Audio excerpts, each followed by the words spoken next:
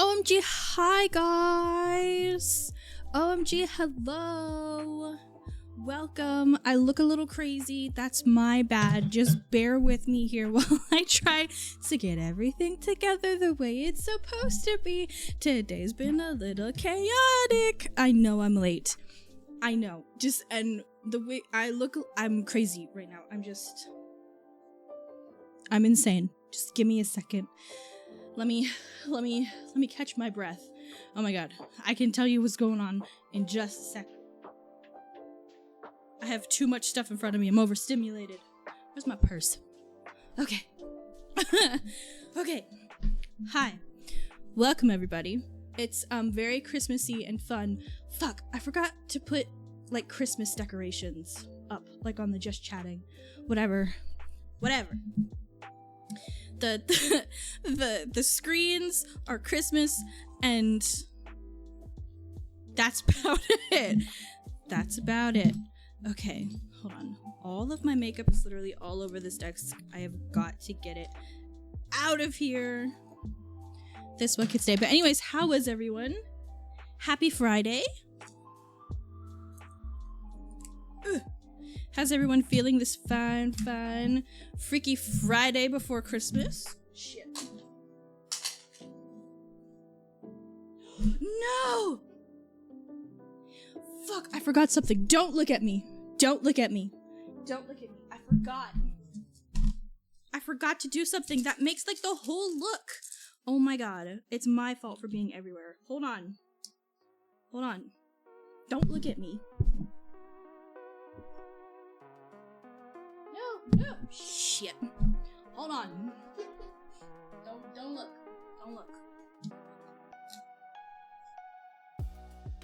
No, that was too big.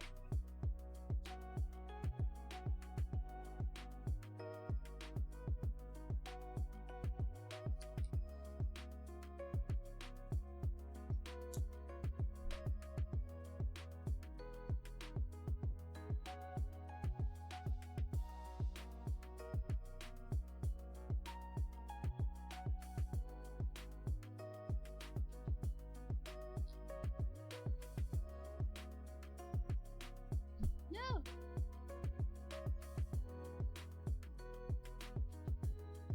Okay. There. Hold on.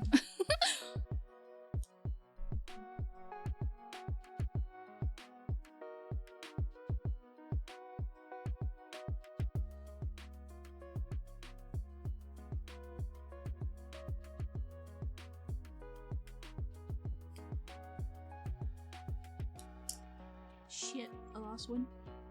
What?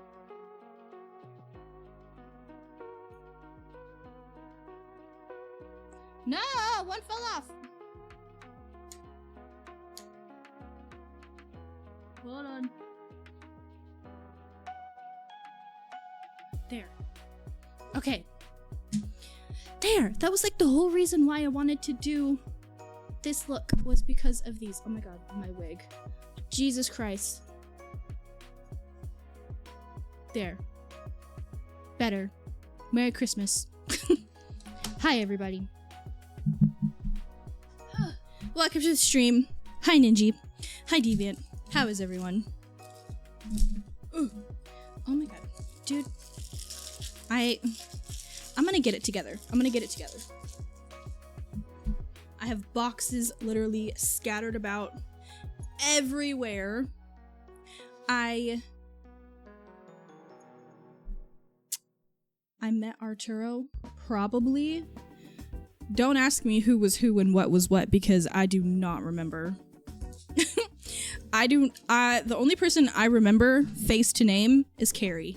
That's it. I don't even remember what your boss looks like. It's possible.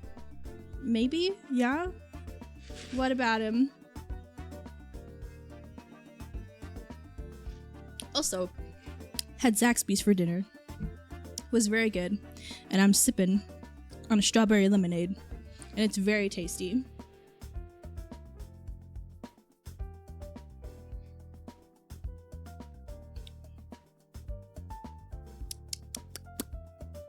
I remember Carrie because he was like the only tall person there.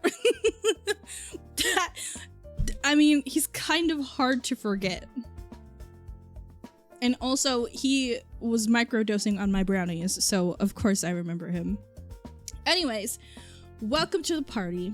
Welcome to the stream. Don't pay attention to the background. Holy shit, that's like my bra.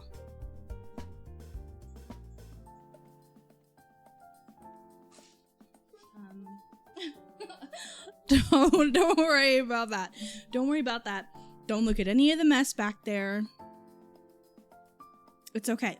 It's fine. Shit, I forgot to turn on my light. Oh my god.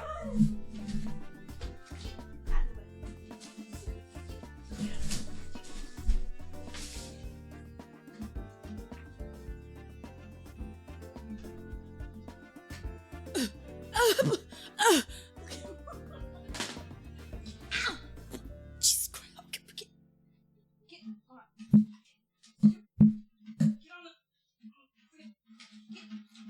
Hello? What's happening? What is happening?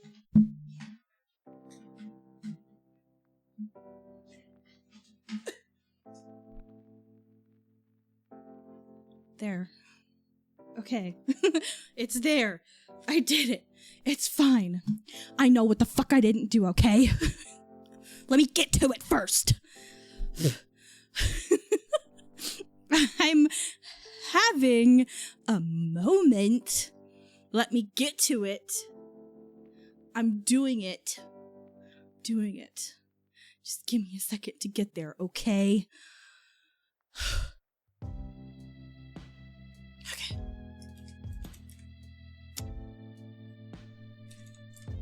Doing it literally right now.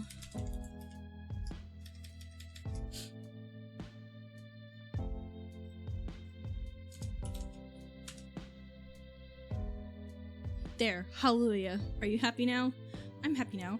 Look at the little rainbow that's on Cinnamoroll. He's so cute. He's literally so cute. Anyways, anywho, does everyone like my makeup? I worked very hard on it. There we go. And I did it very quickly, too. It took me no time at all. I feel like I 100%, what the fuck is that? Whatever, I'll deal with that later.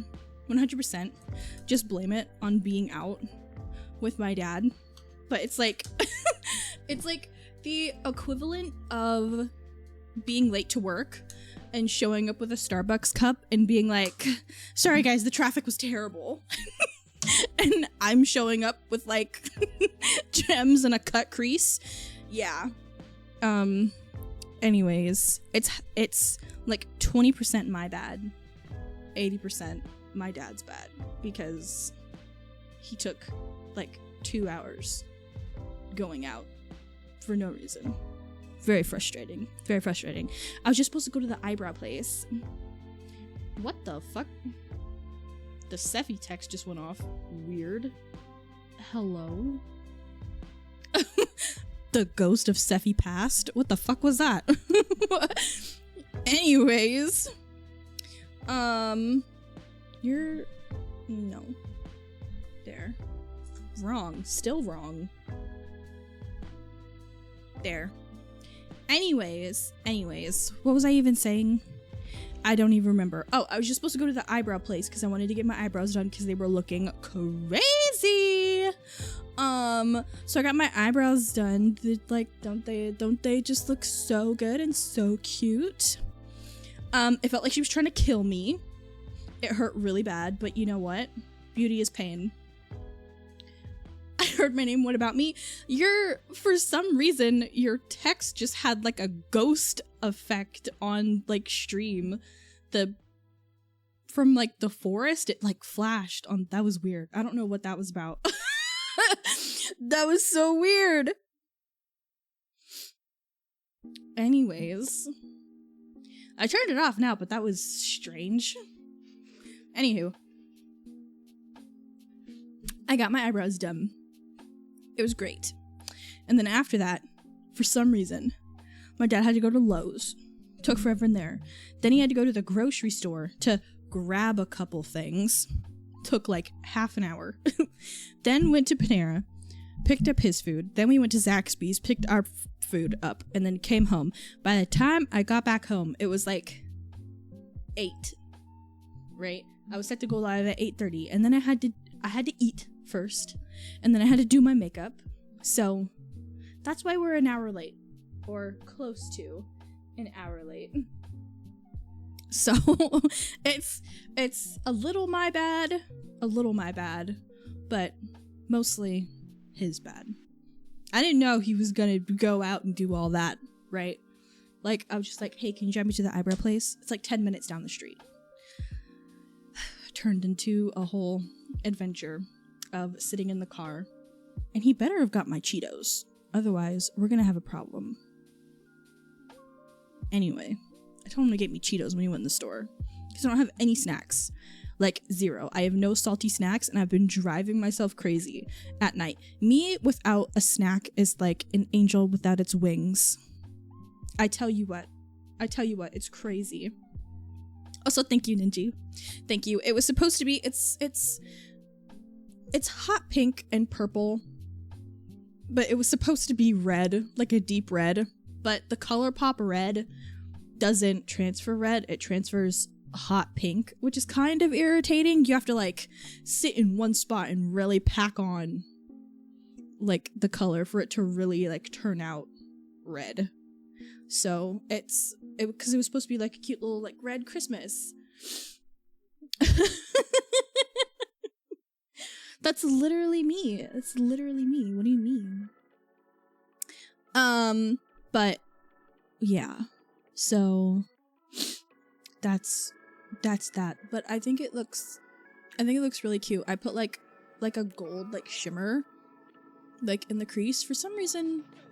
Oh, there we go. Like, that chrome shift is crazy. Super cute, super cute. And I wanted like a really bright, like red nose, like I'm out in the cold, you know? So, yeah. It's a very winter-esque, Christmas-esque theme. Also, do you like the white wig? I have not worn this since my Cyber Bunny set on Patreon. I'm also wearing the ears because these are like one of the only pairs of white ears I have. Technically I have 3, but I couldn't find the other 2. I literally, with 2 minutes left on the timer, like when I went live, I ran out of my room because I realized I didn't have my ears, right? And so my cosplay box is out in the hallway because I have no room for it in here yet. And so I had to like pull it off of a big like stack of boxes, almost killed myself because I almost dropped it on myself, threw it on the ground, rifled through it like a freaking crack addict in a trash can, and tried to find these, and I did, and I ran back in the room. I made it in time, but it's been crazy. And then put my collar on like the last 30 seconds of the timer because I forgot about that. I was not prepared. Okay, I was not prepared at all, but I did take a shower today and I was like dressed and ready at a reasonable hour. Unfortunately, once I left the house, I was doomed. After that, I was doomed. But that's that. I need dessert, or at the very least something to drink when I'm going to bed. We understand each other because I have been snacking on the like Ghirardelli caramel squares. So good. Amazing. Delicious, right? But like, so I have that. But I've been craving salty because I don't have anything salty, but I've still been eating the chocolate. But one of them is sea salt, dark chocolate, sea salt caramel. So, I mean, that has salt in it, but it's not the same as having something salty. It's delicious, but it's not the same. And if I don't have a dessert or anything like that, I'll crack open like a Sprite and drink that. I'm like, this is going to have to do. It's going to have to satisfy me. But it's just not the same, you know? So I better have some freaking Cheetos because I want to freaking snack. After stream, I'm famished. Literally famished. I'm like a crazy little raccoon scrounging through whatever I can in my room for like sustenance Like I haven't eaten in 3 days, which depending on the week is kind of real.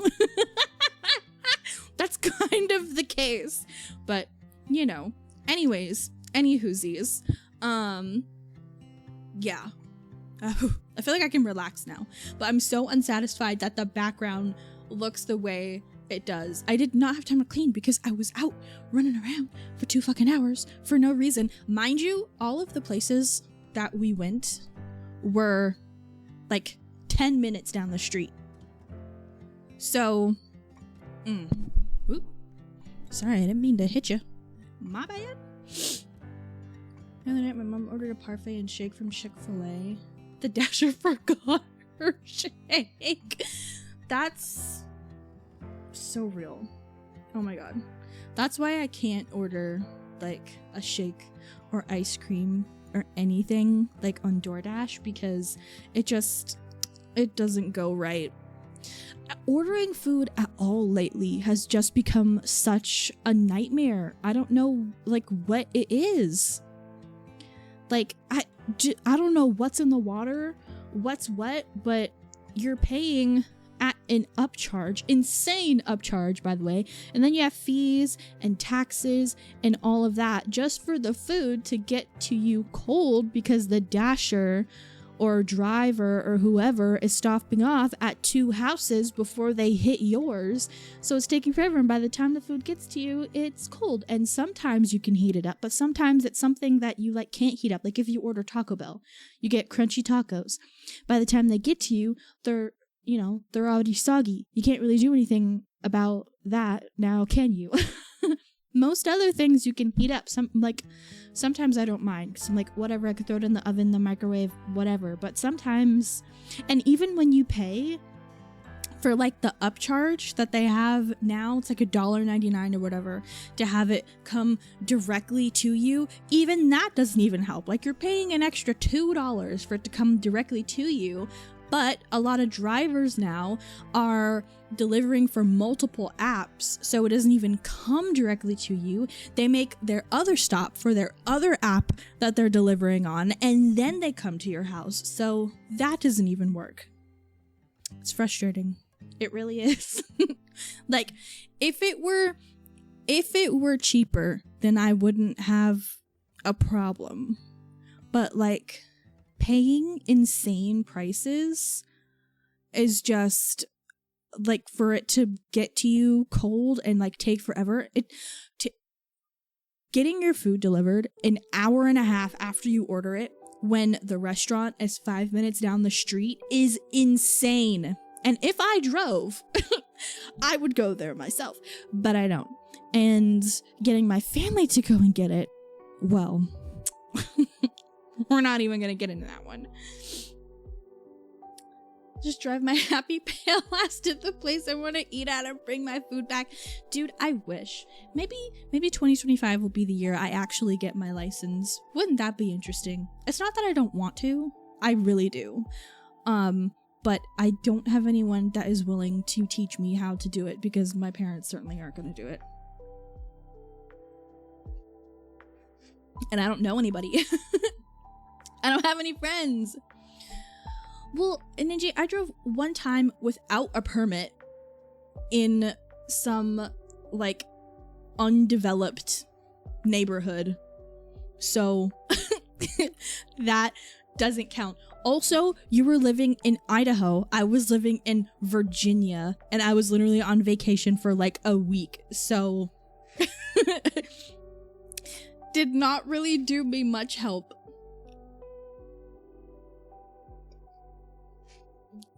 But maybe this year, maybe some way, somehow, I would love, do you know what car I want? Super unrealistic and definitely probably not going to be the first car that I get, but I want a Mini Cooper so bad. I want a Mini Cooper so bad. I think that they are so cute. They are so me, and they're the closest thing I can get to a Volkswagen Beetle without getting a Beetle, because this is some really serious deep Andy lore for you, so pay attention to this one. I And everyone in my family cannot, anyone in my bloodline cannot drive a Volkswagen Beetle without getting into a serious accident or dying. It's some curse that we have thrust upon us, not even bloodline, in the family at all. Even if you marry into the family, you have this curse thrust upon you. It's serious. It's no joke. It's no joke. It's no joke. My mom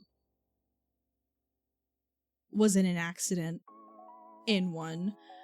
Her sister, well, I don't know if that was a Beetle. It might have just been a regular car. She died in a car crash, horrifically. Her like eldest sibling. She was the eldest too, right? Yeah, she was. And honestly, really makes me upset because from what my mom said about her, she was cool as fuck. And she was also a lesbian. She was gay. She was so that was, I mean, I wish. I wish I could have known her. Depressing, whatever. Anyways, she died in a car crash. I don't know if it was a bug. It might have not been. I think it was like a Cadillac or something. Anyways, my mom was involved in 2 separate accidents in a Volkswagen Beetle.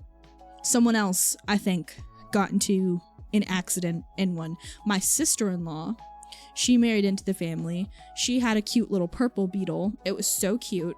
She had like a personalized license plate and everything. Totaled it. She's like lived, but absolutely just like crushed it to shreds. So can't drive it, can't have it, which is a shame because it calls to me, literally calls to me. But I can't. I'm not allowed. And sometimes I feel like testing my luck. Sometimes I think to myself and I say, hey, how bad could it be? Surely this isn't the case. Which are the demons getting into my mind and trying to tell me to get behind the wheel or just even sit in the damn car and then die. So I can't, which is why I want a Mini Cooper, because they're like really cute small cars, right? And a Mini Cooper is the closest I can get. Or I love, have you guys seen those tiny, the little like 1960s like mini Japanese like little trucks? They look like little Vespa trucks. They're like so cute, and they're like a flat, but they're so tiny. They look, oh my god, I love them. You should look them up because those are so cute. If I could get one of those, I would, because adorable. Literally so cute. So cute. But yeah, I want a Mini Cooper. But like, apparently they're like, if something breaks inside of it, it costs a shit ton to like fix it, which I feel like is the case for most cars, but especially Mini Coopers and Jeeps, which is why I can't have one of those. Yes, the little mini Japanese farmer trucks. They are so cute. They're literally so cute, and I love them, and I want one so bad. Hold on, I'm gonna look it up. Mini Japanese truck. They are so cute. Wait.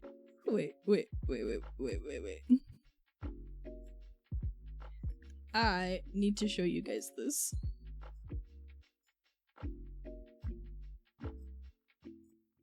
Look. Literally, look at it. Look, it's so cute. I love these. I love these so much, and I want one so bad. They are so, oh my god. I can fit all of my things in there. I can literally buy stuff off of Facebook Marketplace and just slap it just right in the back. Go to the farmer's market, just slap stuff right in the back. Super cute, super fun.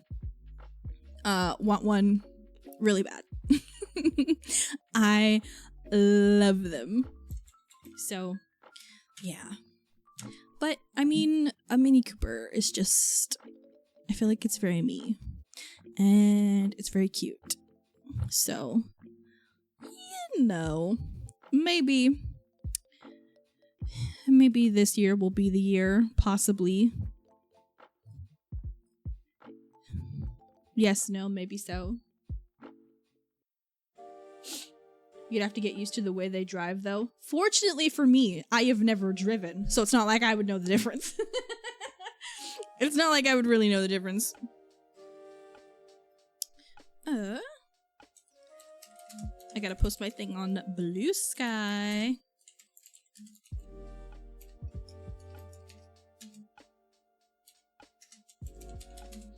Magic School visual novel.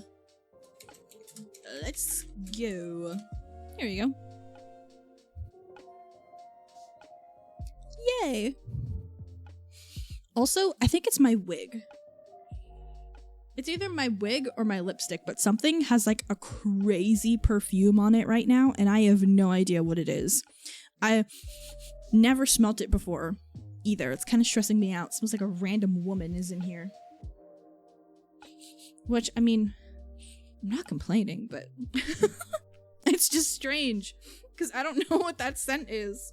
Also, look at all of my makeup that keeps getting like all over my headphones because I listen to music while I'm putting my makeup on and I have my headphones on, so my sponge just like gets all over it. It's like everywhere. I gotta clean these. It's driving me crazy. I am not clean about putting my makeup on. It's everywhere. That's why I need a vanity. I asked for a vanity for Christmas. It's like this really cute one that I found on Wayfair, and I'm hoping I get it because I can put it, I know it looks like there's no room in here, but I swear there is. I can fit it in here. So it would be so nice to just have a vanity without having to pull like a million boxes out from under my bed that have all my makeup in them and then like scattering it all over my desk. Oh shit, Steffi's in my walls. You know what? That explains a lot. I've been feeling the energy around me.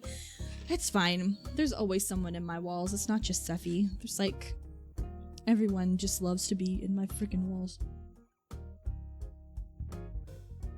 I tell you what though, maybe I'm just going crazy, but I went downstairs the other day into the kitchen and I swear I heard fairies like whispering in my ear. They were like, it was like really high pitched and like, and I was like, what the fuck? What the fuck is that? I thought I was going crazy and I was the only one downstairs. And so I was like, hello. But it was like a really soft, just like they were almost giggling. And I was like, what the fuck? I'm just gonna ignore that. I don't want I don't want any part of that. I'm good. So I think I have fairies. It's at the very least little gremlins, which I mean Merry Christmas. But I tell you what, I think I'm going insane. So that'll be fun to deal with. That's my New Year's resolution. Get rid of my fairies. Also, I was so all over the place everywhere that I didn't get to write on my whiteboard. I found this in an old box forever ago. I have this brand new whiteboard. It's still got the plastic on it. And I was meaning to like write on it, like write stream talking points, like preparing for stream like a professional. And so I went to Target and everything and got a pack of dry erase markers, and I was like, I'm gonna do such a good job. And I was getting stuff ready earlier today. Thank God for that. I was like, before we left, I like opened up OBS and changed the title and added all the Christmas stuff and whatnot. And so I was like, no, I'll wait till later to do the whiteboard so I can really brainstorm and think about it. Terrible. Terrible. Never say I'll do it later, because you won't. Or at least I won't.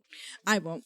Saying I'll do it later with ADHD is a dangerous, dangerous game, because no, you won't. Who are you lying to right now? I think maybe I am going a little crazy because I was talking to myself. I was having an argument with myself in my head while I was in the bathroom. I don't even remember what it was about, but I was like, I need to do this thing. I need to do this thing. And then I was arguing with myself and I was like, no, you're not going to do it. You're literally not going to do it. You need to go do it right now. And I was like, I literally am. Relax. I'm going to do it. And then I was like, who the fuck am I arguing with? Who am I talking to right now? So I was like, ooh, that's a little, girl. You're arguing with yourself in your brain. That's a new one. But I mean, if that's what I gotta do to get my work done, then that's what I gotta do. Should we call a psychiatrist? Probably. I don't need a therapist. I need a psychiatrist. Because I can't go to therapy because I know exactly what's wrong with me and what is causing it. So they're gonna be like, oh, you're so self-aware. Oh my god, I don't even know how to help. Like, you don't even need therapy because you're so aware. Like, fucking, okay, obviously, if I've got a duck stuck in my walls, obviously I've got a duck stuck on my walls. Can you tell me how to get rid of it? Can you help me do that? I know what the problem is. I've seen it. I've heard it. Sounds like a duck.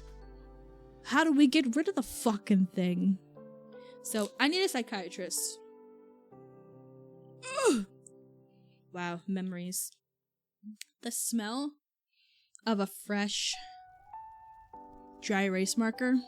I really want to play with I really want to play with it. I want to write on it. Oh wow, this is so smooth. I wanted to get these Crayola dry erase markers. Oh, I should draw something. What should I draw? I'm gonna draw... How do you draw a snowflake? I've never drawn... No, that's a spider web. How do you draw a snowflake? I don't know. It's like more curves and like lines. I'm not drawing a penis. God, why would I do that? Jeez, that is so, What do you mean? I would never do that. Actually, speaking of, remind me to tell you guys about something that I saw on my TikTok page today. Hold on. I'm drawing a masterpiece right now. I am drawing the best thing you've ever seen in your life. Are you ready for this one? Are you ready for this one? Are you ready for this? Are you ready for this?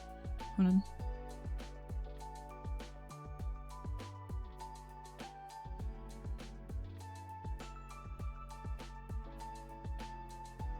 Hold on. Wait.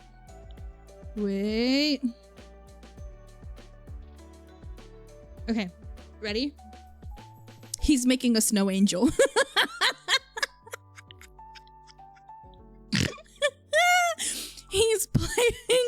He's playing in the snow.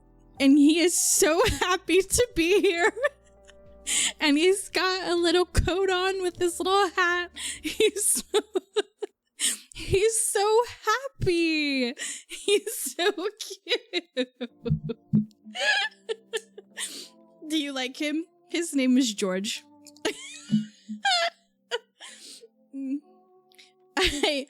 I couldn't help myself. I couldn't help myself.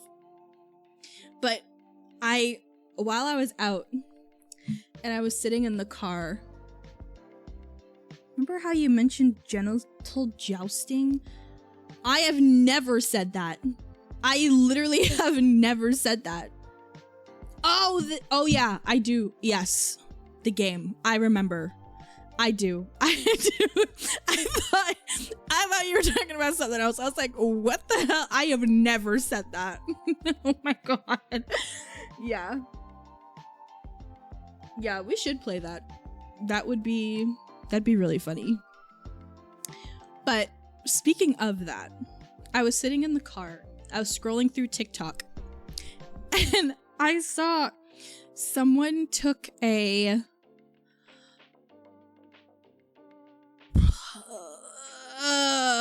pocket boyfriend out and about on like a little ledge, put a little top hat on it and wrapped it up with like a little coat and put it there and took a picture and put it on TikTok. I said, oh my god, there's no way. I'll put it in Discord later so you guys can see it. But TBH, kind of cute. I can't even. So that's what inspired my little guy. he's playing in the snow. So yeah.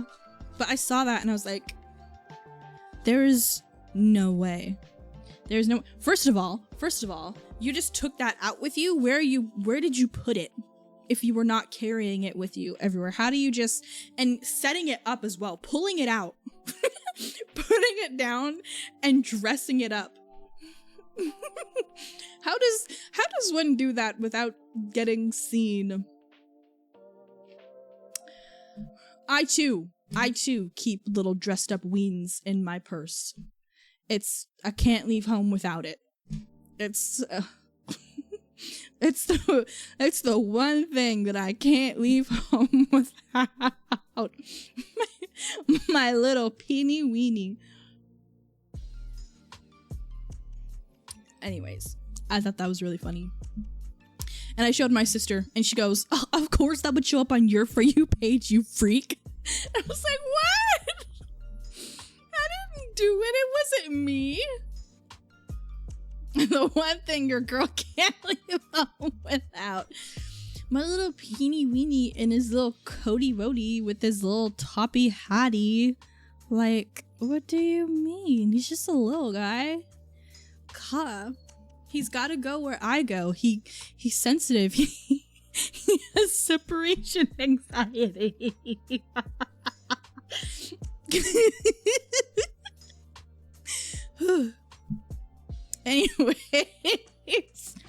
Anyways, yeah, I knew I had to tell you guys about that because that one was really crazy. What else? There was more I wanted to talk about, and I'm forgetting everything. Does he have separation anxiety, or do you? We're not talking about that right now. We're not talking about that at all. This don't got nothing. Wow. What is your deal? Oh my god, you know what I forgot to do? I forgot to turn on the fishing game. I've been sitting here yapping. I tell you what. And I just completely forgot. Anyways, it's December 20th. Are you guys excited for Christmas? If you celebrate Christmas? I know I am. I'm very stressed out. It's only 5 days away.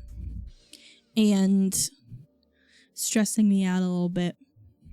For multiple reasons. One, I have a couple things that I still have to finish before Christmas time rolls around that I think I'll be able to do, but who knows? I'm really gonna try. There we go. Oh no. There we go. Okay. Yay! Oh wait, no, it's not on. Fuck. It's not on. But so it's the 20th and the state of my downstairs is absolutely insane. There's just stuff everywhere. And it's like, oh, fishing is on. Okay, good. So, my mom, she decorates because she has a decorating channel.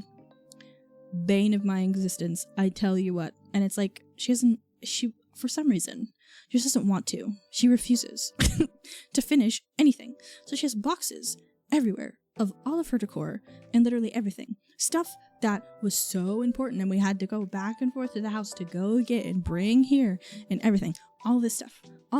And it's like, if you're not going to do it, if you just don't want to do it, then don't do it and put it away. So we can come downstairs and do things. Hello? But no, not happening. No Christmas cookies or anything like that here yet, which is annoying. She made the dough for one cookie today, and it has to like chill overnight. So, coin toss if that's actually going to happen tomorrow. Hopefully.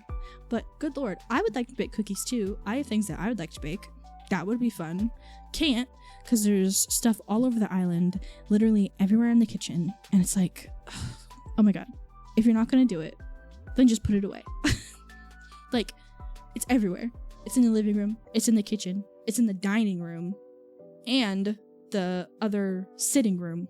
There's a sitting room, a living room, a kitchen, and a dining room. And somehow, some way, all of them are full of just everything.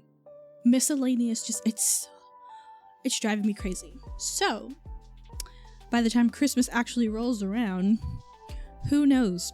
Who knows what the downstairs is going to look like? Also, bah humbugging here for a minute. Every Christmas, they have a terrible habit of not finishing everything, like wrapping all of the presents. So, we wake up in Christmas morning and we're not allowed to go downstairs for like an hour, 2 hour, 3 hour. One year, it was like 5 hours after we woke up, we weren't allowed to go out there because they didn't finish wrapping all the presents. And a couple people got bikes, so they were literally trying to build the bikes on Christmas Day. And like literally everyone was so irritated. You were there. You were. My brother was there too, right?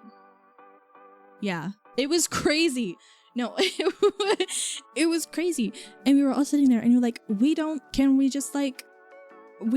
a shit. Like, can we just either just tell us what it is or just like bring it out unfinished? Like, can we just like, and then after a while, we just stopped giving a shit about the presents. We're like, we don't even give a fuck about the presents. Can we like eat? No, like we weren't allowed to do anything. I was like, are you serious? Yeah, no, it was terrible. It was awful. So yeah, they have a terrible track record of doing that. So I'm not excited for that this year. There are some presents under the tree though, because my dad wrapped them, and put them down there. But I know that there are so many more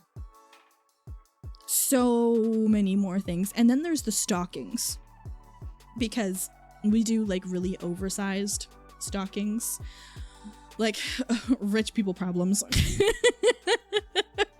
There were too many presents for Christmas this year. We didn't even get to open them. They were so many. That's not that. It's not that. It's just that it takes forever to actually get anywhere to like do anything. That's what I'm complaining about.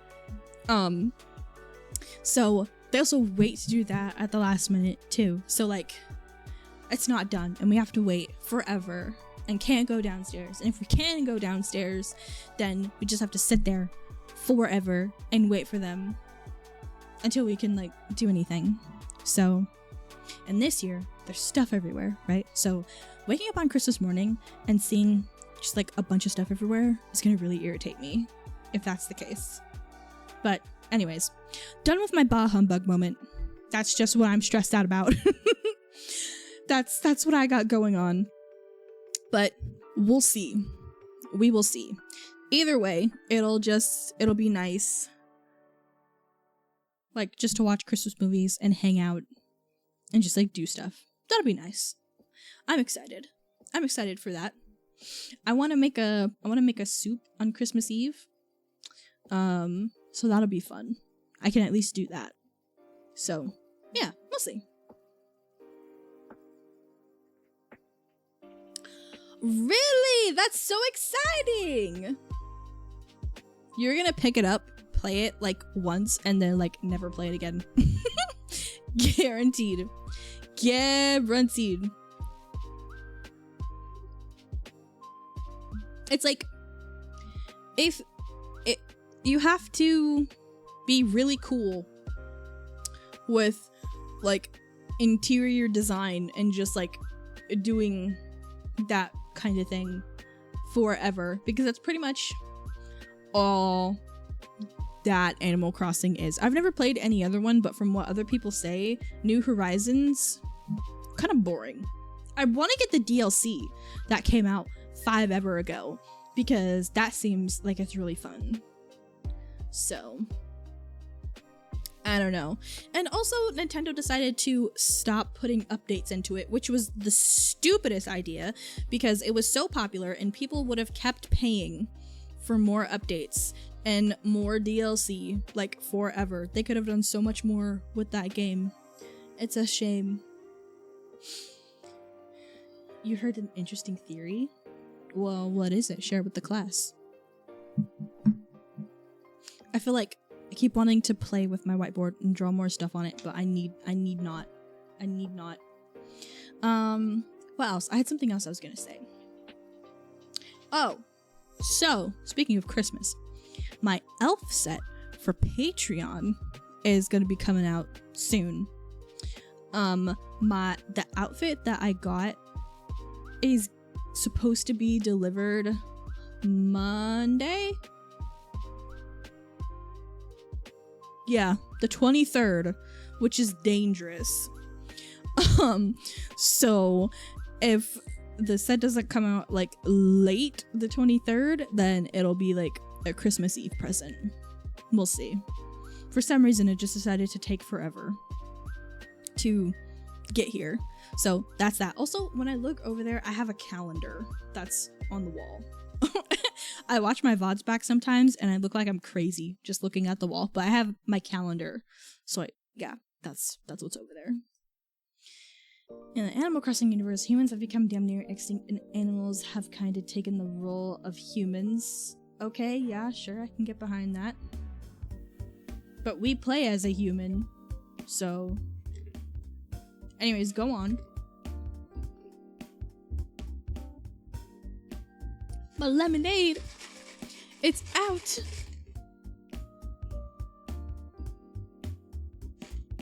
Damn. I need something else. I need something else to drink. Like, I don't want to drink a bunch of caffeine though, because I have absolutely ruined my sleep schedule again, and it's really making me angry because I worked so hard. I worked so hard to like make it good and get it right, but now it just ain't happening, so that sucks. So I'm trying not to drink a whole bunch of caffeine so I don't like stay up 5 ever. I know that's not gonna work though, especially because today's Friday. Whatever, so I might as well just drink the caffeine. Sure, why not? Yeah. So your character is basically a zoo animal, and your island is your habitat, and all the animals you meet are trying to keep one of the last remaining humans happy and enriched by giving them lots of recipes to find, lots of decorating to do, an endless loot of debt, and plentiful, meaningless tasks that give you joy. See, I would get behind that, but none of the tasks bring me any joy. They are slaving me around. Literally, Tom Nook is running me around like I am a freaking slave. Like I am his own little personal worker. Okay? The whole island treats me like shit. Okay? And sometimes some of the villagers are just rude. They're just rude and mean. And it's like, okay, shit, relax. I am building you like a whole ass operation outside of your house, okay? I'm gifting you all of this cool shit. And this is how you're going to treat me? Okay. Okay, yeah, no, that's fine. Rude. They are so rude. All the time. But whatevs. Oh my god, fishing. What are you gonna get? I hope it's good. I think it's a dragonfly. A carp. I was close. I was close. I was so close. I've got an Arizona green tea. I've never played any of the Splatoon games, but they look so fun. It makes me want to.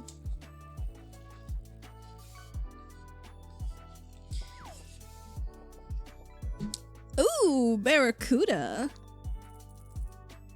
He is ugly. Freaking ugly. What is it today?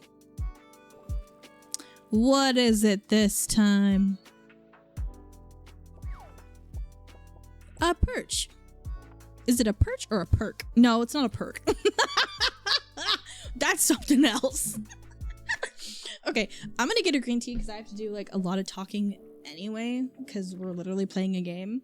So I'm gonna don't want to use that one. I don't want to get one from the fridge.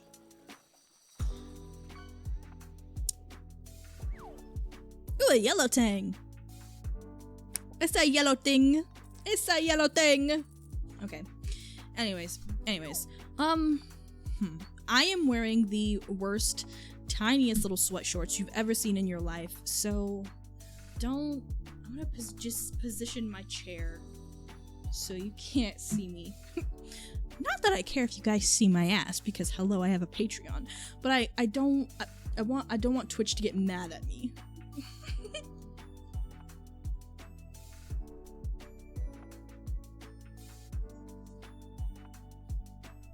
Don't look.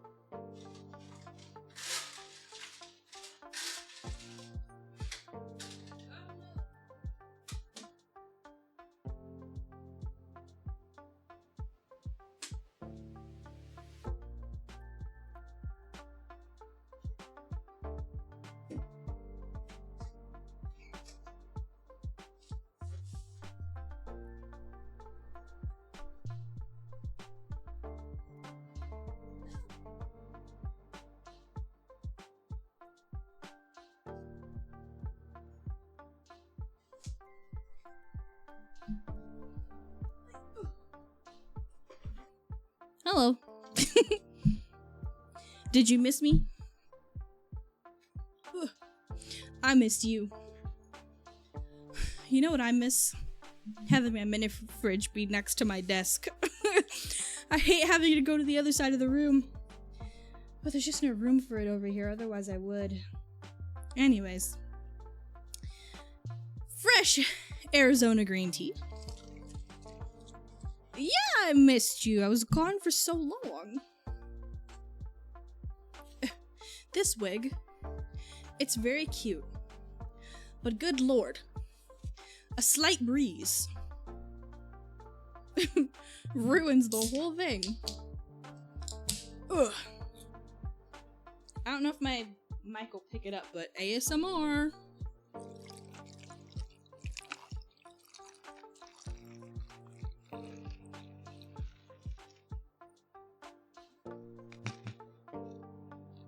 Smells good. You can hear it? Good.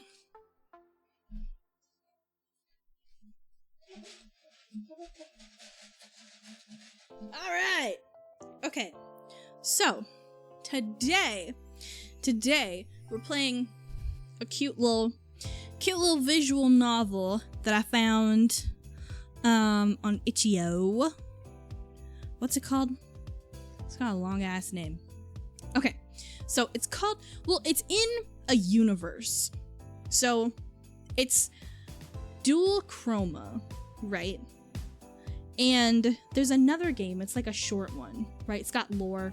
There's another game that's supposed to be coming out, who knows when. It's from like an independent like artist, right? But this game is set in the same universe as that. Of course an ad starts. It's set in the same universe as that, so I don't think you need to know anything about what's going on to be able to play it, because it's like its own separate little thing. And now I don't want to talk about it because there's an ad going. But I guess I could just say it again. But anyways, you're at like a magic school. But it's not like a teenager or like a kid magic school. You're like adults. Like an adult magic school, which we need more of, okay? I would like to go to a magic school. That would be nice. I guess you could say a magic college. Yeah. Magic university. Yeah, it's like that. And it's Christmas break, and we are staying behind instead of like going home like everybody else. And then there's a love interest and like 2 other side characters. So yeah, it's fun.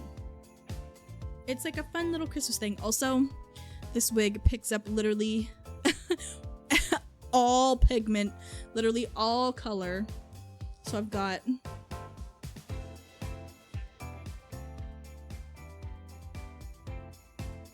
there we go. All done. Still look kind of crazy though. Anyways, so yeah, it's a magic university, and so we're staying behind. 2 other side characters are staying behind, and a prince is also there too, who is slightly unapproachable, kind of mysterious. Ooh. What did I do? Here it is. So that's what we're playing today. It's not very long, I don't think. So it won't take forever. That's what I always say. I gotta stop saying that, because whenever I say, oh, it's really short, it won't take that long, it takes me like 5 fucking hours.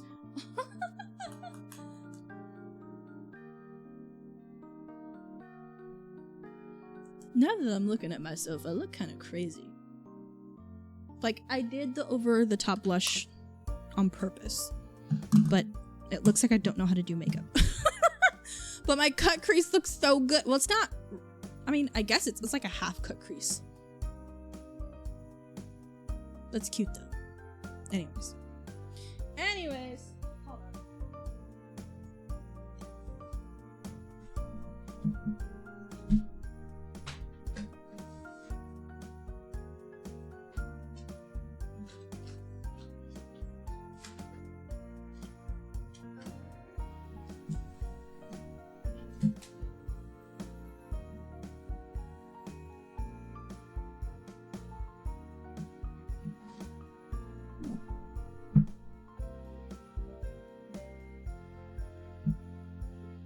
Okay, I needed my lipstick.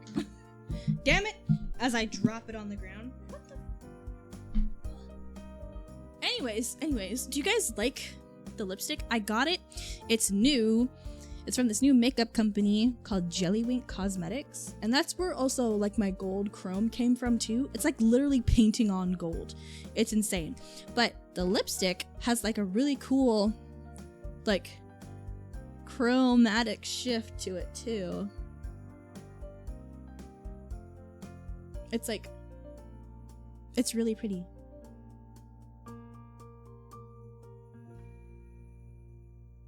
I went a little too far. Anyways, I thought it was really cool, and it's like perfect. It's very holly jolly. Is it? What? Magic State rules. Go salamanders. What? Of course Effie's gonna go with the dragons. You must be a Magic Tech fan. Oh my god.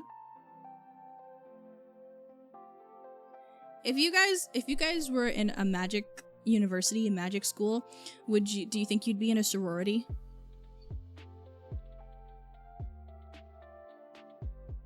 And bonus, what would your sorority name be? I don't think I'd be in a sorority. I think I'd get kicked out. To be honest. Or sorority frat, you know what I mean. You know what I mean. Don't actually me in the chat.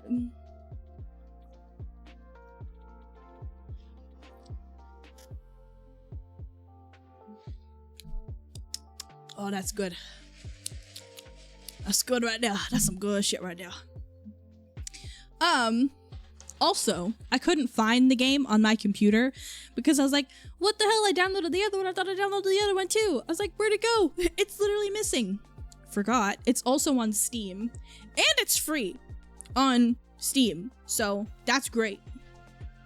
And that's fun and that's cool.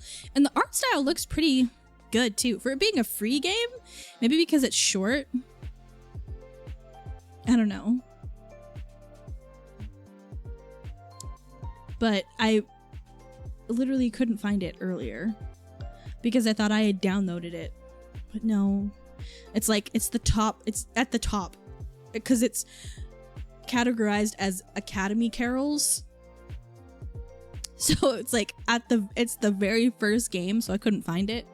But I got it. Lived the frat life in college. If I could go back in time, I probably wouldn't join, but I did make some great friends during that time, none of whom I talk to anymore.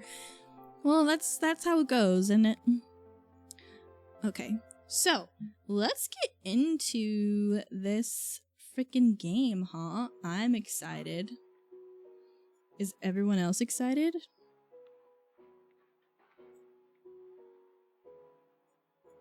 But not just any sorority, like, or frat, like a magic one. Like if you went to a magic school, right? So it would be different. It'd be different.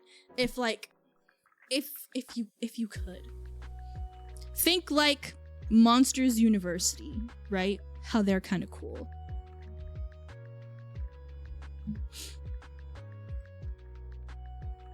Okay. So, let me open it first. Oh my god. I don't think I've said it in the next thing. I am the worst streamer ever in the whole world. Anyways, I'm just gonna fix this. Thank God for studio mode. Ooh.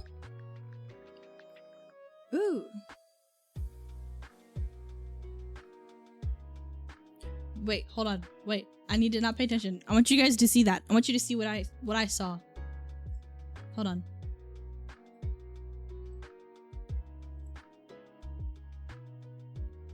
Ooh, okay, I'm excited. Wait, hold on. Okay, let me close it. Okay. We're gonna kill the music. Okay. And we're gonna switch over. Hello. Cool. Okay, I want you to see like the cute little animation that plays.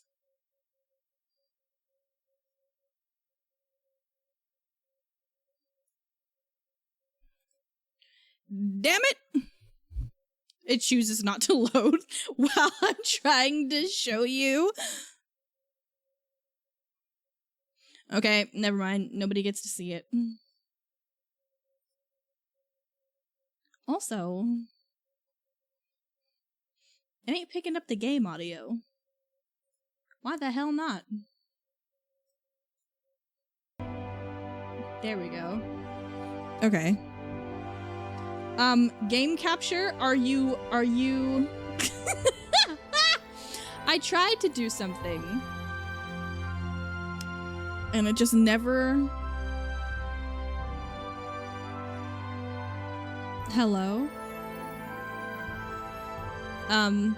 OBS? I beg your pardon.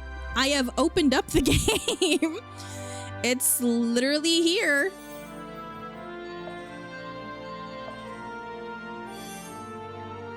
What the fuck? Bruh.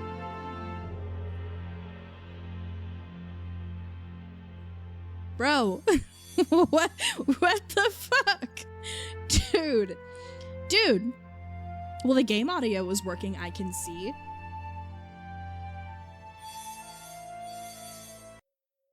Okay. Let's, we're gonna try it again. Happy holidays, guys. Merry Christmas. All I want for Christmas is a working, functioning OBS. Is that too much to ask?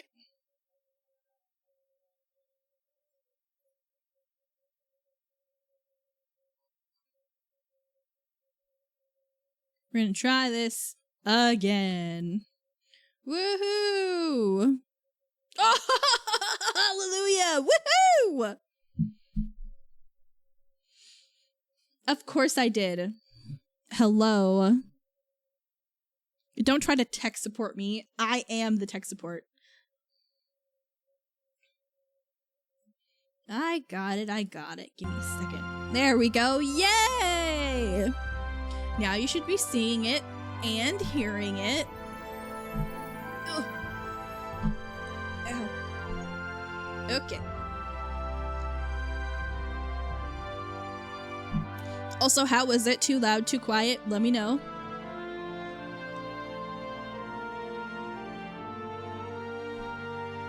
Did you try turning it off and on again? Funnily enough, that's exactly how I fixed it. That's exactly how I fix most things that's wrong with OBS or streaming. So, I mean, that seems to be always the fix. I wish I had more Christmas lights. I want the lights to be festive. What if I'm green? Or red? Or blue, but it looks purple. What do we think? Red? Green? Green for Grinch? Red for Rudolph? Blue for Yeti?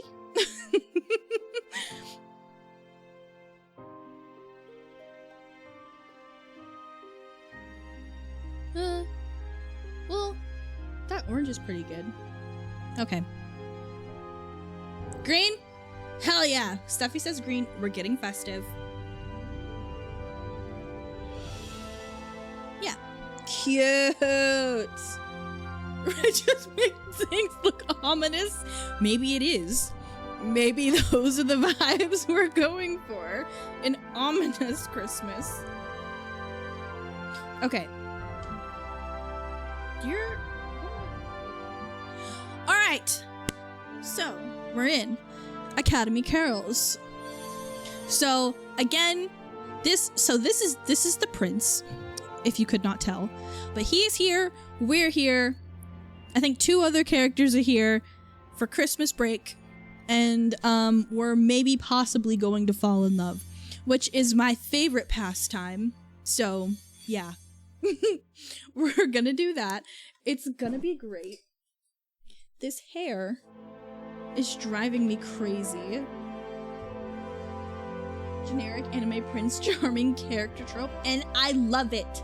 I love to see it. It's amazing. He's cute. I like it. What was I doing?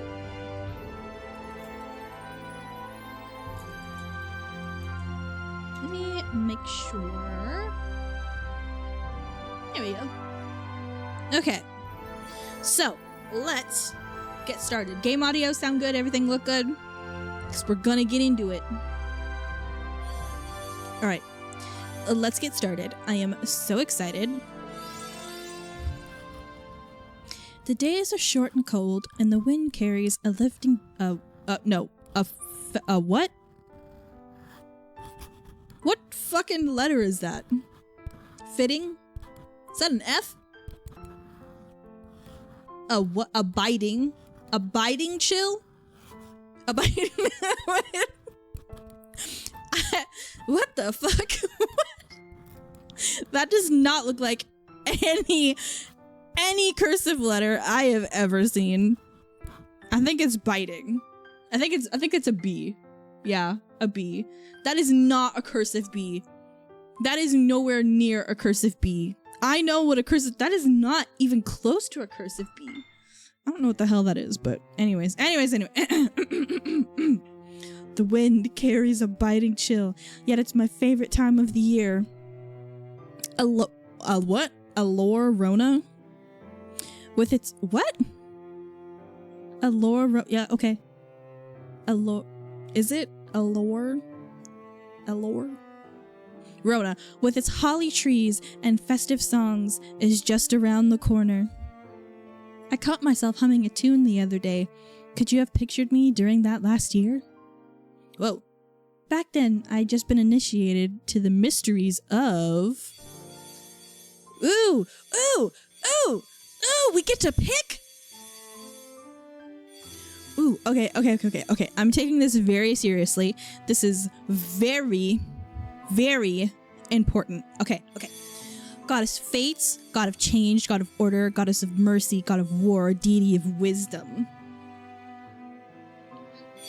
Who would you guys choose? I'm gonna choose for me, but who would you guys choose? There's Rona, Artel, Meritus, Theria, Orwant, and Gemelin. You can't see that one, but it's Gemmelin. Allure Rona is their version of Christmas. That's what I was thinking.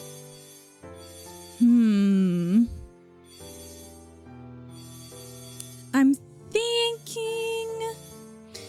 As much as I hate it, because Sagittarius has such a pull to purple, and I try not to do that because my sister makes fun of me literally every single time because purple is nowhere near my favorite color, but somehow, some way, I always get caught up in some kind of purple, which is insane, but Rona is calling to me, which is an insane sentence to say past 2020, but yeah. See? No, Steffi, that's exactly what I was thinking. I was thinking either Rona or Theria. That's crazy. But I think I'm gonna go with Rona. I'm really feeling her.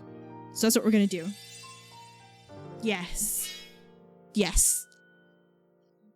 I was so desperate to know my fate that my eyes were clouded to divination. Do you remember how we first met? Ooh. Okay, what? Ooh, do I want to use my name or do I want to do like a fancy one? Oh, whatever, Ninji. Well, who would you choose? The last one? Wisdom or whatever? Lame. What do I want my name to be?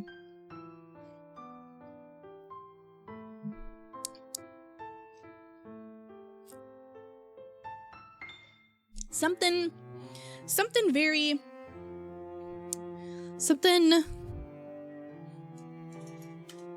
How many characters do I get? 8. No, 7. No. What?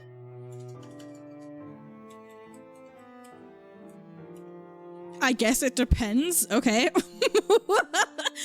All right then. 7, it looks like.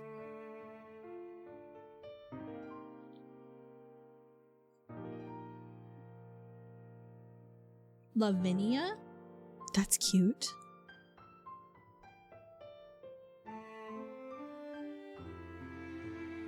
Well, then my first name suggestion won't work. Well, what did you have in mind? What was your suggestion? Persephone? Dude.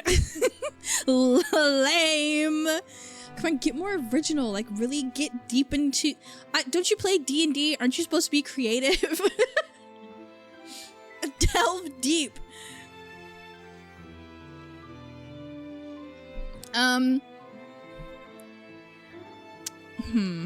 What about... What about,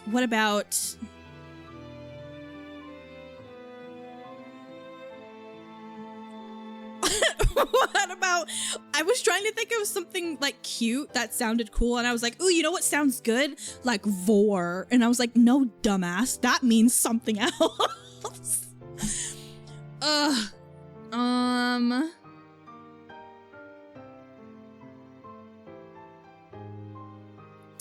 Pre-made, that's lame.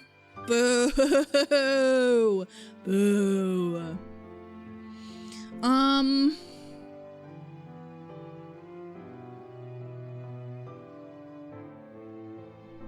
Can I do... Yeah. Savine. I don't know, but it called to me. Last name, how many do I get? 10. I get 10. I get 10 characters.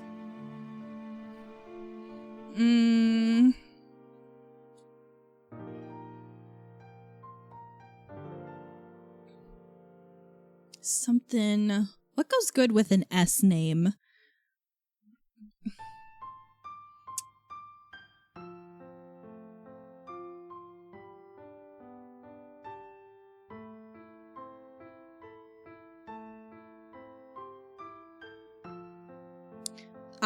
I hold Ninji to insane, unrealistic standards because I can. Because I can, and I feel like it.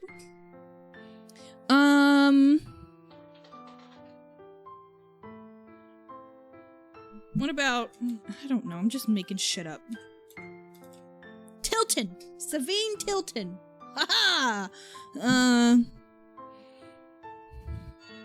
I like Tilton. I'm gonna keep Tilton.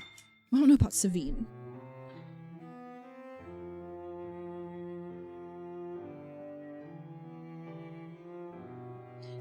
That actually, Sephi, our brains, you are merging into the brain cell. Because I was thinking of something, I was trying to go off of because Sabrina Carpenter came into my mind, so I was like, something like an S, like something like Sabrina, or like something, and then I said, oh, Savine, because that's close, and so like, that's cute. Sabine. Sabine?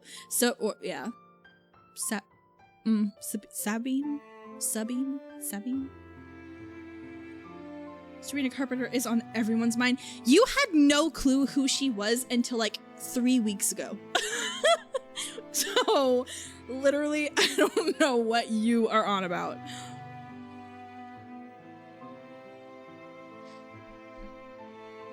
Yeah, that's what I'm gonna go with. Sabine. Sap. And she hasn't left my mind since. Ugh, whatever. Literally, whatever. You're so gross. Sabine? Sabine?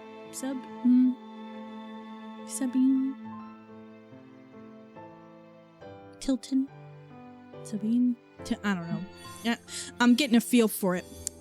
I'm tasting it. Chewing it up and seeing how I like it.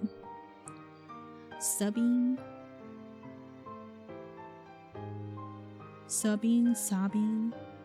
That's what I'm saying, because, like, it's either Sabine or Sabine. Like, sobbing. Sabine. Because I like, I don't know, Sabine. Sorbet. Sabine. I like Sabine. Like sobbing. Sabine. Cute. We're Sabine Tilton. Yeah, there we go. We're good. Okay, let's do it. Ooh, this is very cute. Look at this. Last winter, the brittle cold had already set in by the time the students had begun to trickle home for the holidays. I must be the only one staying at Lumen's Academy over the break. Alorona was a special time of the year for my family, but admittance to the academy was expensive, even on scholarship. Between mother expecting a new baby and the winter lull in sales, it was more important than ever to be frugal. Damn. So we went off to school. My mom's having another baby, and I can't go back home for the holidays because she's saving money for this new freak. Wow. What? Wow, that's crazy. Watching the ever-dwindling population of students file out of the academy grounds, overloaded with luggage, ow, only made me wish I could afford the trip home. I sighed deeply and looked away from the window. Nobody had come to bid me farewell. They had no reason to. I was not their friend. I was the commoner classmate. Oh, shit. Oh, Lord. We're the poor, lowly, dressed in rags, barely affording to get by in the school classmate until the prince in all of his luxury and what's the word? What is it?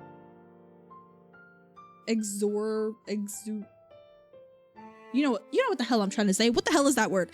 Anyways, comes in and says, I care not. Exuberant with his exuberantness. I care not for how much money you have. I care for your soul. What is inside is all that matters to me. So excited. Okay, this is great. Okay, no, I can play the commoner. I can play so poor. Want to hear the most interesting name I've heard? And this is a real person, mind you. Okay, go on. Hurry up. Get with it.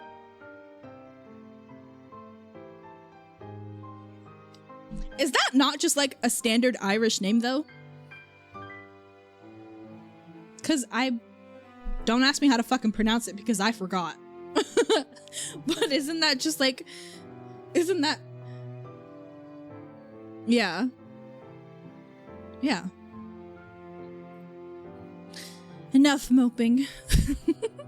The break had officially started. There was only one thing left to do. Ooh. Take advantage of the quiet to study or finish wrapping the presents for my family. So we can afford presents for my family and to send them to my family, but I can't afford to leave to go see my family? Okay. I mean, sure. I mean, I guess if there's like small presents, but I'm sure. Surely, but whatever. Okay.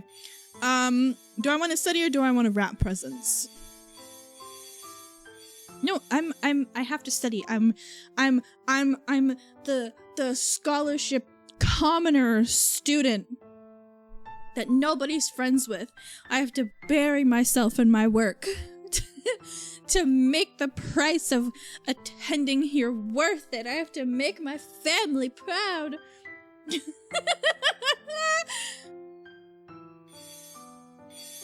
Okay. Take it. I'm gonna study. Yeah. I was bound to find a free table in the library now that all the haughty upperclassmen had already left. With a spring in my step, I crossed the hallway to reach that paradise of ancient tomes and well-guarded knowledge. Oh my god! The pan over. Oh my god! The sparkles from the. Oh my. Oh, this is amazing. Oh my god. Oh, is his shirt popped open as well? Oh my god. Okay. Only one student sat by the frosted window, cutting a striking profile against the white-hot sky. The candle he held bathed his face in soft light. Oh my god, look at you!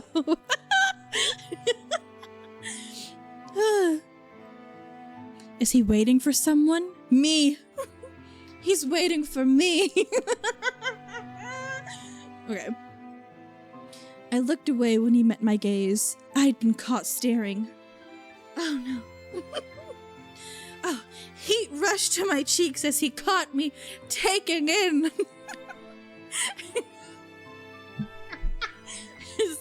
his dashing profile.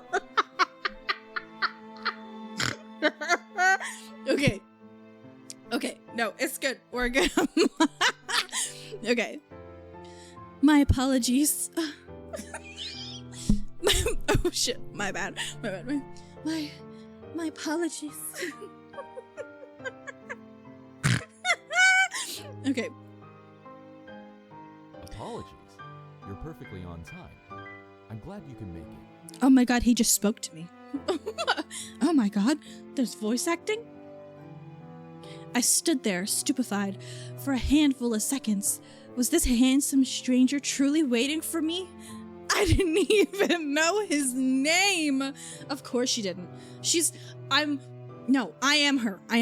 I'm too busy, buried into my studies to pay any attention to any of the other students.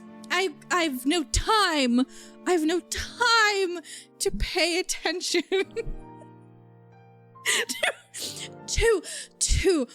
Two handsome men here at the academy. I have work to do.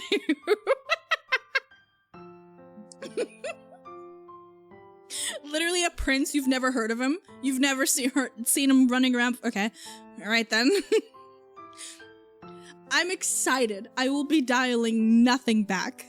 Okay. I wasn't aware we had an arrangement. Did you not receive my message? What message? I never carried my sending stone with me. Perhaps I thought he had tried to contact me through it. I smiled apologetically, but he didn't seem to mind. I sent an invitation to all remaining students. Why not spend the holidays together? Yeah, I mean, yeah, sure. I mean, yeah.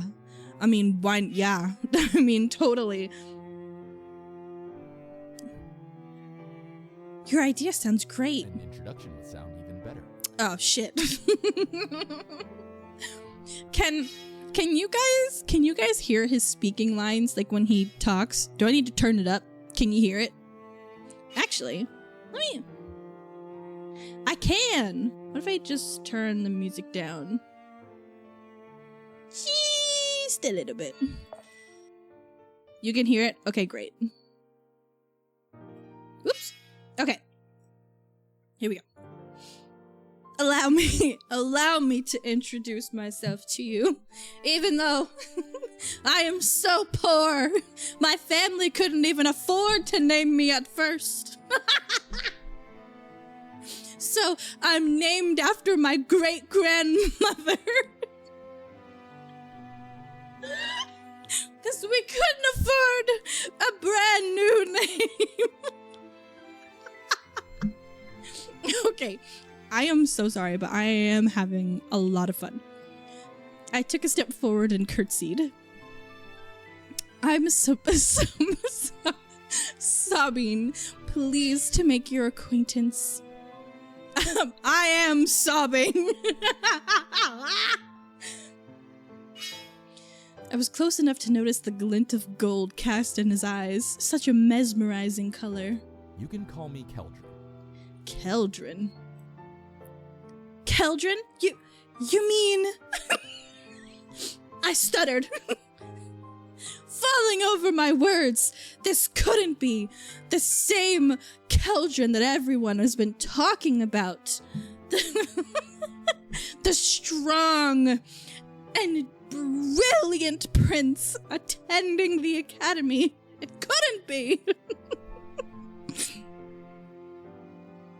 His uniform was much nicer than mine, and the what? The epaulets made it look almost military in cut. This was... Yes, the second prince of the Gallon's empire in the flesh. Oh. Only. Only. I didn't know what to say. I should have recognized him instantly. Was Prince Keldronon? Is it Keldron or Keldronon? Am I not supposed to pronounce these? Mad? The curtsy I had given him should have been a floor-height bow. There's no need to be flustered. I'm a student just like you. Please, call me Keldron. Keldron. Okay. If you insist. Your Majesty.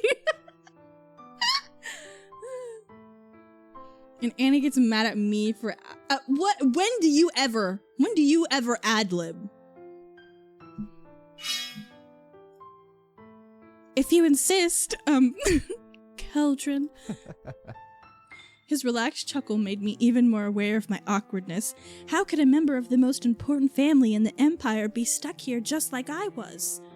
After collecting myself, I decide to ask him about his family, ask him if studying would be included in the plans.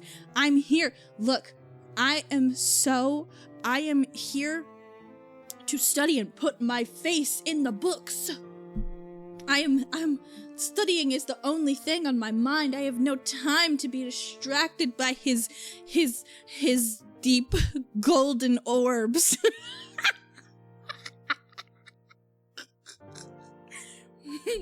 What will we be studying today?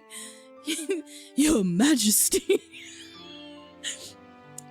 I need to get a hold of myself. It's been a while since I've played one of these games. I'm getting excited. Okay, ask him if studying would be in the plans. For my family's sake as well as my own, I didn't want to neglect my education. Dude, it's like I'm predicting the lines.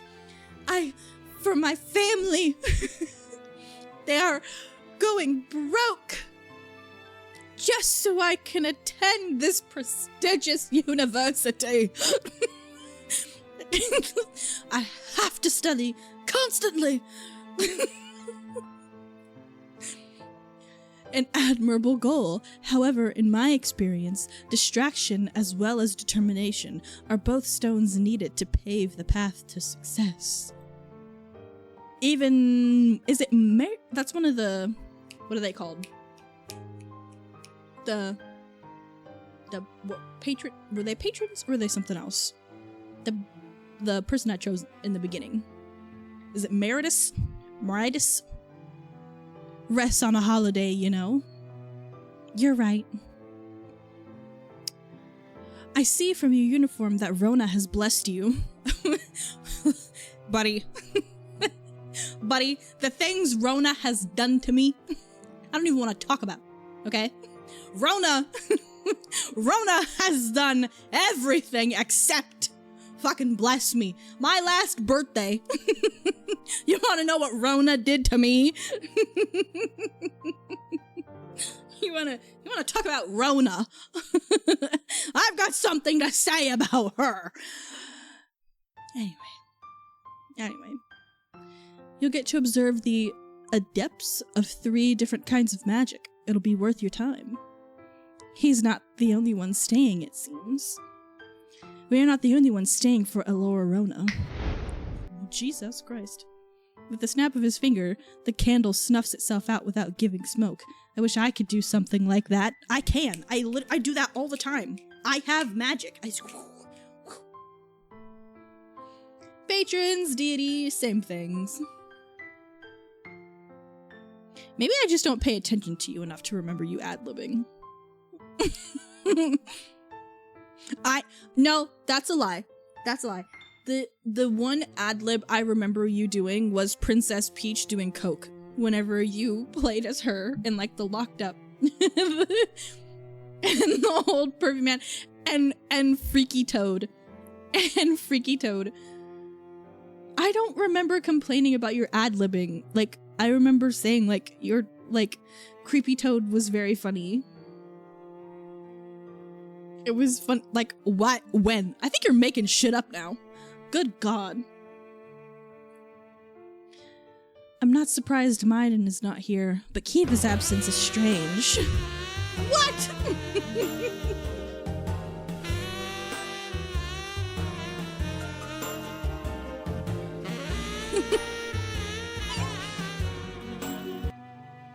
Four is a cozy number. I can get behind 4.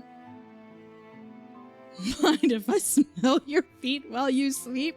You see, Ninji, these are the things that you say that make people say the things they do about you. And you wonder why.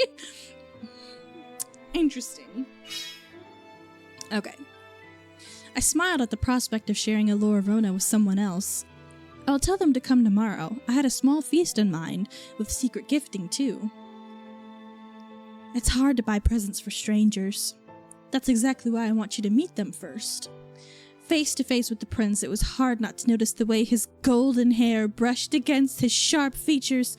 So distracting was it that I immediately agreed to the secret gifting, despite being strapped for cash. I couldn't back away now. Shall we meet here again tomorrow about the same time? I'll be there. This was the first invitation I had ever received, because I'm so poor. I'm so poor I can never afford to receive invitations.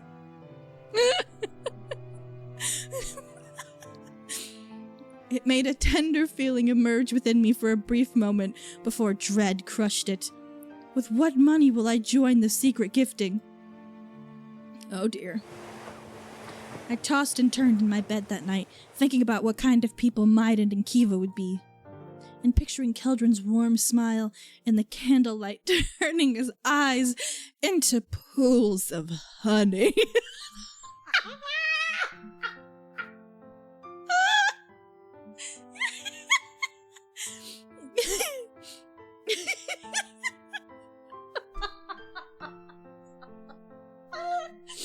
Oh God, this is so good. Money or not, I want to make this work.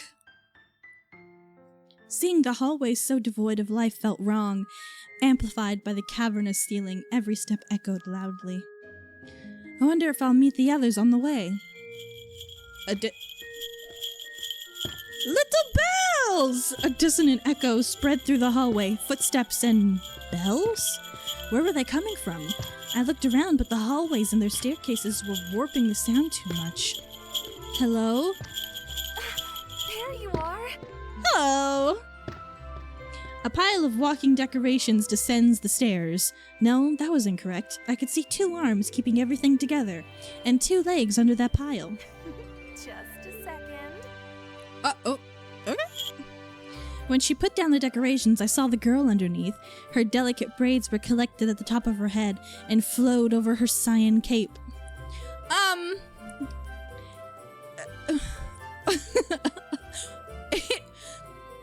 Interesting choice. Interesting choice for the braids.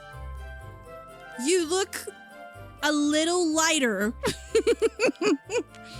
than I would expect someone with those kind of braids to have.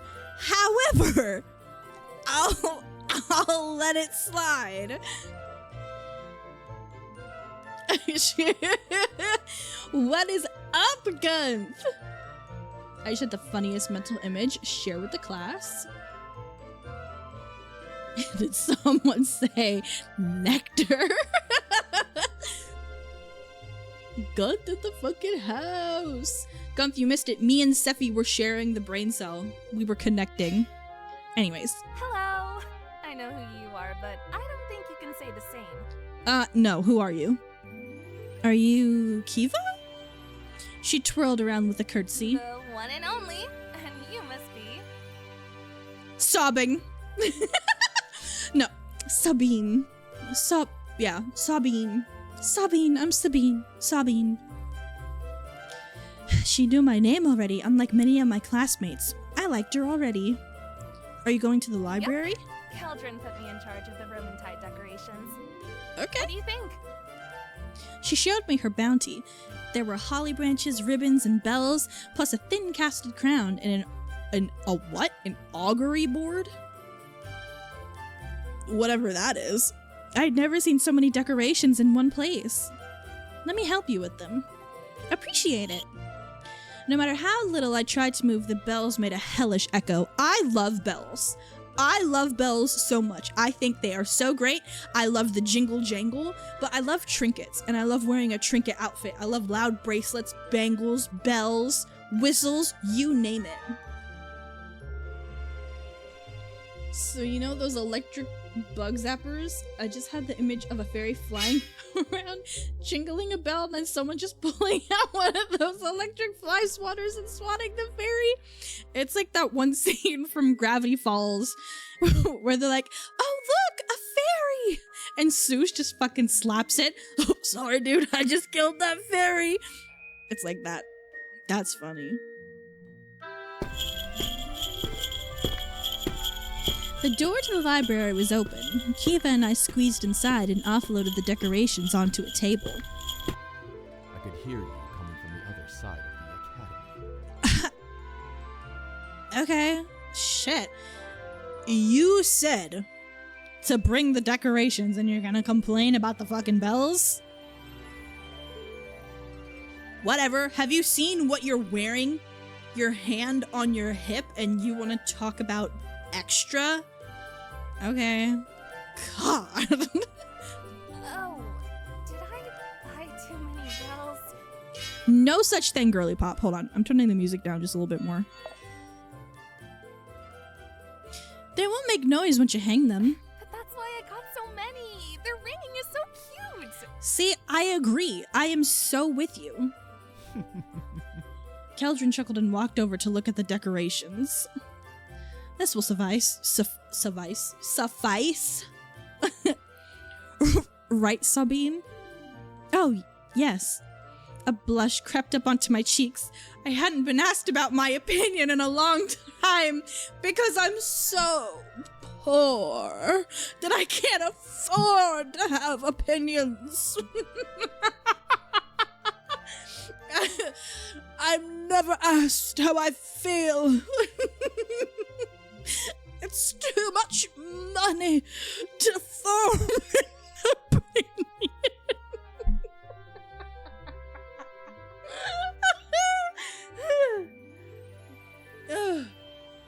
Okay. Oh, this is funny. Do you happen to know where Maiden is? Right, he was supposed to come as well. When I saw him last, his sending stone was glowing, and he didn't look that happy. Even when clicking his tongue, Keldrin appeared dignified. We'll start without him then. What do you say? I hope he won't mind? And I hope he will. Oh. Whoa! Sword fight over here, everybody! He's a bit dramatic. I have the feeling Keldrin and Maiden don't much enjoy each other's presence. They just need to, like, kiss and just make out a little bit, and they'll be fine. They'll be fine. Keldrin sat down at the head of a nearby table. Of course he did. A gesture that was simple, yet commanding. Kiva and I took the seats on his sides. Just where women should be, on either side of a commanding, dominating presence like the prince.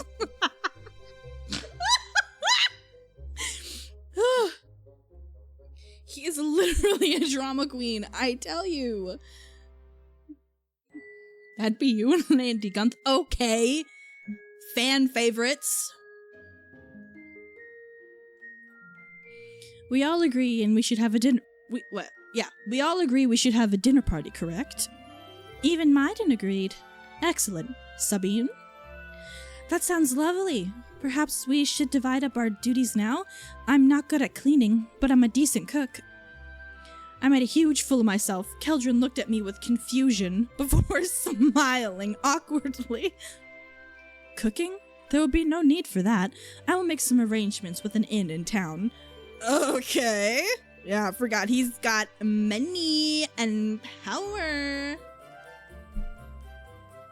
And he's saying it ironically, even though she'd love it. Whatever. We called the Naked Twins for a reason. Exactly. It's always two dumb bitches telling each other exactly. That's me and Gunther. Oh, of course. How stupid of me. To think that someone of his stature wouldn't pay for something elegant and delicious, much more satisfying than something I could make. In my time, we grew up so poor that our ingredients were never even close to what delicacy he has consumed in his lifetime. What a fool to think. I can't. Whew. Oh, I can't. Whew. Do you also miss the food from home, Sabine? When someone hands you the perfect excuse on a silver platter, you take it. Yeah. I'm really missing my boiled cabbage this time of year. It was such a delicacy to enjoy.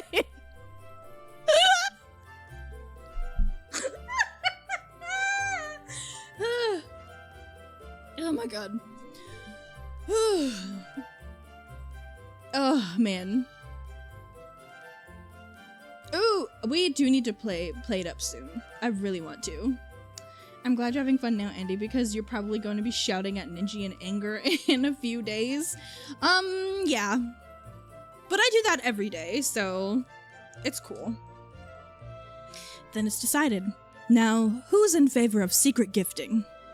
That's all you've been talking about for days now. Because it's the best part of Alorona.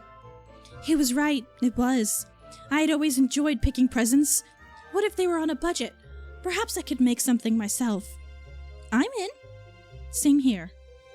Watching them get excited for the festivities brought a big smile to my face. This was what Roventide was all about. We should draw the name of our secret giftee. We went to work and had 4 folded strings of paper ready in no time. Allow me to do the honors. He drew a string and unfolded it. He glanced at me for a second before hiding the paper. Am I his secret giftee? Oh my. Butterflies fluttered in my stomach at the thought. A commoner and a prince finding common ground in a gift. I'm so unworthy of even his glance because I'm so poor. Oh my god. Oh no! No! I rubbed off one of my things. No! My ball! It's gone! Shit. Like that would ever happen. Ah! Nice! Oh, wait, I skipped it. What the fuck? Kiva looked delighted with her giftee. Your turn, Sabine. What the fuck does that say? What? I drew one of the 2 remaining strings of paper. Literally, what does that even say? Is that... What fucking dialect? Keldrin? Oh no! What can I possibly get a prince whose life is full of extravagance? I've read this 7 letters of his name again and again and again. My newfound confidence was gone. I couldn't give the second prince a handmade trinket. What could he possibly be lacking? Dude, I'm literally predicting it. I am so good. I'm so good. I am so good. He couldn't possibly find any joy in anything I could throw together as just a lowly commoner. Let me mark the remaining paper. I'll give it to Maiden when I see him. No peeking! I wouldn't dare. Yeah, you would. You so would. At what time do the shops close today? Earlier, I believe, so if you want to have enough time to look around, you should leave now. My eyes were drawn to the pile of holly branches and ribbons. But shouldn't I help with the decorations? I will take care of them. Such is the burden of the tallest of the group. Keldron's chest rumbled in a chuckle. Sabine, do you mind if I tag along? Not at all. I would appreciate the company. She was friends with Keldron and could certainly help me pick a gift for him. I'll see you tomorrow, then. I followed Kiva out of the library and had to force myself not to give Keldron one last look. I had to peel my eyes away from his bulging pecs peeking out from the slit in his shirt. Here we go. What are y'all on about? Oh great, Ninja's gone. We can do all the fun things now. Andy should know about this too. Know about what? What? Know about what? What? What did I do? Huh? What did I miss?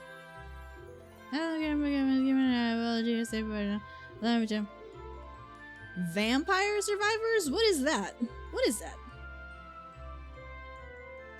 Interesting. Kiva and I chatted each step of the way. She was a never-ending fond of curiosity and seemed eager to get to know me. That's amazing! Not many get a scholarship for lumens. Thank you. It was really hard! Since I'm so poor, to receive something of an honor, like a scholarship. She was a noble, just like my classmates, but it didn't feel like it. It was so easy to talk with her, with Keldron too, despite his presence. My thoughts were more than happy to focus on him and recall the way his hair curled just so. Can I tell you something? I sort of have a little crush on the person I'm shopping for. Uh-oh. Maiden?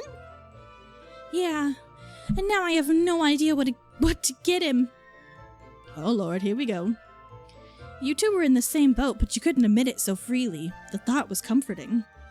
We spent the evening touring different stores and sharing ideas back and forth. I hadn't had so much fun in a long time. The shops were closing soon, but Kiva insisted on visiting the last one. It's now or never. What? Oh my god, why is she... Hello? Why are you looking at me like that? What the fuck? We were both empty-handed. Everything we had seen was either too generic or too pricey. I didn't want to look cheap, but with the little money I had left, I didn't really have a choice. A variety of pawned and second-hand items were on display, from antiques to curio and trinkets. Ah, this looks perfect for him! What is it? She held a small wood and metal shield up to view. It was hard to tell the value of a lot of the goods here, and the shield was no exception. I didn't know anything about Maiden.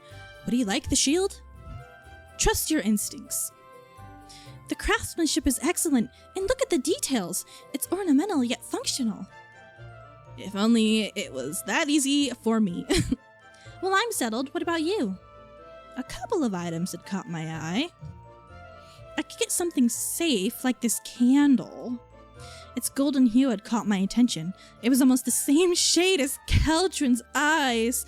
Festive and handmade. A perfectly suitable Aurora gift. Ooh, I think I know who you're shopping for. I tried to mask my awkwardness with a chuckle. Isn't a candle a bit boring, though? This is my second choice. Oh. I showed her a second-hand light stone.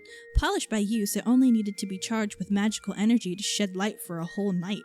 Useful for cramming during exams, among other things. I can't get that, though! He's a prince! He's probably got 5 of those in his pocket at all times! Vampire Survivors is like Brotato. I still need to play that.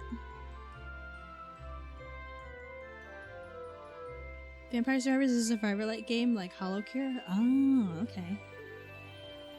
I think I'd like it. Oh my god, that scared the shit out of me. Oh, wait, hold on. The sounds are so loud, they are scaring me. I'm gonna turn that down a little bit too. Okay. More practical. I'd like it. It's a better gift, but it's so expensive. A ring in the same price range caught my eye. The bulky golden band was inscribed with an insignia whose details had been lost to time. Topped with a large topaz, it was perhaps a bit flashy for my taste, but nobles often wore flashy things. That looks tacky as all fuck.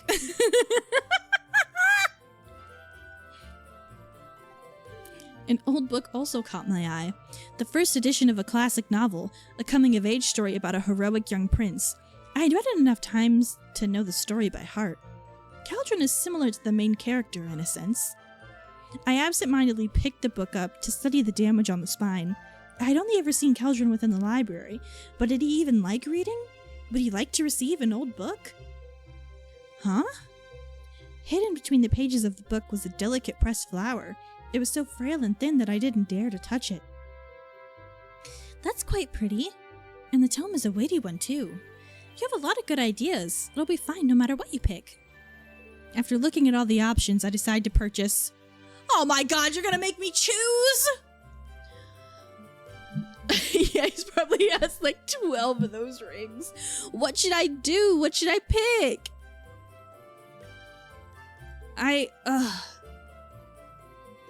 Maybe, I don't know, maybe he would like an old book. Maybe it would be sentimental, but maybe he's also read it a million times and maybe he doesn't like the story of the prince and thinks it's too stereotypical. You know, it's like, you like, just because I'm a prince, you think I would like a book about a prince? But I don't know, he could also really, my mother used to read me this story before she passed away years ago. I don't fucking know. The candle is really nice. It's handmade, and he was holding a candle the first time I saw him, so I don't know, he could like it. The ring, hate it, so tacky, but he probably has much more extravagant things than that. And like the gem, the light gem, he's probably got one of those too. So what the fuck? What the fuck? But I'd say book? The book, you think?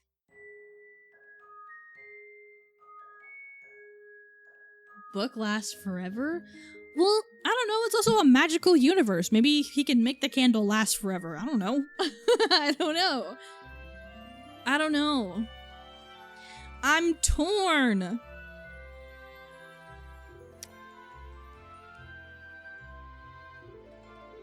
And the book has like a pressed flower in it. I don't know, maybe that means something. I don't know. Can I save?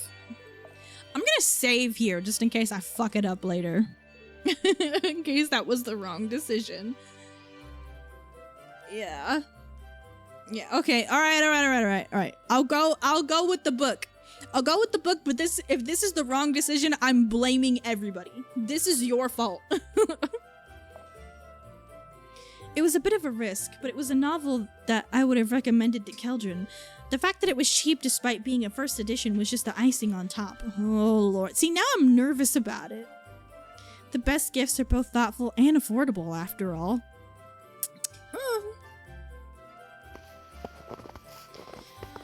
Well now, I'd call this trip a success, wouldn't you? Definitely. I wonder if Keldrin managed to set up all the decorations. There were a lot of bells. Guess we'll find out tomorrow. I was looking forward to it. By the time we went our separate ways for the night, I was brimming with anticipation. Falling asleep was going to be hard, knowing the excitement tomorrow would bring. Things were going so well for once. I felt like I was finally making friends. Oop, I completed chapter 1. How many chapters are there? The hearty aroma of stew beckoned me to the prefect's room. The closer I came to my dinner destination, the more my nose detected notes of cinnamon and nuts and the mouth-watering richness of a roast turkey. My empty stomach growled at the promise. Real, now I'm hungry again. I'm blameless. I didn't suggest shit. Well, I'm gonna blame you anyway. Don't embarrass me. Be quiet, stomach. You're gonna embarrass me. How terrible. They already know that I'm poor. So running around with a growling, empty stomach, they'll feel bad for me. I could hear music from the other side of the door, along with 2 sets of voices. After a moment of hesitation, I pushed the door open. Oh my lord! Look at this! Look at the bows! They're so cute! Wow! Keldrin had outdone himself. A festive tree stood proudly by the windows. Festooned? Festooned? I have never heard that word before in my life. Festooned? With the garlands Kiva had brought and her concerning amount of bells. I hope I'm not late. Not at all. Keldrin stood up to welcome me. He could have been towering with his height and broad shoulders, but I didn't feel dwarfed in his presence.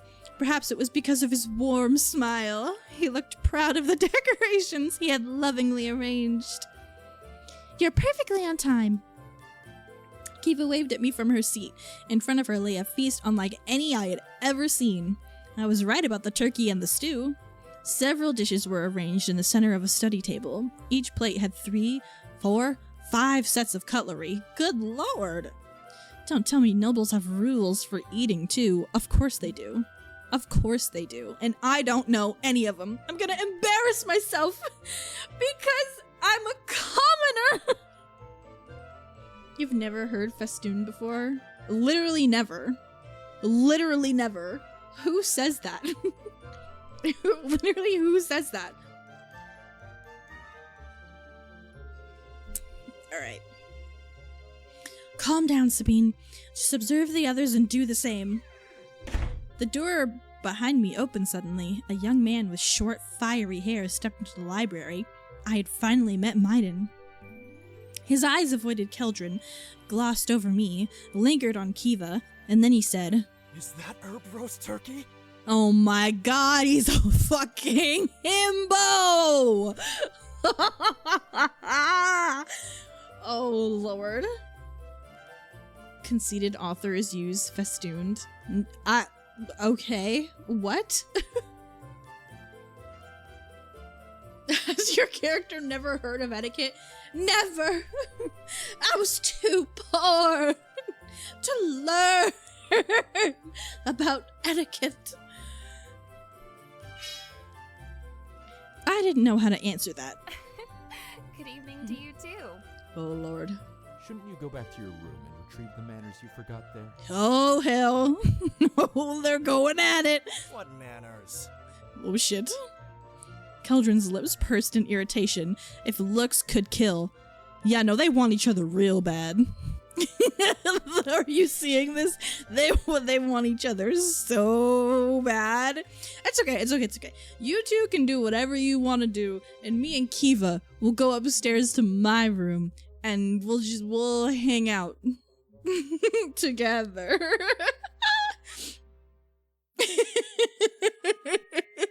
You see, that's literally a himbo.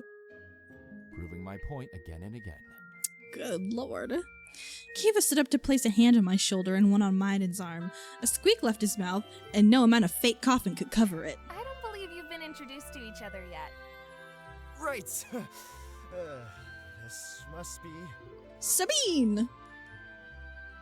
And you must be the Maiden I've heard so much about. Nice to meet... Wait. Oh no! No! What? No, damn it! No, damn it! No! Here we go, okay. Nice to meet... Wait, who's been talking about me? I have. Sabine is staying here to study like crazy, just like you. Perhaps we could do it all together. We can most definitely do it all together. We most definitely. Don't even worry about it. We most definitely can do it all together. I expected a curt reply, perhaps a snort, but Maiden blushed instead and looked the other way. He was thinking the exact same thing as me. Yeah. If you insist. Starts taking his clothes off. Kiva's crush certainly seems mutual. Dead set on embarrassing me, my stomach groaned loudly enough to be heard by everyone. Oh no! No!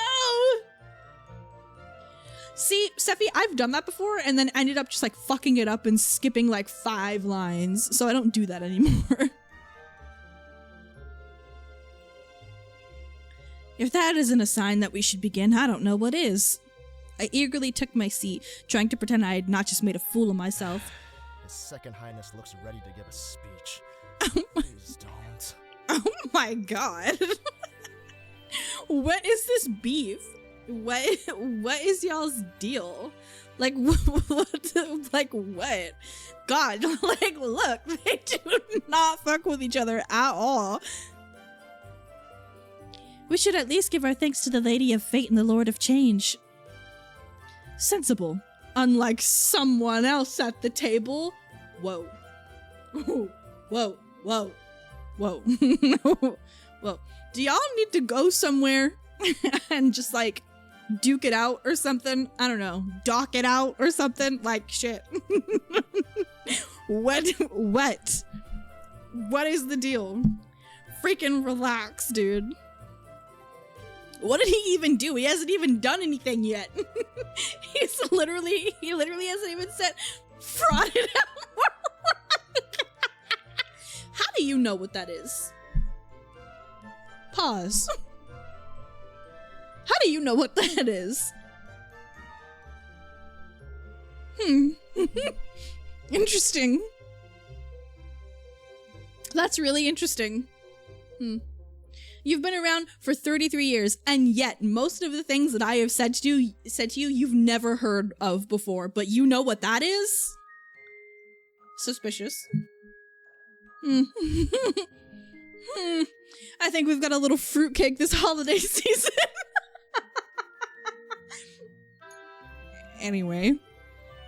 Seeing them poke at each other reminded me a bit of my siblings back home. I shall begin.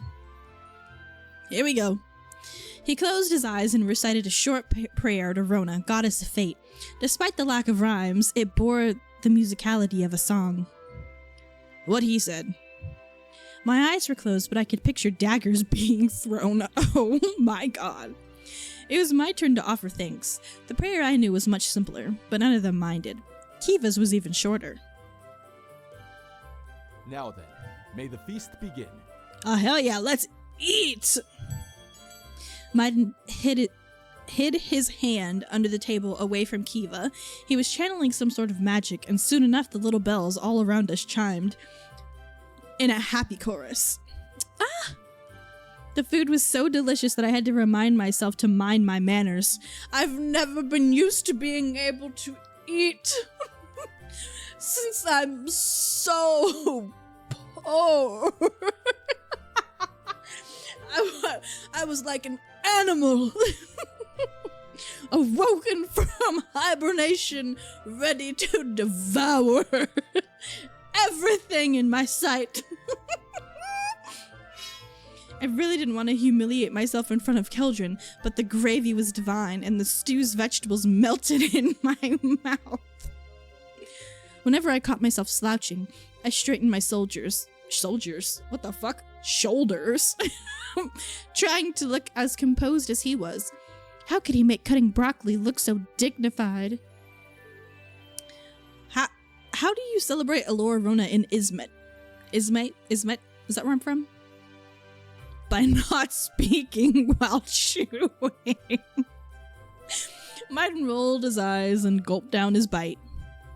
We don't. This time of year is brutal in the mountains. That's why I decided to stay. The winter here is much milder.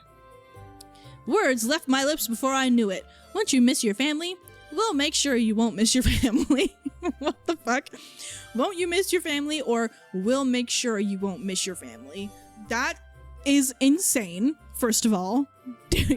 You don't even know her like that. Insane thing to say. Won't you miss your family? Will that make her sad? But I feel like this one's kind of just like crazy. We'll make sure you won't miss your family. Don't worry. I can't read, okay? I'm having a little difficult time. I'm excited. Can't help it.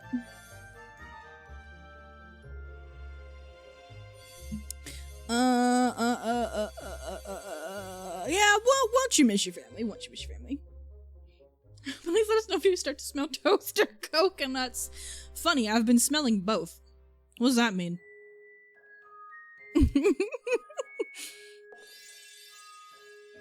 Not everybody does. Oh, shit. The shortness of his tone caught me by surprise. Trouble in paradise, buddy. Trouble at the castle? I apologize for assuming. You couldn't have known. Now you do. I surely don't miss the hag after she forced me to stay here. Oh, wow. Maiden, that's no way to call your mother. Lord. We chatted throughout dinner, and when even the dessert was finished, it was time to head to the library and exchange presents. Cute! Colored lights cast a warm glow over the library, shielding us from the icy cold beyond the windows. Sabine? Keldrin's hands rose in offering a red ribbon wrapped the gift box meant for me. This is for you. Oh my god, I'm so excited! What is it? I was so excited about unwrapping it that I held my breath. An angel greeted me from inside the box, a stone statuette with delicately carved wings. The base was ornate, with protruding marbles that looked like buttons. This is so cute. I would love this. I would love this. Oh my god, it's so cute. I instinctively pressed one, and the angel opened her mouth to sing a Roventide carol. I started to hum along, unable to mask a huge smile, and Keldrin joined me with his velvety voice. Oh, boo-hoo, Mommy made me go to Magic University. Literally. This was the best Elorona I could ask for. Is it my turn yet? Maiden. I had some choice words for him, but I didn't want to spoil the exchange. Keldrin, thank you. It's a wonderful gift. I stroked the marble angel's long hair, amazed at the intricate carvings. My turn. Kiva. Maiden's arms strung towards her. With a smile, she unwrapped the box still in his hands and looked inside, then at Maiden. Then at the contents of the box. She didn't look too happy. Oh shit. Thank you? Yeah, what? What? Her hand fished out a knife? Kiva studied the blade in her hand in silence. I mean, to be fair, all girls love knives. That's just a given. Like a dagger. Girls love daggers. And here I thought Rovenians are supposed to be charmers. Leave that name out of your mouth. Oh. Oh dear. They're getting a little heated. Whoa. We're gonna hear some crazy shit in the dorms tonight. Well, it's, very sturdy dagger. That's great. That's great. I would like it. I would love if somebody gave me a cool dagger. Like, what do you mean? Bitches do love cannons, but chicks really do love knives. It's like, I'm telling you. I tell you what. Right? Always handy to have. You can do a bunch of things with it. Cut fruit, defend yourself, shave, pry something open. He's excited! A deafening silence filled the library. Keldrin was quietly snickering at Maiden's lack of tact. I could only imagine what was going through Kiva's mind. He's excited! Leave my boy alone! They are straight up dragging. They are straight up dragging this man. What did he do? So what? He gets a little excited. Shit. What? We're not allowed to be excited on the holidays anymore? Good Lord. I'm on his side. I don't know what's wrong with you people. God. Bunch of stuck-up snobs at this magic school, I see. Yeah, who shaves with a knife like that? I tell you what. I was gonna say bitches love knives, but I was sure Andy would yell at me for saying bitches. Well, yeah, because if you were to say bitches, it would come off in a different tone than if Gunth said bitches. Shaving, Maiden? Really? What's wrong with shaving? All of a sudden we what? You put a lot of thought into it. He really thought she would like it, okay? She sheathed the dagger and pocketed it. Thank you. Maiden looked away before putting on a brazen face. What did you get me? You'll have to wait for that. Sabine? Right. My box wasn't as fancy as theirs, but I had done my best to make it pretty. I held it high for Geldrin to take. Oh, Lord. Okay, here we go. Here we go. Moment of truth. If this ends up terribly, all of you are going on the naughty list, and all of you are getting coal for Christmas. Literally all of you. Okay. I wish you a wonderful Elorona. He unwrapped the box and smiled at the book safely tucked inside among the padding. It looks a bit worn since it's the first edition. What did you get him? Ah. It was a princely story fit for a prince. Keldrin's fingers traced the embossings on the cover. Shit! I'm nervous! It's a lovely gift. Thank you. He hates it! He hates it! Oh my god! Oh my god, he hates it. It's terrible. He hates me. We're never gonna fall in love now. It was Kiva's turn, and she held her box towards Maiden. My gift is the opposite of yours. A feather tickler? Whoa, whoa! What are we talking about? Not even close. When he saw the shield, his mouth formed a perfect O. This is awesome! He immediately adjusted the straps to secure it on his arm. Thank you! Ah, since all eyes are on you now. What? Keldrin produced a thin metal crown from behind his back. I had seen it before. It was lying in Kiva's pile of decorations. It's time to elect our king. Do our what? What? Do our what? What? Cool for Christmas just means more stuff for me to burn. Actually, no, I take it back. Steffi is getting a fire-safe blanket. Everyone else is getting coal. It was a Roventide tradition to crown a king of misrule, the leader of merrymaking. It seemed fitting for a crown to rest on Keldrin's head, but there was only one of us who perfectly embodied misrule. Was it rule or rue? Keldrin unceremoniously placed the crown on Maiden's head. It sat tilted instead of straight, and that made it even more fitting. Oh my god, they're falling in love. Finally, a Rovenian in charge. Maiden gets thrown around in bed so bad. Incredibly terrible and disrespectful things are done to him constantly.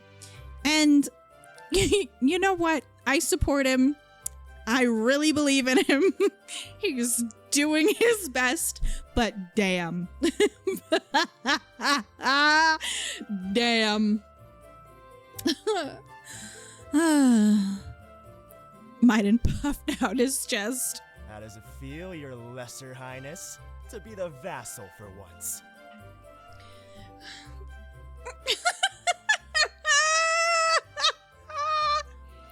I mean, we're just sitting here and watching them just completely fill the room with intense sexual tension, and I'm totally fine with that. Listen, first of all, we're not talking about me, all right? we are talking about these two idiots right here. So what do you think, Andy? Is he a big spoon or a little spoon? He is such a little spoon. It's insane because Maiden is a little spoon because he puts his cold ass feet on whoever is directly behind him because he thinks it's funny. 100%. 100%. We're not talking about me though, okay? We're talking about okay. All right, wow. First of all, rude. You guys are so freaking rude. Rude. Rude people. We're not freaking talking about me. Relax, dude. Cannot believe this. We're not talking about me. Shit. Like, oh my god. Simply grand. Wow. Wow. Wow. Keldrin's face said otherwise, but he wasn't giving Maiden the satisfaction. Everyone, it's time to party! Oh shit, here we go. He had gone all out too. The dexterity games and a chalkboard to keep score. I wasn't doing half bad, but the true competition was between Maiden and Keldrin, who kept trying to outplay each other. Oh my god. Oh my god. Oh my god. It's unreal. They are unreal. They're just... They can't stop. What the fuck? Y'all are so rude.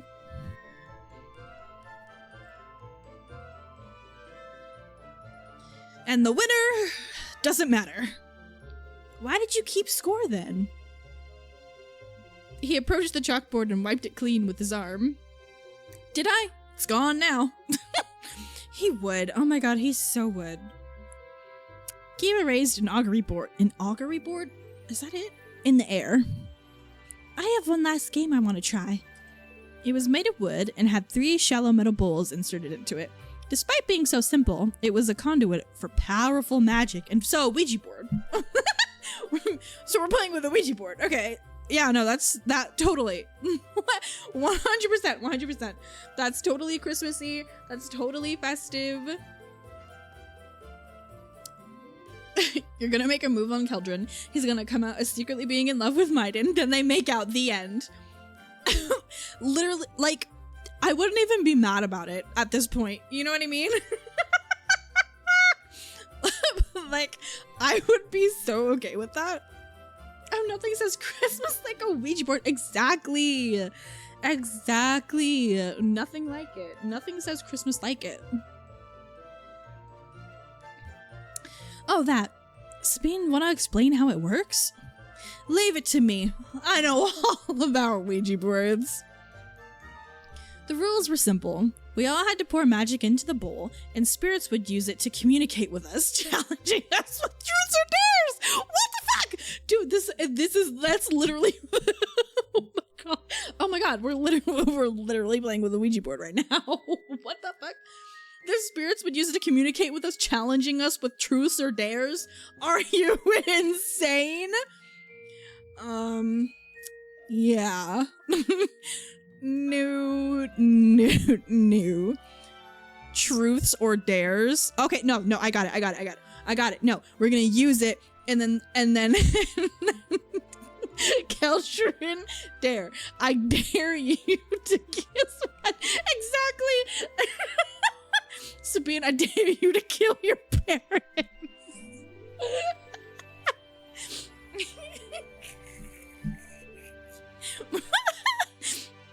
Maiden, I dare you to take all your clothes off and jump Keldrin's bones. He's the charge taking him. Well, a dare's a dare.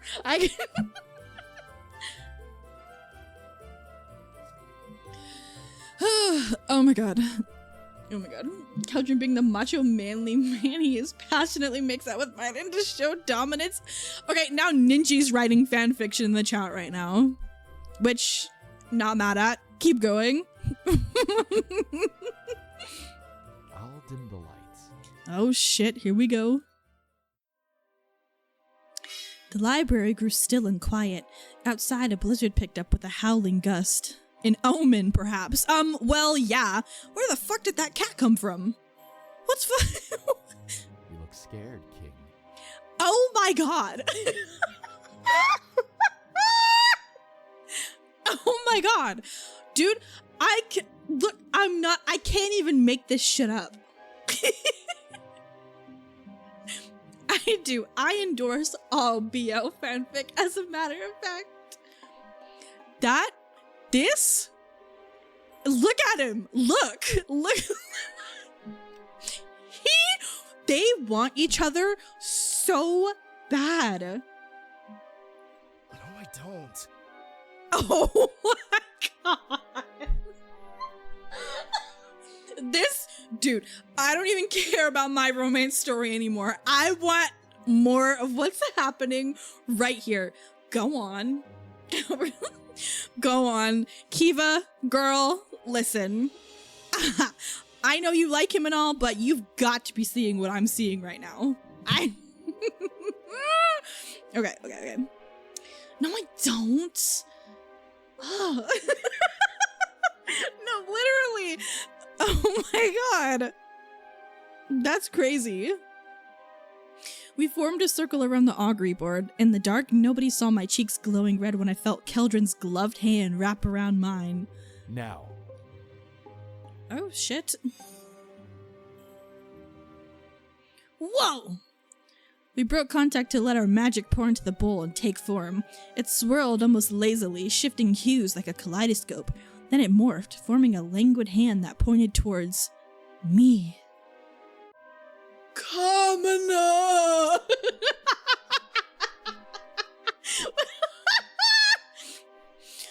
Poor!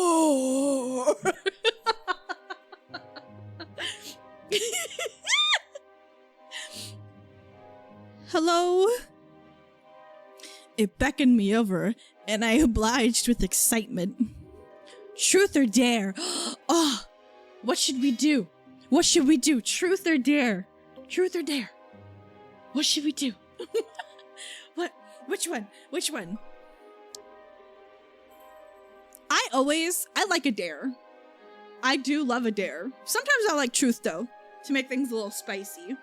You know what I mean? Should you run a poll? Run a poll. Run a poll. And let people use their carrots if they want to. Run a poll.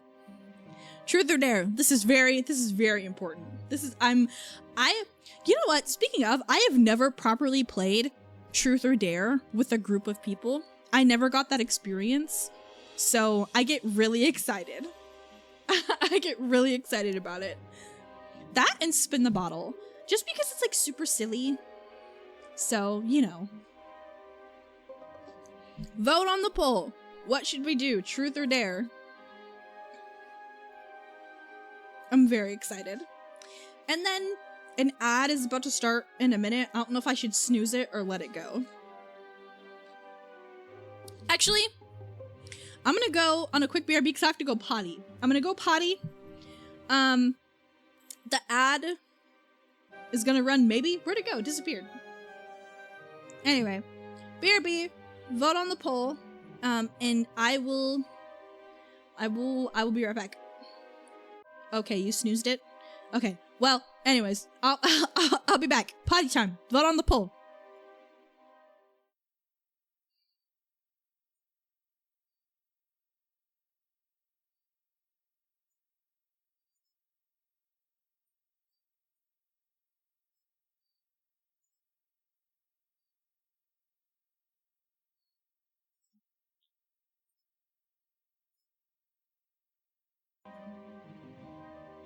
I'm gonna let the game audio play because it sounds like really spooky and fun. Okay, I'll be right back.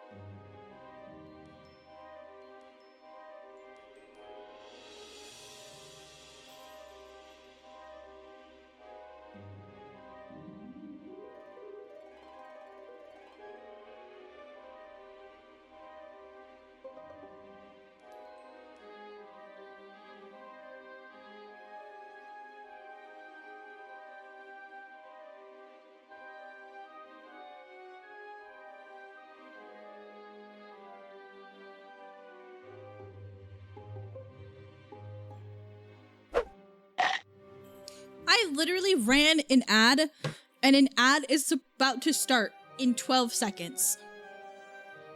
What? Literally what? Twitch? Also, what won? What was the result of the poll? It doesn't, I can't see it. What was it?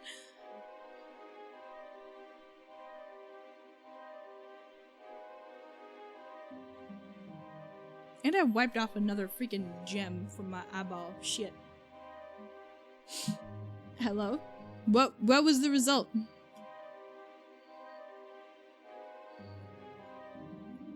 It won't it won't tell me.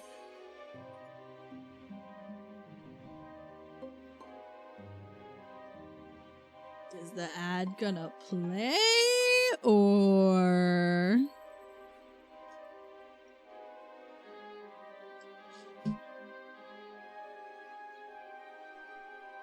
interesting? We're just gonna sit here forever? Okay. Are you all deaf? What was the result from the poll? Hello?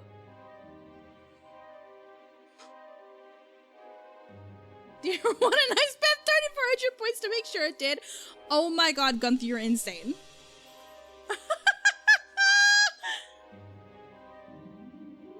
I mean, I know you people have a shit ton of points, so maybe you should start using them on the polls.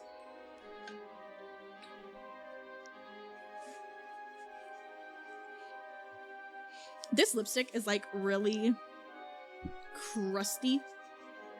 So I'm like, I'm trying to wipe it off because it's really bothering me.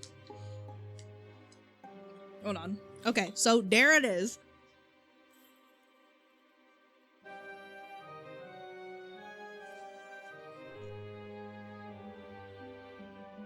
Blah. Like, oh my god, it looks so cute, but damn, does it feel terrible on the lips.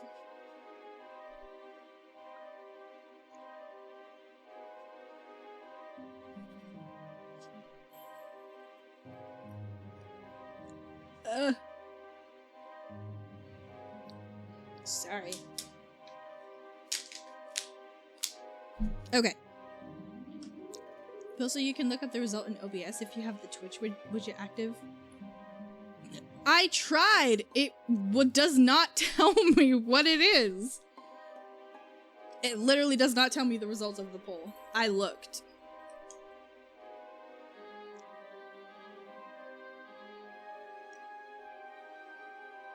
Hold on.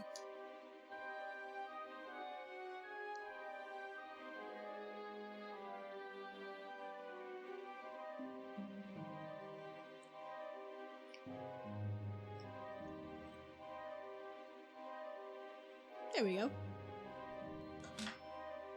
Fun.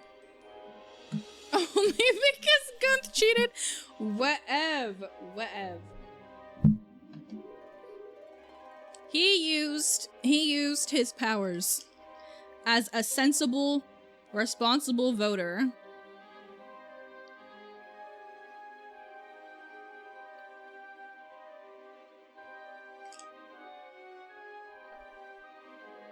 All right.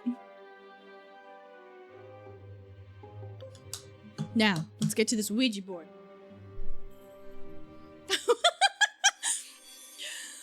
Okay. All right, dare. A mouth formed from the amorphous magic, curled in a smirk. When it opened, a whisper filled our minds. Face me if you dare. Excuse me? I've made a huge mistake. Oh my god. I did say you could use points. That was the rules. Face it? Does it want to fight you? I haven't done anything to it. Maybe it just wants me to find it. I was trying to appear brave despite my distress. Where could it be hiding? In the clock tower, I think. Our instructor told us to avoid it since we're inexperienced. Why would you assume that? Of all the places? I mean, okay, go off. Is it safe for you to go alone? Won't you get possessed? What are we playing right now? What do you mean? What do you mean possessed? That's not how violet magic works. I took a moment to collect myself, took a deep breath, and stood up. I'm going. Say hi to the spirit for me! And close the door quickly. I don't want to feel the cold. Wow. I felt Keldrin's watchful eyes on my back as I slipped out of the library. The hallway was already dark. The howling of the wind echoed, carried from one side of the other of the academy. What's the quickest way to the clock tower?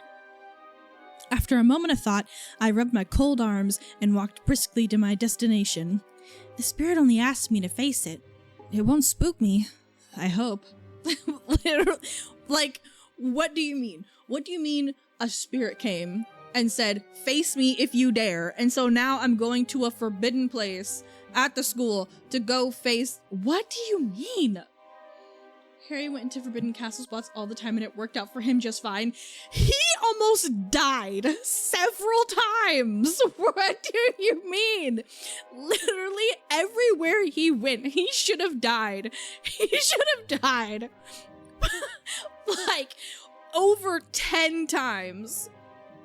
He was being hunted.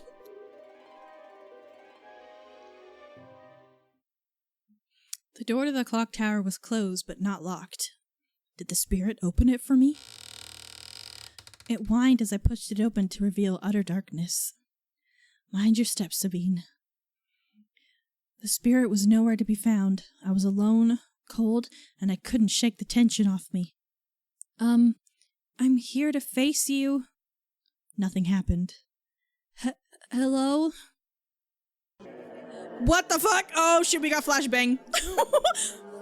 Then something rang in my ears. It was a voice, but it sounded wrong, warped by secrets that I couldn't yet grasp. Light erupted from above me, so pure and strong I thought I'd gone blind.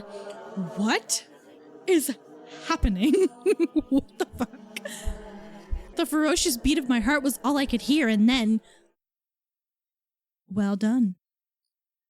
The fuck? The fuck? What?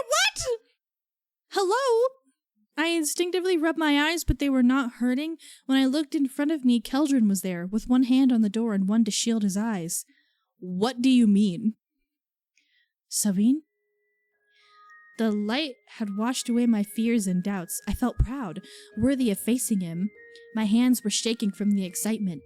I did it! I completed my dare! The clock tower had returned to darkness, and I could only hear Keldrin step back inside. And I have witnessed your victory. What the fuck just happened? What? We just got flashbanged by a spirit and okay. No, yeah, that's cool. Oh my god. Oh my god. Oh, hello.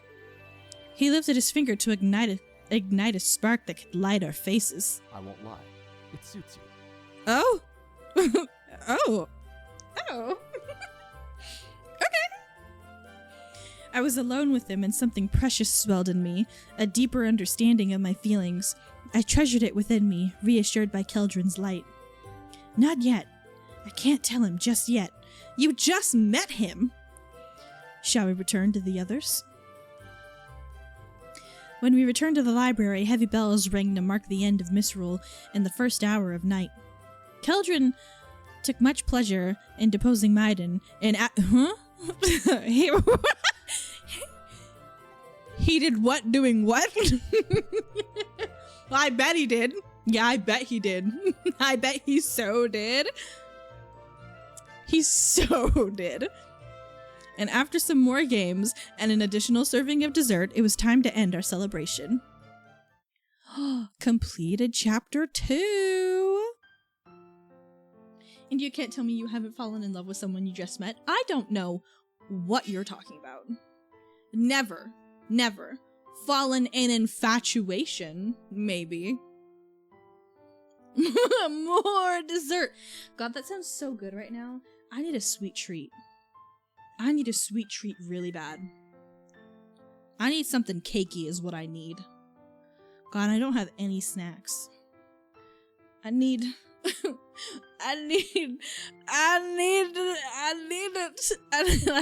a treat in my mouth or I might die.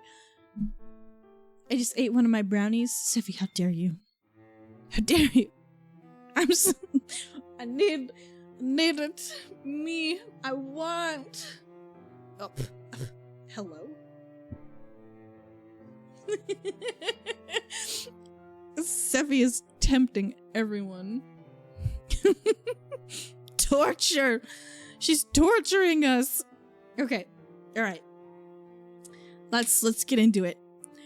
When I returned to my room, I was greeted by the book I had forgotten on my desk, still open and bookmarked with a quill. All the smiles, all the laughter that had managed to distract me, evaporated in an instant. Why was I not allowed to enjoy myself for an evening? Because I'm so poor. And poor commoners can never enjoy things for a moment. It's too expensive. No time. No time for the poor.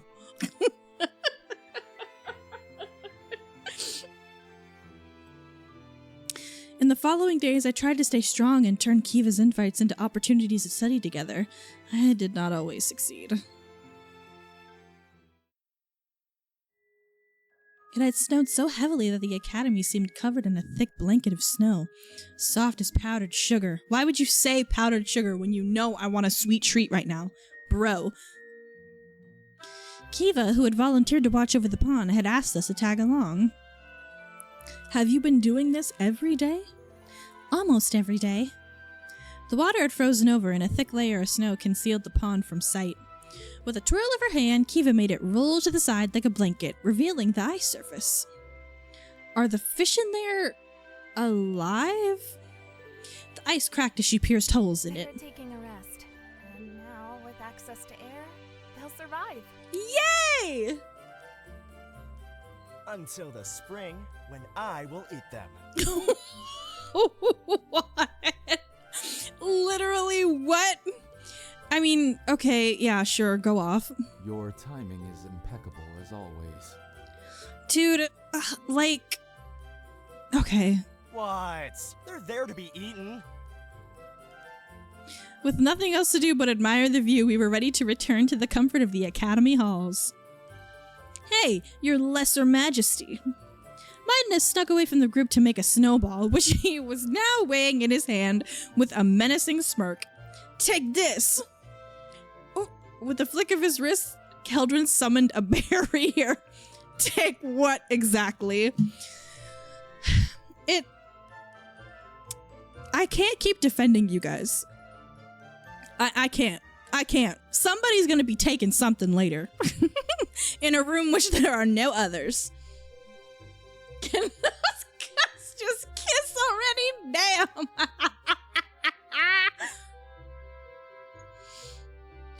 I'm telling you, dude.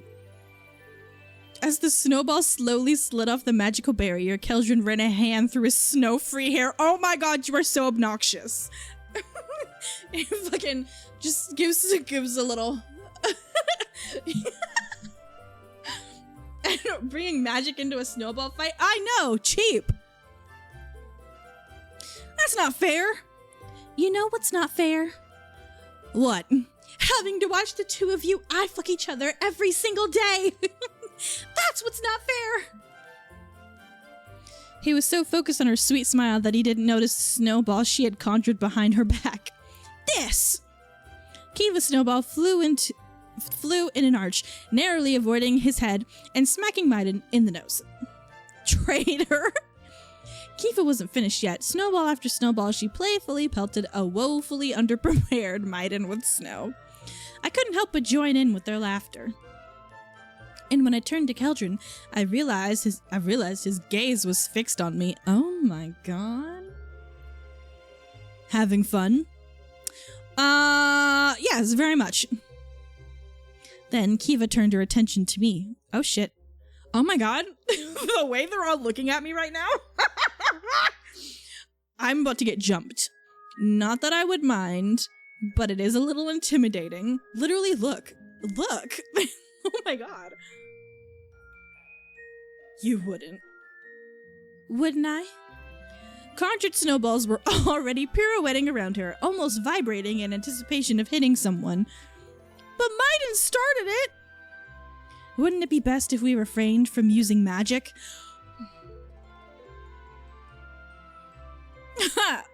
Huh. That's very interesting that you would say that, Keldrin, because not even 2 minutes ago, did you not just use magic to block a snowball from hitting you in your perfectly coiffed hair? Coiffed?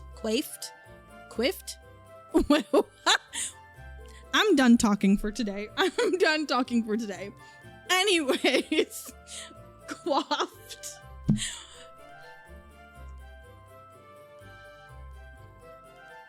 Anyways, this fucking guy. Keldrin was addressing the others, but really he was looking at me. I was the only first year, the one without a full grasp of the basics yet. If I wanted to have a chance at winning, we had to fight the old-fashioned way. They're holding back for my sake. Oh, God. Ugh, coiffed hair. I didn't say that. That was not me. I decided to stay out of it, start making a snowball. You best believe I am going to pelt these fools with a freaking snowball. No, I didn't say that. I didn't say it. Start making a snowball. Let's get to it. All right, no magic. Kiva's magically formed snowballs gently fell to the ground. Are we making teams? I exchanged a knowing look with Kiva, who took a step closer to Maiden. No. I mean, like, we're gonna split up into teams, and then these two are gonna just start pounding each other, and then they're gonna disappear, and then they're gonna start pounding each other. More like bag these fools with a snowball. Am I? Oh my god. Ninji. That put Keldrin and I together. Here, you may use these. Oh? He slid off his black gloves and offered them to me. They look so much nicer than anything I own. Oh my god, he's giving me his gloves? Holy shit. Are you sure? Keldrin answered by placing them in my hands. Warmth crept up my cheeks as I stood there, unable to come up with the proper way to thank him. You're welcome. Yes, thank you. Ridiculous. The gloves were wonderfully soft on the inside, but too big for my hands. They still retained Keldrin's warmth. Just brings him up to her nose and just fucking sniffs him. Smells like his fingers. She's ruining your headcanon. Literally not even a headcanon. It's literally happening right before our eyes. Fill yours with rocks? That is so rude. I will. The snow wasn't as biting anymore. We should... Without the cold to make my hands stiff, I was the only one with the snowball ready, and Maiden's face was the perfect target. Oh my god! Oh my god! We're bullying him so bad! Hey! Laughter erupted from all of us, him included. Hair in my mouth. Ugh. He was doing his best to sputter and look offended, but that huge grin wasn't fooling anyone. And the first point is ours. I didn't know we were keeping score. Maiden crouched to take a handful of snow. I'm going to obliterate you two.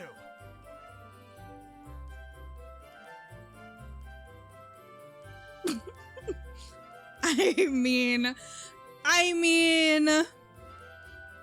Oh, no. Oh, no. Oh, dear. Damn. I guess I'm gonna have to get obliterated. Oh, How awful. Oh, how awful. Okay. If you say it enough times, maybe you'll start believing it. In the night. These two. Keldrin and I rushed behind the cover of a tree large enough to hide both of us. Have you ever done this before? Wait a minute. What are we talking about? I saw it happen in the streets of the capital. What? He crouched to pat a snowball together. His fingers were red from the cold. Are you sure you don't want your gloves back? I will, once we win. Oh my lord, here we go. Is losing not an option? Losing does not appear in my vocabulary. I hope you perform well under pressure.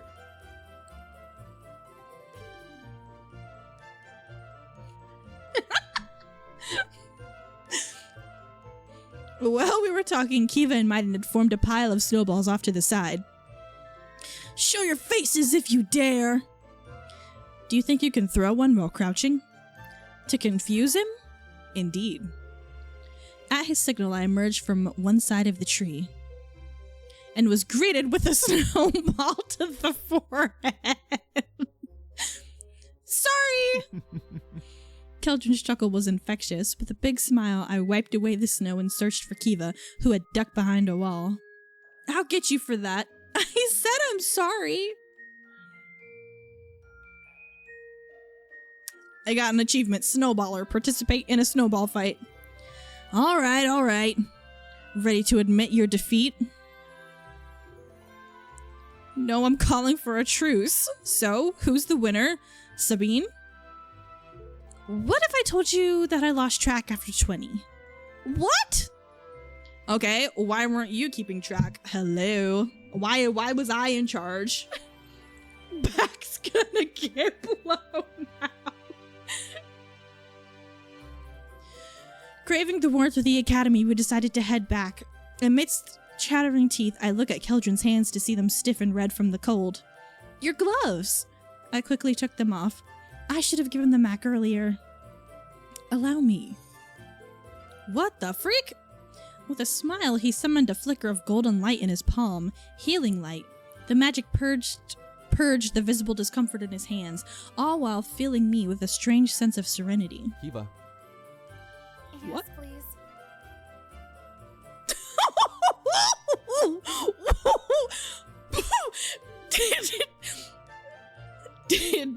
Did you guys? Did you just hear? Wait. Wait. Did you just hear the way she just said that? Wait.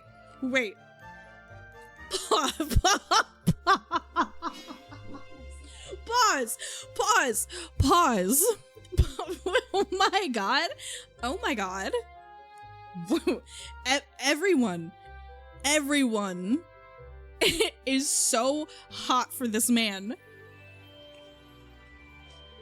Wow.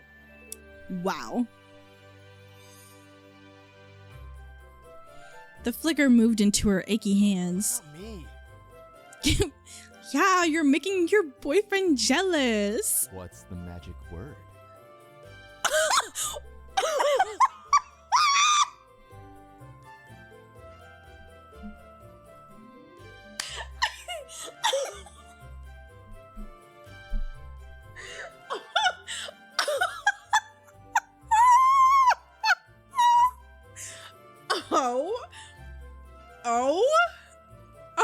Oh my god.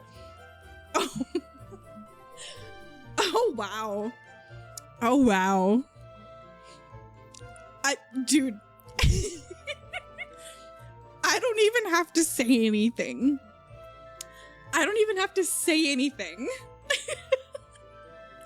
Literally. It's doing all the work for me. I am just sitting back and observing. Bro.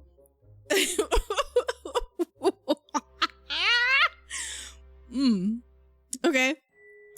Forget it. Wow.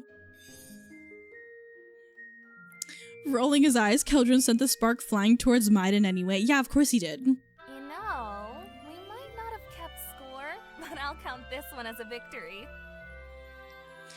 I finally saw Sabine laugh without a care in the world. Her arms reached out for us. Group hug! Okay, I mean, yeah, sure. Do I have to? Don't even act like you are not enjoying this right now.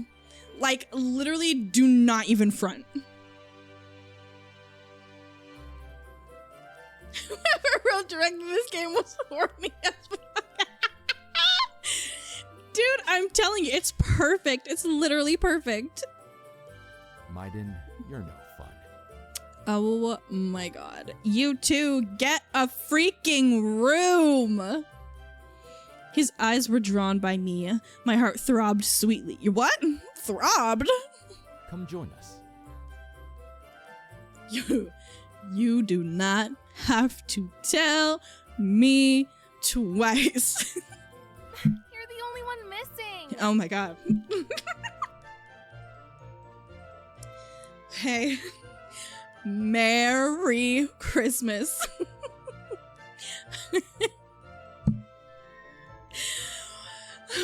This... Wow. I couldn't ask for a better present, to be honest. Laughing again, I joined them. Unfortunately, the break was coming to an end, and the gifts from my family were still in my room. I decided to go to the mailer study, but my feet were bringing me anywhere but there. A heavy sigh escaped my lips. The gifts I'd prepared for my family were all in a meager box. I didn't have to mail it. I could deliver it to them by hand and risk never coming back to the academy. What do you mean? What do you mean? What do you mean? Like, if I leave, am I not allowed to come back? What are you talking about? I didn't have to mail it. I could deliver it to them by hand and risk never coming back to the academy. What the fuck are you even talking about? What? Like, you can't... What? Why? Why not? Why can you not? Something throbbed, heart doubt. The scenario is fulfilling Andy's polyness. Listen, yes, and so what? Posting it in my steed would have sent a message. It would have told everyone that I would not visit them and would spend the festivities. What are you talking about? I was pacing back and forth, unsure of what to do, until a gloved hand waved in front of my face to reveal a perplexed Keldrin. So is this where you've been hiding? What are you doing? Struggling? Real as fuck. So real, Sabine.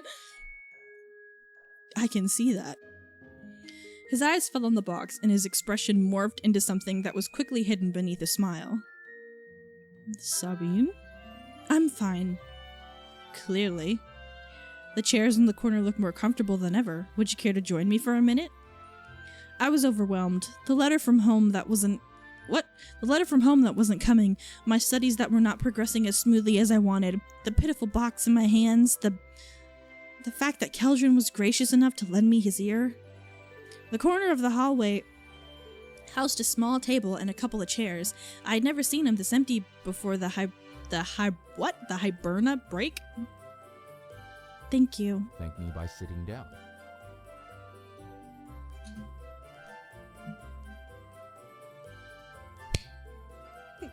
I'm sad. What?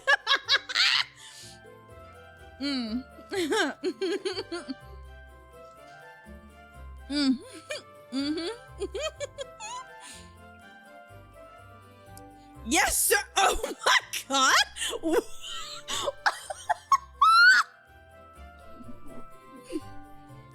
Oh. All right. We're going there, are we? I mean real, but like, good lord. Woo. Oh wow. Oh my. Oh dear. Okay. That stole a chuckle out of him. Oh. So? The small box on the table looks so out of place next to a prince. This is not really about the package. It's merely the tipping point. Keldrin was insightful and had proven to be so kind. I decided to share my concerns with him. I didn't want to be a burden to him.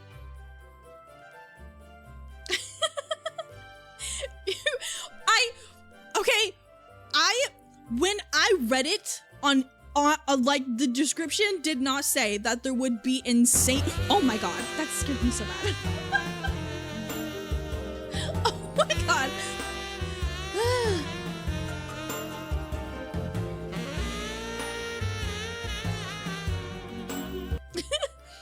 They didn't tell me there was going to be insane BL sexual tension and like random soft doming throughout the whole damn game.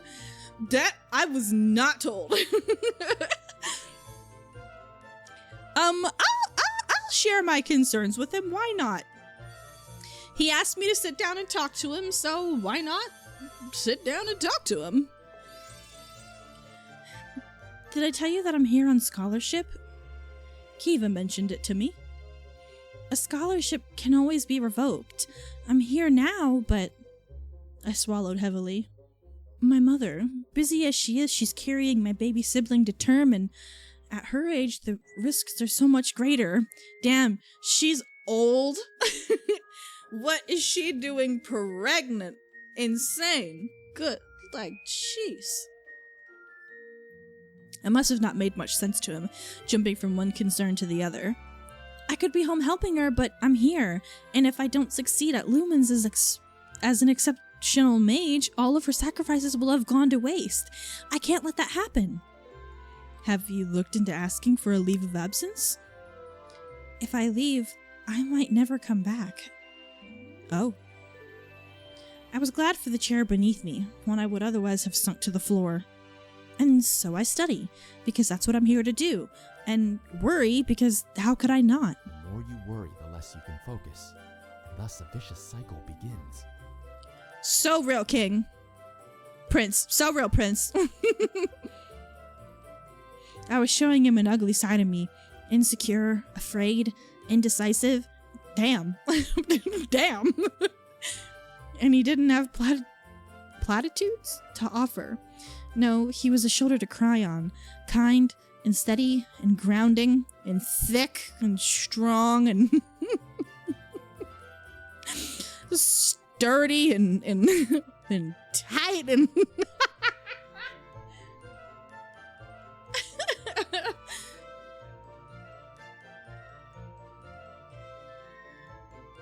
We continued talking until the shadows around us began shifting. Hours had passed, disguised as minutes. Keldrin was a wonderful listener, but there were things even he would not understand. He was a prince after all. Kiva and Maiden were nobles as well. They never had to worry about the price of bread. About eating the same things for weeks in a row during bad months. The cruel, cold winter. Tearing apart the crops.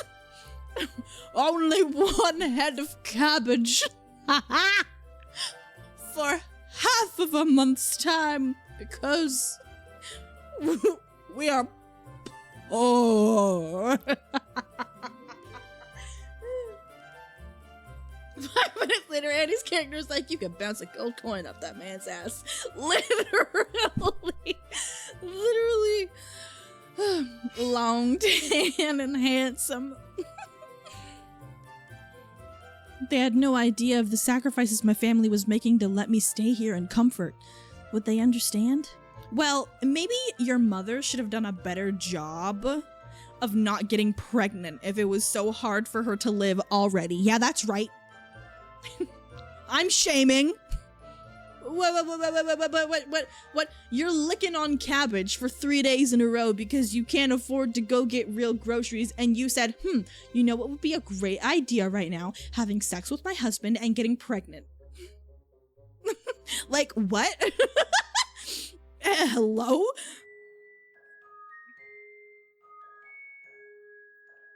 Sabine, The novel you gifted me. Did you finish it already? I read my favorite passages again today. Of course he's already read it. The pressed flower you left inside was a lovely bookmark. Yeah, totally. That was totally me that left it in there. That was great. Yeah, sure. He was talking to me but looking at the box. How did you feel about the secret gifting? I hope he isn't pitying me. It was fun. What? I'm gonna sneeze. Ow. Ow! That hurt. Ugh. Was I not inconsiderate to suggest it without asking you first? You didn't treat me any differently based on status. You're kind to spin the situation that way, but I still feel the need to apologize.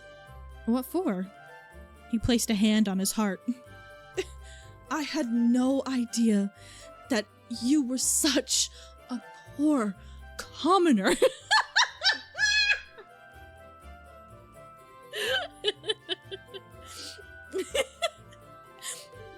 In my heart, I truly apologize. Because you are poverty. Oh my god. If I had asked for your opinion instead of imposing, I could have spared you some worries. He was not letting my wealth dictate his opinion of me.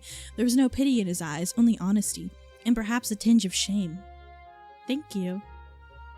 It almost looked as if he wanted to touch my shoulder for a moment, but his hand retracted instead. I caught myself leaning forward and relaxed into the chair. Wow, I've been talking your ears off. How dramatic. You are one to talk. You're rubbing off on me. He what? He's doing what? Oh my god. Here? Out in the open? Shit. So, what do you want to do about this package? I'll tell you what I want to do about this package. I'll tell you what I really want to do about that package. I'll tell you exactly how I feel about that package.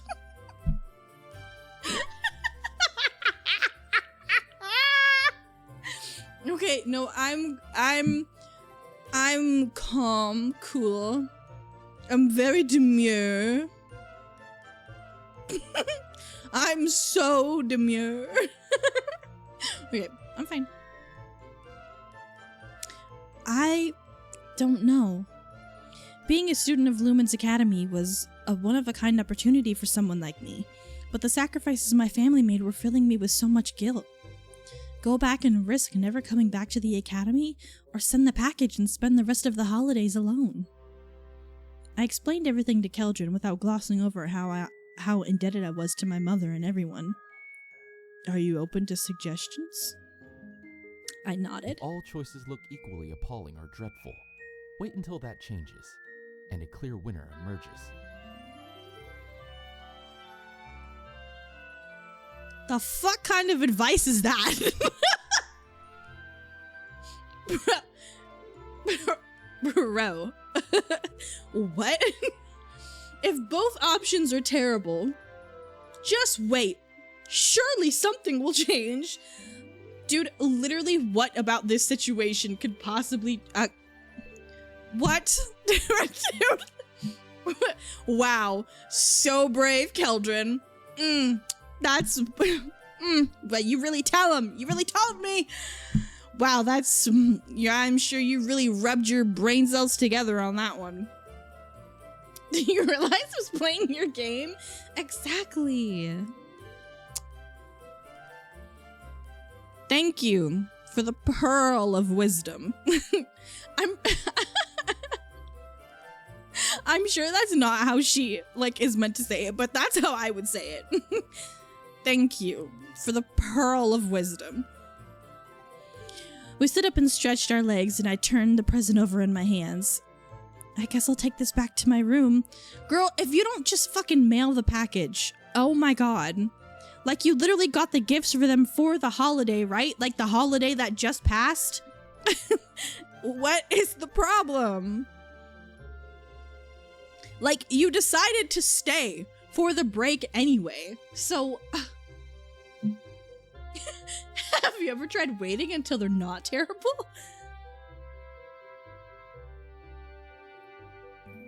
I'll walk you there. The first year dorms were on the opposite end of the mailer study. Have you seen Kiva anywhere? No, but Maiden asked me to avoid the gardens at all costs.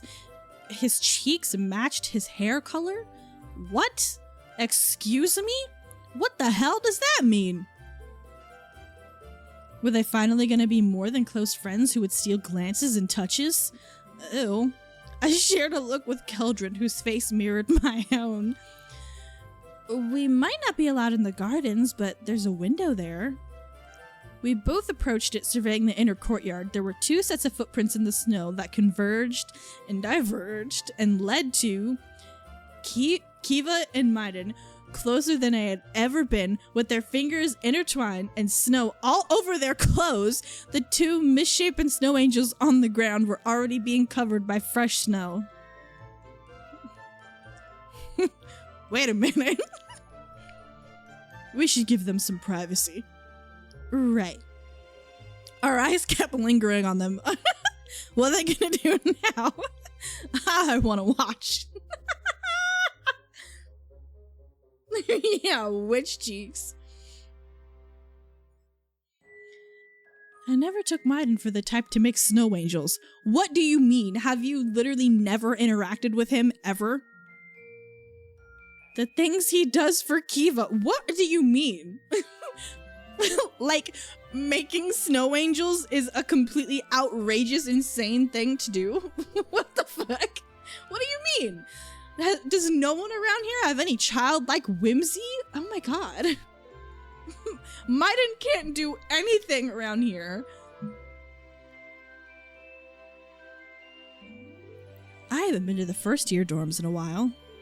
The closer we were to my room, the sweatier my hands were becoming. Thankfully, he wears gloves. What do you mean? Are you holding hands or something? Like what? What the fuck are you talking about? My thoughts were racing at the countless possibilities. Could I invite Keldrin into my room? Would he accept? What if he refused? Did I have the guts to invite him in? No. Is this your room? Maybe. No. Yes. My answer sparked something in his eyes. A playful streak, perhaps. Like that of a lion toying with a gazelle. Oh my god. What?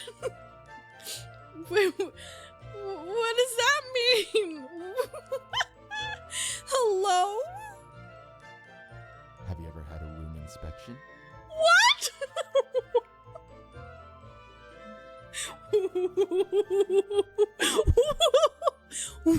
Whoa.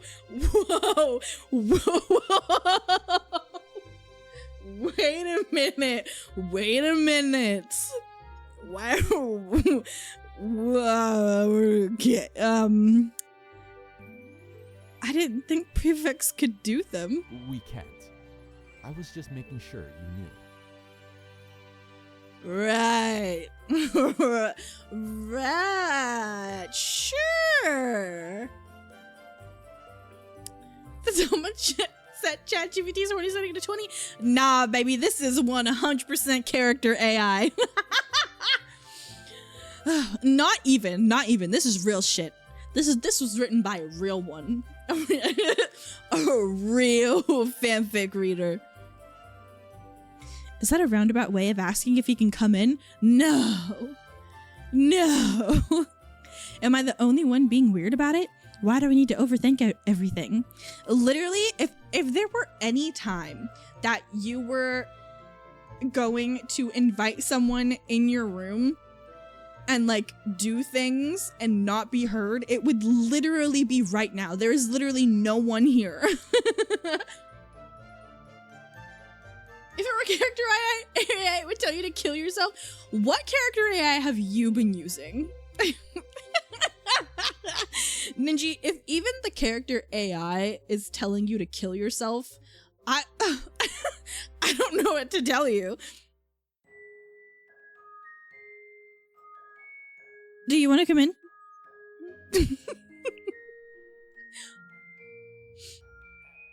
Did you not hear about that? Yeah, I did.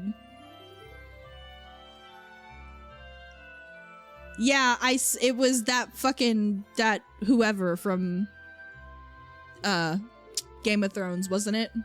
Yeah. I've never been that down bad. That's insane. Pardon me. Don't make me say it again. Like, oh my god. He leaned forward, unable to mask a grin that told me that he had heard me perfectly. Oh shit. Oh shit. Oh shit. To be a gazelle. Whoa. Whoa. Whoa. Whoa. Whoa. Whoa. Girl, what are we talking about?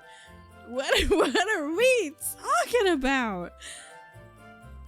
Would you like to come in? Since you asked so nicely, yes. Oh shit! Oh my god! The sharp light filtering through the window made my room appear more drab than usual and totally unbefitting for my guest. At least it's clean. Keldrin's golden eyes were drawn to the ornamental plates nested in the walls' niches?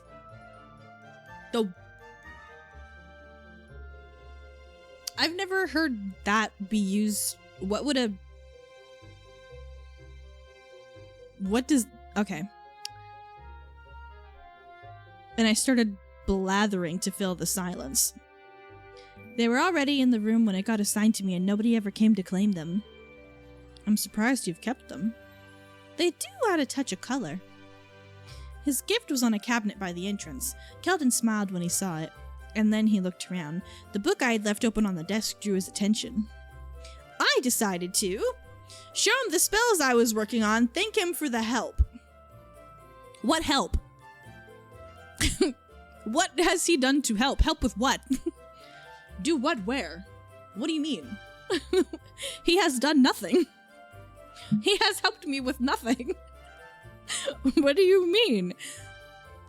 I mean, I guess I could show him the spells I was working. He has help with what? What? Should I thank him for that? What help? Or should I show him the spells? What the fuck are you talking about? Help? How has he helped? Help to do what? He has done nothing. I mean, I guess helps you discover you're into top stuff dynamics. Andy's character has the thought of, oh shit, did I put my bra into the laundry hamper? Skeleton stuff. No, literally, that was me at the beginning of stream. My whole ass bra was like on, but I was like, put them. Okay, no, I'll show him the spells. I'll show him my spells, right? I'll show him something. Yeah. You can look if you want. He leaned over. You can look if you want. He leaned over to survey the content. I'm really struggling with divination. So that's what it is. If it's any consolation to you, I understood very little of the augury system written there. Likewise. I sat on my bed before gesturing for him to take the chair. I don't think my heart could have taken it if he sat next to me. Oh, my heart! Sitting on a bed together. Oh my god. Any of all people? Whatever. How can he make sitting look so... elegant. Elegant. Seeing his poise made me straighten my shoulders as well. Did you know there were the only 2 students left at the academy? What do you mean? What are you talking about? Besides those other 2 bastards. Kiva and Maiden are still on campus. While that might be true, I'm afraid they'll be in a little world of their own for a while. Yeah, they're they're playing hide the snowflake outside, so, you know. He snickered. He's like, They're off doing their own thing, but guaranteed by the nighttime, Maiden's gonna be knocking on my door, and I've got something for his ass. Literally his ass.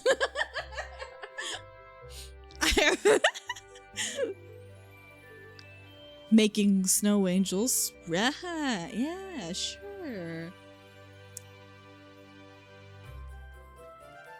Maiden is never gonna hear the end of it. Maiden is surely going to receive something. And you know what? Love that for him. I'm not even mad about it. Me and Kiva are gonna get together. We're gonna be having tea.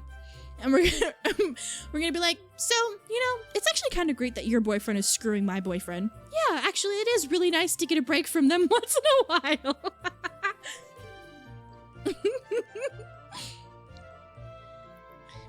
Are you gonna stay at the academy until classes start again? Well, I mean, he's here, ain't he? He avoided my gaze to look out of the window. I wish. Uh-oh. I'll have to leave tomorrow. Not attending the Imperial banquet would have consequences. Oh, shit. Alorona is an important day for the Imperial family. I guess even Keldrin can't escape his responsibilities.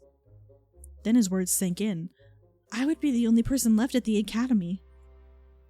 All alone during festivities meant to be shared with family? All alone without the few friends I had managed to make? I hated it. Tell me, where do you come from exactly? You've never heard of it. It's a lowly faction settled into the valley of smog and tears. Takes 3 days' time to reach the center of the village.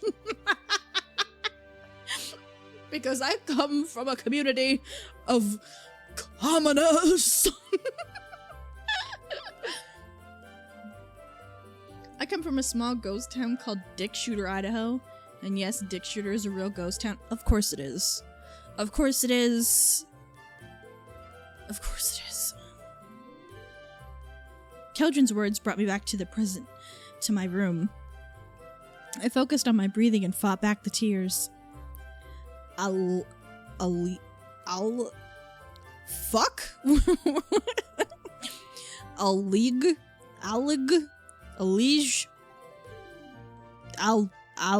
Algae. A small village on the edge of feature forest. He leaned forward with a smile that was all for me. Somehow having him look past my sadness to see me cheered me up. I've been there. To the forest, not the village. The mists that permeate the woods hide many secrets. Oh my god, I was right. I mean, smog, mist, same thing.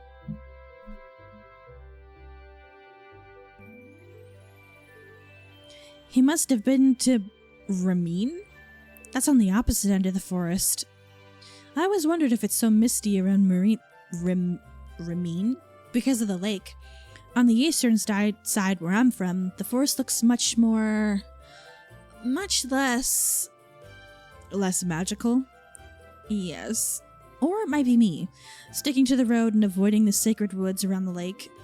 His smirk reminded me of the night we played Truth or Dare. Oh? Ever been there? Only once, before discovering I could cast magic.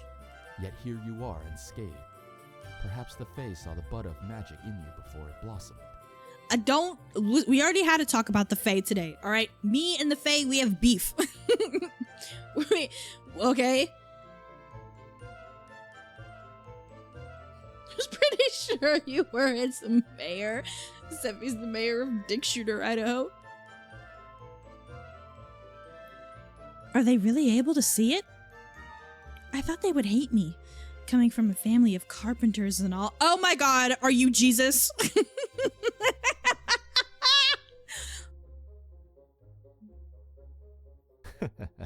He didn't even try to mask his laugh, but his eyes weren't unkind. I didn't know they wouldn't. I was apologizing all the time for the trees we had felled to make furniture. If I was truly a gazelle, then why was I not scared in the presence of a lion? Girl! Girl, you have got to stop. Look. This predator prey thing you got going on, I need you to freaking relax. Also, this man, a lion, let's be real. Let's be completely real right now. Perhaps because I knew he didn't see me as one. There he was, handsome and out of place in my too drab room, and yet he made me feel at ease. My troubles weighed less on my shoulders after our talk. You speak so highly of your family. My family. Keldrin lowered his eyes, then turned to face the window and the sky beyond. You never speak of your family at all. I was too polite to say it, but his glance told me that he knew the unspoken words between us. There was tension in his face, in his slightly pursed lips. I had looked at him enough in these past days to notice it. I wish I could do the same. I wish I was at liberty to tell you more. Yeah, actually, please don't, because I would hate to be assassinated because you spilled some secret royal secret that no one can know. He was quite formal for someone who had insisted I drop his title. What was he hiding? Keldrin did not want to talk about whatever that was, and I didn't want to push him. I understand. Bells tolled in the distance, marking the first hour of the night. The light was being sapped from a room while the sky remained white hot. Gleaming light framed Keldrin's profile, regal as a statue. I'm afraid I must retire for the night. Pack everything for tomorrow. Sounds thrilling. Doesn't it just? He stood up to smoothen a crease in his clothes. I will leave tomorrow at 9 and head for the docks. If you wish to return to Allige,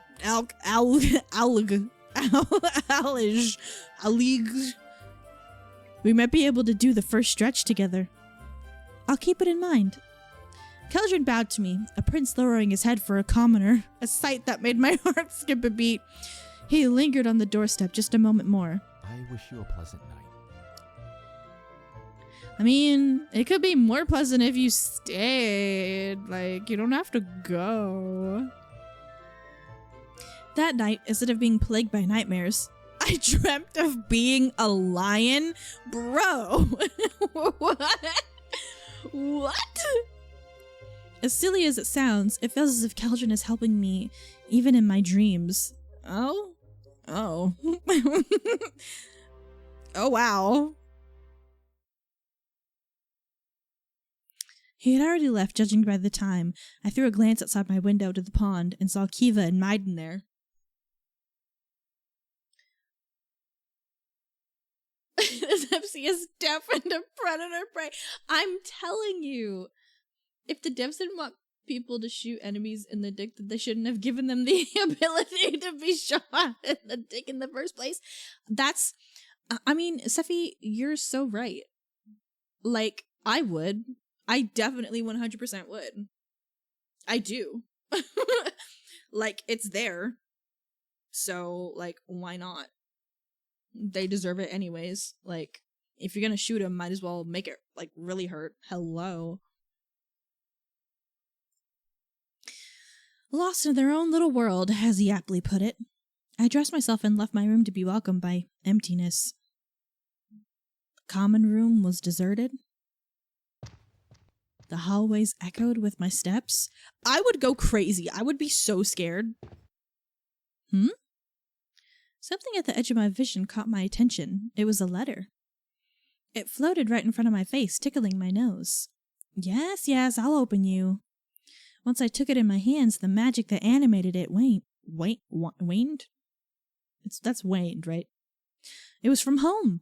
I couldn't help but smile as I broke the seal. How mistaken I was. Collapsed? I don't remember much of the content of the letter, but thinking back, I can still feel the dread that it instilled in me. What? My mother, stubborn even during her risky pregnancy, had collapsed from exhaustion, putting herself and the baby in even more danger. Oh my god. My father couldn't attend to the business, he had to take care of her, and without him, who would? I was the only one who could. Without the business, who would feed everyone? Who would pay for repairs on the roof? How could we keep warm? The words on the paper were all smudged. My tears had washed out the ink. I clutched the letter to my chest and felt something simmer and bubble and erupt. I screamed at the top of my lungs without anyone to hear me. Okay, all right, we're getting a little dramatic. We're getting a little dramatic. She's not dead. Let's relax. It was unfair. Why? Rona, why? Literally. Literally, Rona, why? That, period. Rona, why? You can say that again. If all choices look equally appalling or dreadful, wait until that changes, and a clear winner emerges. Ugh. Now I have to give up on my dreams and stop doing what I want to do because my mother just had to be pregnant. She just had to have a baby. Ugh. Which is so stupid, by the way, because if I give up what I want to do, right, and I can't, be successful and use my education to make money that would help my family, we're all just going to sit there and be miserable all the time. We're not going to make any progress, and especially with a new child running around, it's going to be equally... Oh my god. Oh my god. Oh my god. Girl, you literally have a rich royal boyfriend now. I'm telling you. I need to go back. Mother! I ran back to my room. I could barely see through the tears, and my hands were shaking so much I had to clutch them together. Did I even have enough money for the journey back? How much did I need to pack? Did I have to resign myself to never coming back? I don't know how much time I wasted there, overwhelmed and alone, frozen by fear. Only when I started going through the drawers, a solution presented itself to me. A ring that would quell all emotions. It was given to all violet mages to help us overcome the fear of knowing the future. Quite useless for a divination novice, until now. As soon as I slipped it onto my finger, a pleasant numbness washed over my frantic thoughts. God, I wish! I wish I could just slip on a ring and no longer be anxious or, crazy.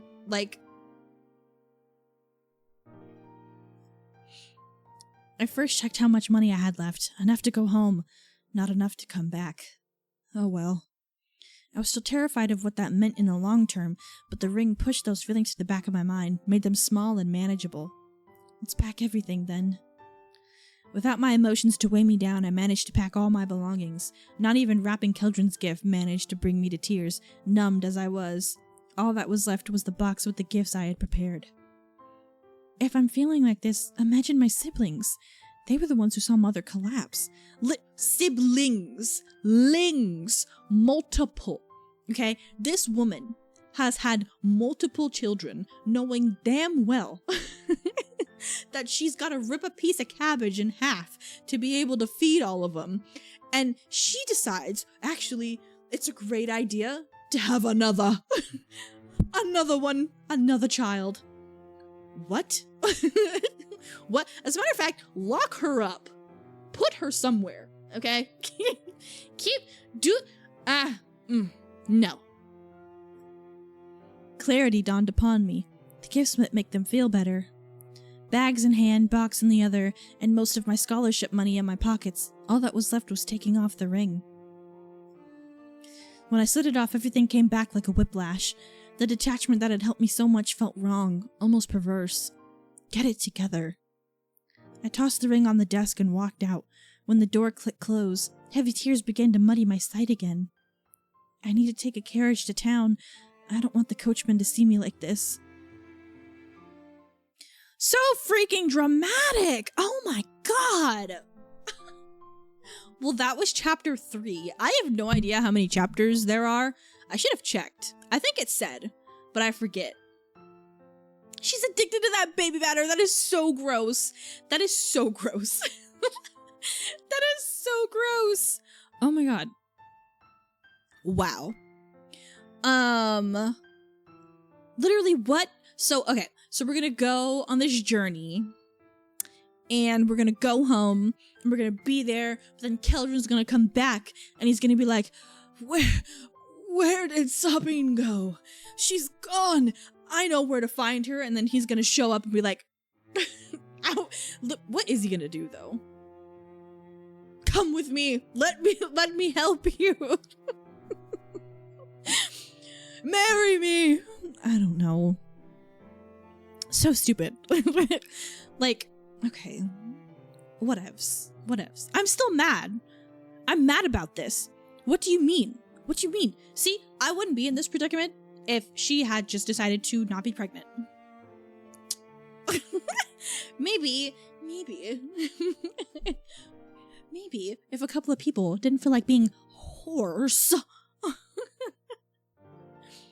we wouldn't be in this situation now, would we? Abstinence.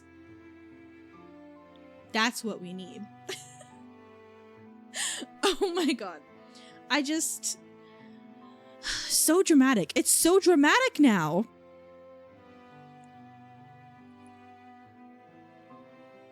Hold on. I'm checking. I'm clicking on the store page and seeing if it says how many chapters there are.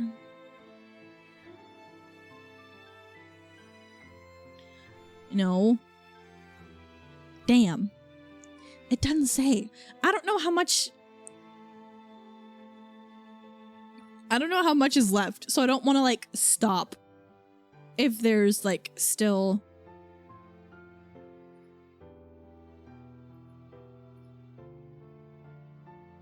there. I don't know. Hold on. I'm gonna open. Your character's parents need to learn the pull-up method. Literally. Maybe Ichio will tell me. Hold on. I'm looking. My library.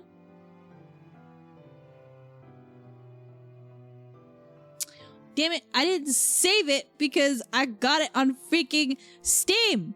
Now I gotta fucking look it up. Oh my god, this is so annoying.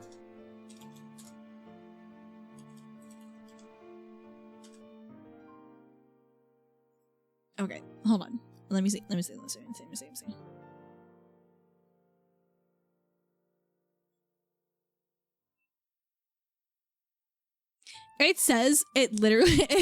says on the page, it says length 1 to 2 hours. Pardon?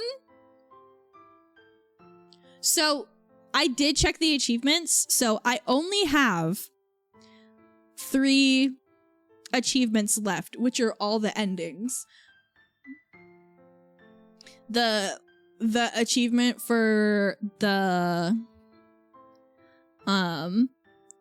perfect ending, the normal ending, and the bad ending.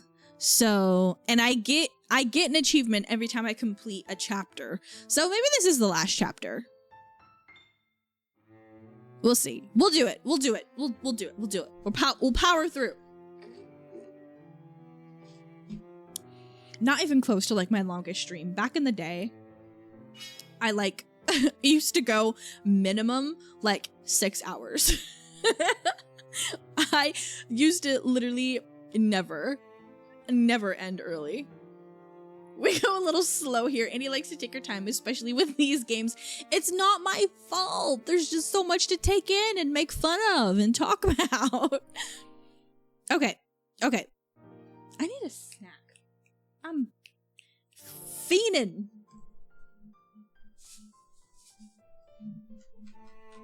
I got chicken. Leftover chicken. Lots of it. Hold on. I'm taking a bite.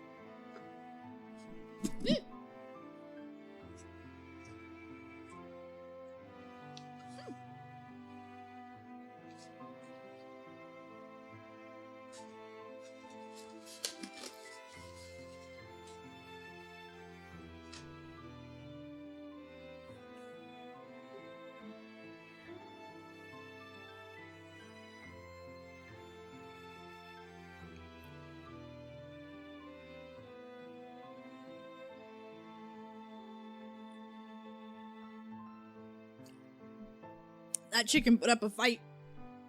Ow. I do not stream for 2 hours. I've been streaming longer than that. I do, you know what I need? I need more sip. I need more sip. I don't have a lot of options though. Maybe I should make apple cider. That's what I'll do. That's what I'll do. Pause. Brief intermission. Ooh, do you guys want to pick my cup? One of my Hello Kitty cups? Hold on. I'll show you.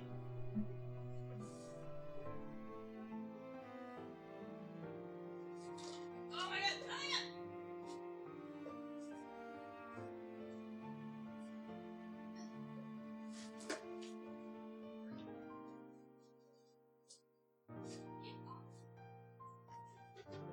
Okay, here are the options.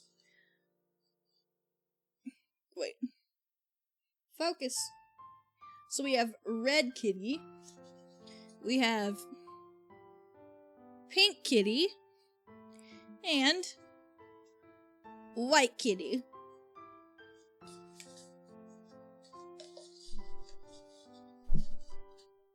Which one? Which one? They're all so cute. I love all of them. Which one should I do?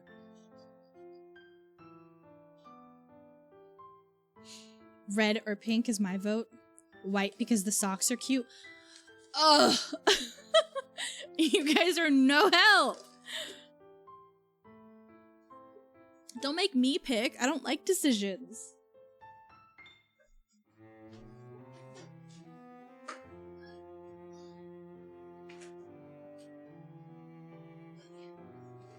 Okay, the water's boiling. Gunth says red. Okay, we're doing red. And I'm opening up a fresh new box of cider. Hell yeah.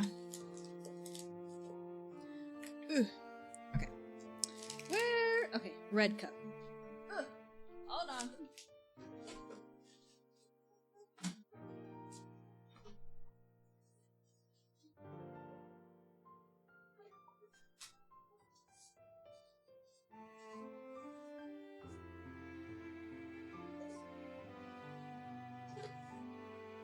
And the red cups are so cute because they come with this little,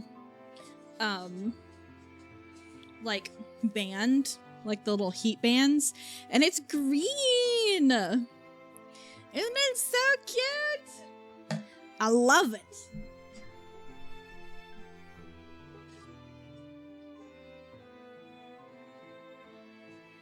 Okay. It's boiling. We're doing 2 packets. Because I'm big and greedy like that.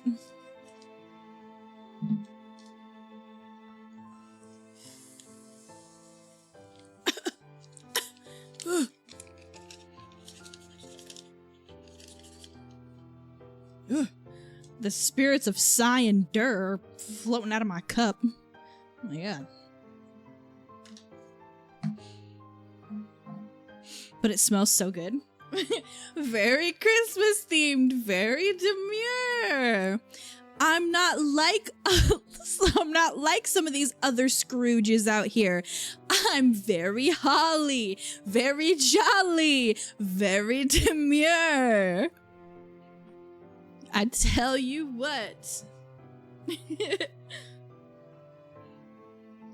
I'm not like some of those other naughty people. I'm very nice, very demure. Who you calling Scrooge? You. McDuck? Okay. All right. I'm no Screws. I love Christmas. Okay. If you say so. you old fart. Wow. Roasted. That's so rude. You're just gonna let him talk to you like that? Oh my god, Gunth, you missed my little peony snow angel. I drew a little guy earlier. He was so cute. He was making a little snow angel and he was wearing a coat and a hat. He was so cute. Wait, hold on. Don't worry, I can fix this. While my water is boiling.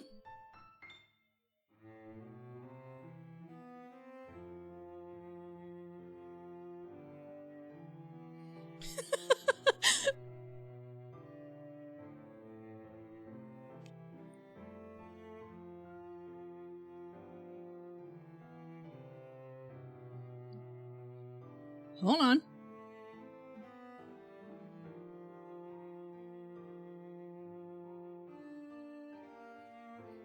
Hold on.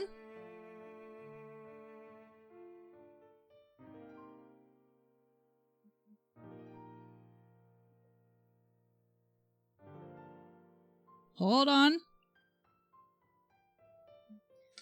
Boom. My next big masterpiece. He's got a little like wrinkly ball. I don't know what that's about, but you know, he's still happy and having a good time. Oh, wait.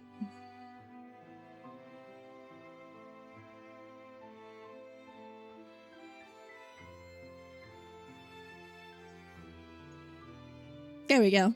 He's so cute. Isn't he great? His name's Michael. The other one's name was George. So now we have George Michael.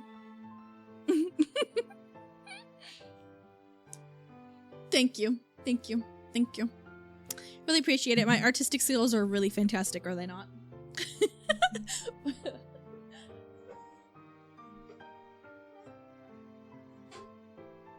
Water's done boiling.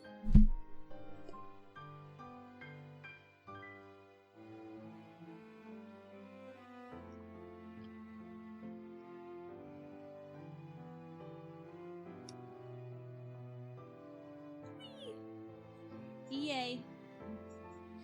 Amazing.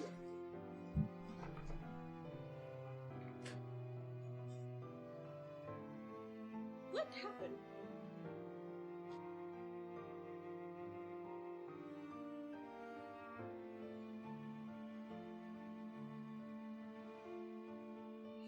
My freaking light fell over for no reason. The hard skills we all gain anytime we play Gartic Phone. No, literally. Where did my stirrer go? Okay. So this is gonna sit here and cool down because it is hot as shit. Alright, now that we have our apple cider, we can get into it. Without the ring to calm me, I was growing more frantic by the minute. I had not checked when the ferry to Thoros would leave, and since Keldrin had left earlier that morning, perhaps I was already too late. Okay, there we go. Delicus. If I can't get on the ferry, I'll walk it. You're gonna walk on water? Really? I was desperate. When the carriage arrived in town, I thanked the coachman and hopped off with my things. Good lord. While I wasn't crying anymore, I wasn't any less overwhelmed or alone. In a moment of selfishness, I found it unfair for the town to be adorned with bells and garlands for El Arona, looking at its prettiest while I was a mess. Sabine? With snow crunched under 2 sets of footsteps. What are you doing here? I tried to hide my face, but it was too late. I'm sorry. Don't say that. And Kiva offered me a handkerchief, smooth silk, for my cheeks. If you packed everything, does that mean I'm leaving? My mother is a whore. Kiva left mine inside to give me a hug. How I wish my hands weren't full so I could reciprocate it. She didn't seem to mind. Without me, they can't. If telling us makes you cry, don't. Never cry. Kiva mumbled something under her breath. What I mean is that you don't have to dwell on it to fill us in if it makes you feel bad. They didn't know what I had told Keldrin. They had no idea that going home meant I would probably never come back. This is a farewell. Can we do anything to help? Anything at all? I don't know when the boat leaves. It was supposed to leave half an hour ago, but there was a delay or something. They had to change Windmaster midway. Keldrin wasn't pleased about that. He's still here. You still have time if you want to hop on it. Tell you what, how about we help you with your bags? Yay! I can do that. Yeah, because he's a big, strong, freaking himbo, man. Your dad is Jesus, duh.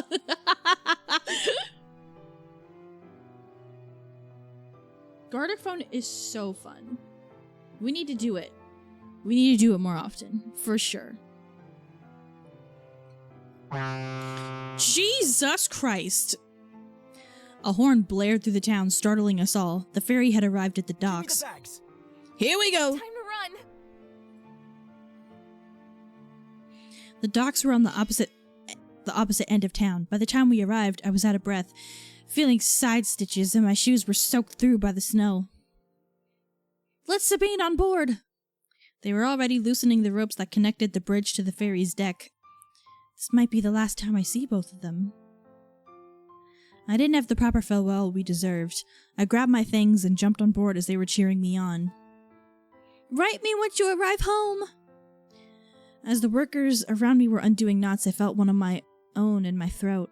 I stood on the deck, waving my hand by holding the presents in my arms. All I could do was muster a whisper.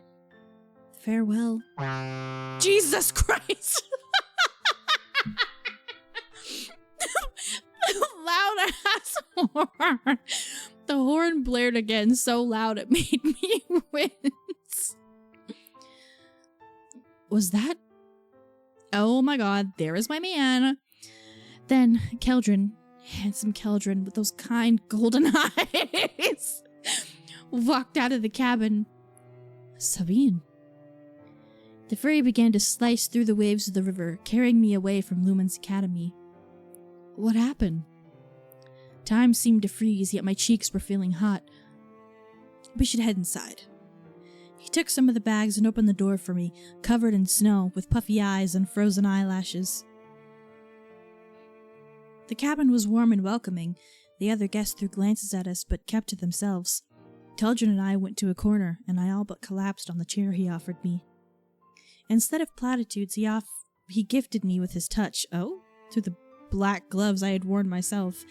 His gaze on me, his hand on my shoulder, they gave me clarity where the ring had given me numbness. Oh my god, girl. You don't even know him. There was nothing else I could do for the following hours. That would change once I reached Thoros. My mother, she needs me. What she needs is a freaking hysterectomy. That's what she needs. No, literally the air horns are so fucking loud. Still have time if you want to hop on it if you want. Oh, don't we know it? What your mom needs is plan B. Yeah, no, that's exactly what she needs. That was all I needed to understand. Keldrin knew. His touch lingered for a moment before he retracted his hand. What will you do? I don't know, suffer for the rest of my life because my mom won't stop having children? The scales had finally tipped to reveal what my heart wanted most all along. For once in my life, I'll have it all. Wrong. The fuck are you talking about? You're not gonna have fuck. You're going to be a second mother to a bunch of kids that your mom keeps popping out and suffering and starving and living in poverty.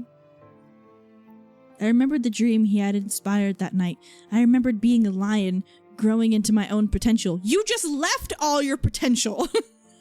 You're literally running away from your potential. The hell are you talking about? There is literally nothing for... Oh my god. Oh my god. Oh my god. That's why you went to the fuck... Oh my god. I'll go home and see my mother and help with the family business. I will help them. Girl, if you want to help them, Do some magic on your mother's womb and close it up. Close it up. God. Also, Plan D and the forbidden Plan F. The FDA hasn't approved Plan E. Literally. And once she feels better and I have time for myself again, I'll use it to work and recover my scholarship money. I will come back. Really? Oh, is that so? I'll study twice as hard if that's what it takes. How are you going to do that, though? Quit, riddle me this. Riddle me this one. But you see, okay, whatever. I will become an accomplished mage. Okay, but here's my problem. You were literally just saying that you couldn't come back because you had to help your mother because she's got all these fucking kids. Literally, she's only pregnant now. What happens when the baby's born and she now has a crying, starving newborn and all of the other kids running around? What do you mean? What are you talking about?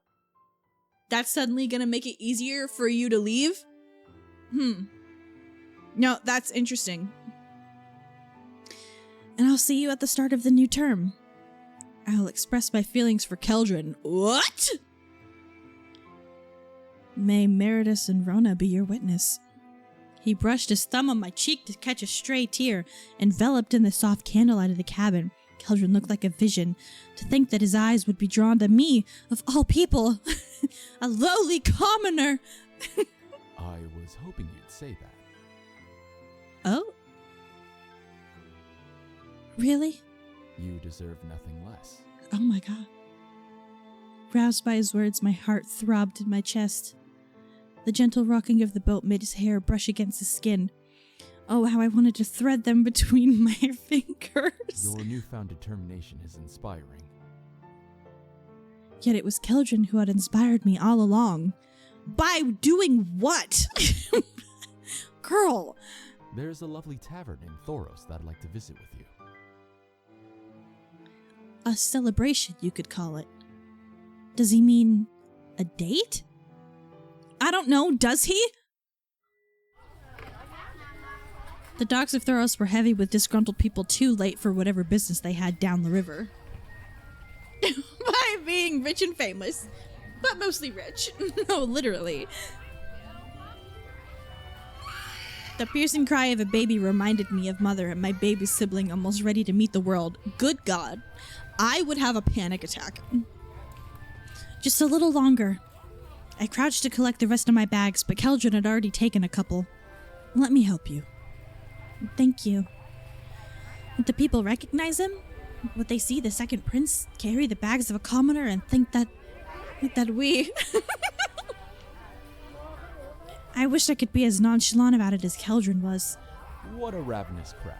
Good lord. You'd almost think there was a prince on board. Oh my god. Dude. Shut up. I wanted to chuckle, but the blaring of the horn stupefied me. So deep it rumbled in my chest. Jokes aside. He quickly slid the lower hem of his cloak in between my fingers and the package I was holding, connecting us. Excuse me? I do not wish to lose you. Whoa. Whoa, wait. Be still, my heart. Oh my god. Oh my god. Be still, my heart. Oh my god. His words set my cheeks ablaze.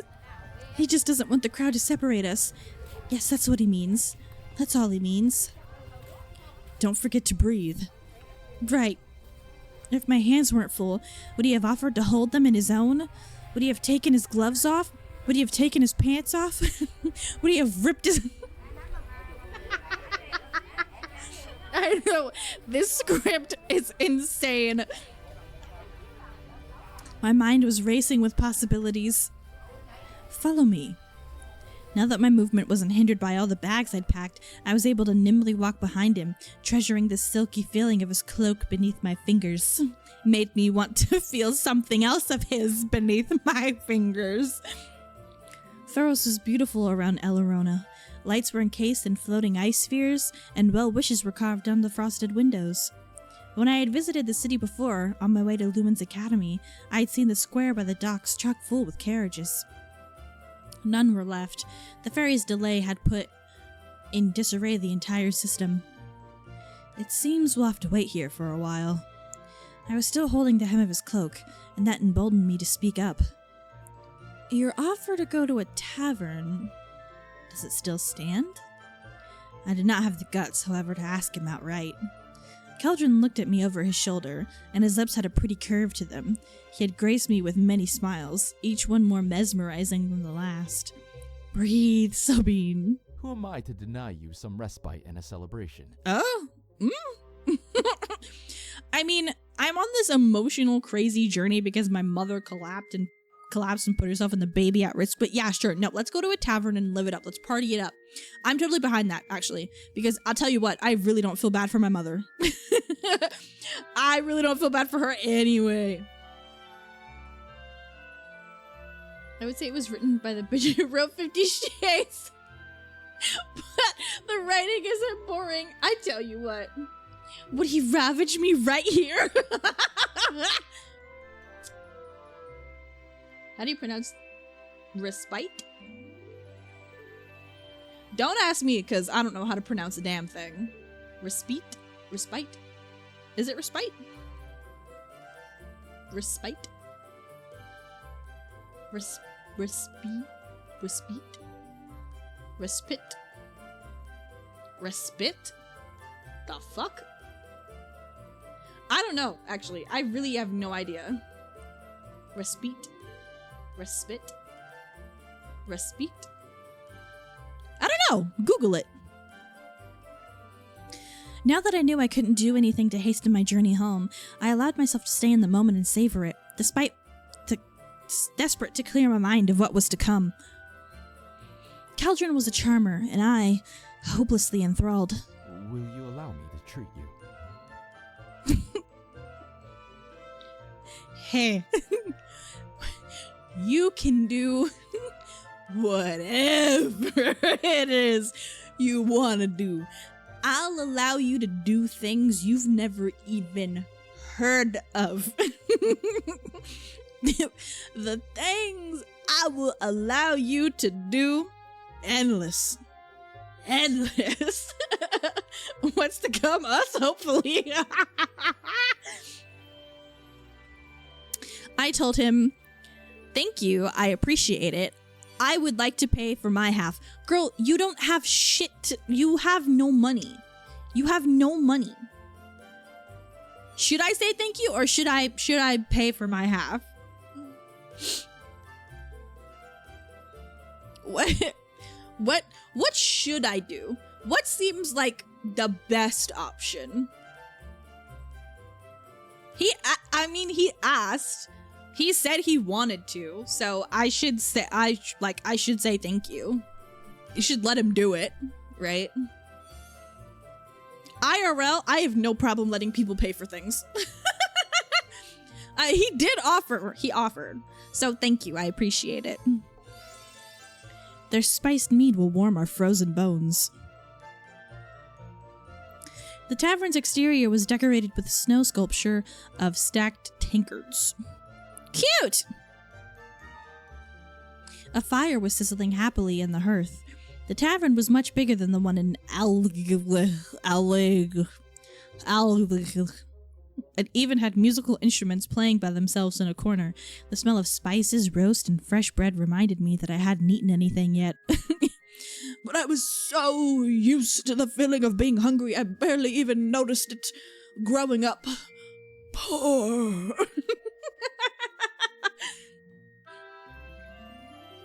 How come you know of this place? We approached the closest table and stacked all my bags on a chair. It was recommended to me. Keldrin pulled out a chair for me. Next to it, he was the picture of composure and elegance, save for that smirk. That dirty smirk that made me want to do things to him. He knows exactly what he's doing. If he wanted a reaction out of me, he got one. I was blushing, but didn't look away. Oh my god.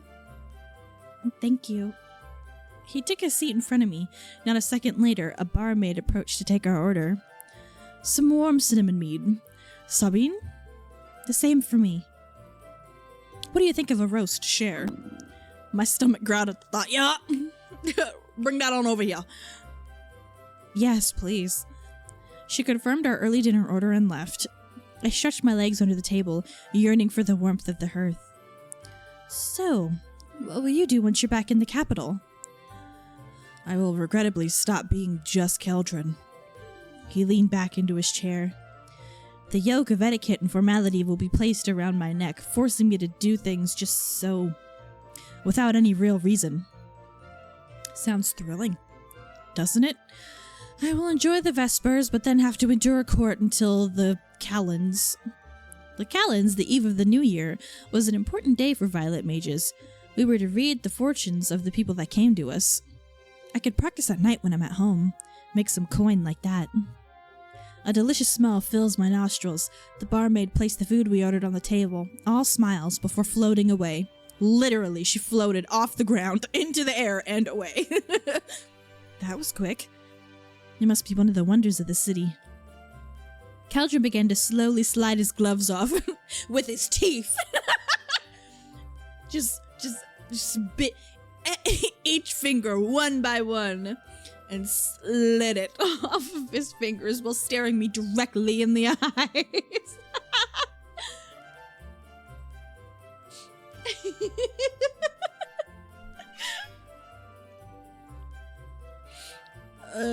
A strange feeling took root in my heart. Not your heart, girl. Let's be real. Not many had seen his trim fingers and broad palms. His what? That's a new one. His trim fingers and broad palms. I've never, in all my fanfics, I've never had someone describe it as trim fingers and broad palms. Like, get a hold of yourself, girl. I've seen it. I've seen his raw, ungloved, naked fingers. She wants him so bad. He took his glass of spiced mead with practiced ease. Shall we toast? Oh, my lord. Under the sweetness of honey, the woody aroma of cinnamon tickled my nose. The warm mead smelled delicious, and I eagerly raised my glass. Wait, hold up. Wait. Perfect timing. I knew that was the right decision. Everybody raised your glasses. Raise. I mean, it's got like a cinnamony, it's not spiced mead, but it's close enough. Everybody toast. Are you ready for this? To you, and to what you have accomplished. To a clam you have ripped open to emerge as a beautiful pearl. Oh my god. He waxes poetic with such ease. Well, yeah, how many girls do you think he has done this to? Let's be completely real right now. Our glasses met with a cheerful clink, and I took a sip. Cheers, everybody! It's probably way too hot still.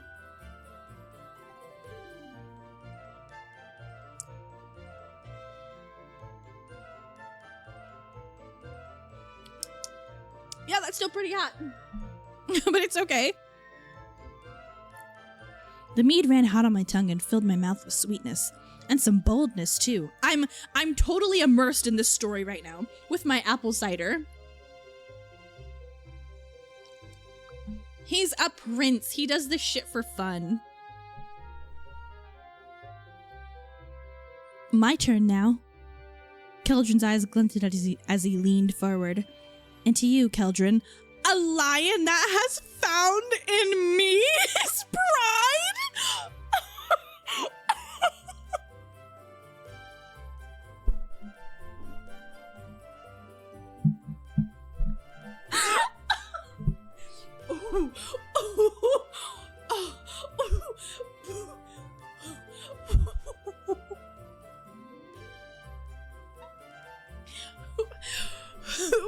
Who just says that? Who just says that? A lion that has found in me his pride? Oh my god. Literally, who just says that? What the fuck? Girl, this... We have reached a level of down battery. that, you know what? You know what? You are your mother's daughter. That's all I have to say about that. You are your mother's daughter. Because what are we talking about right now? Girl has found in me. Oh my, what? What does that even mean? Our glasses met again and we took another sip. This is crazy. So it is true. I am rubbing off on you. Whoa. Are you? Question mark? Are you?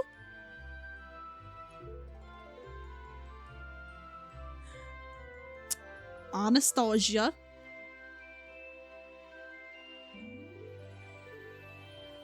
Or Anna. You gotta say it like deep and steely and dominant. Anna.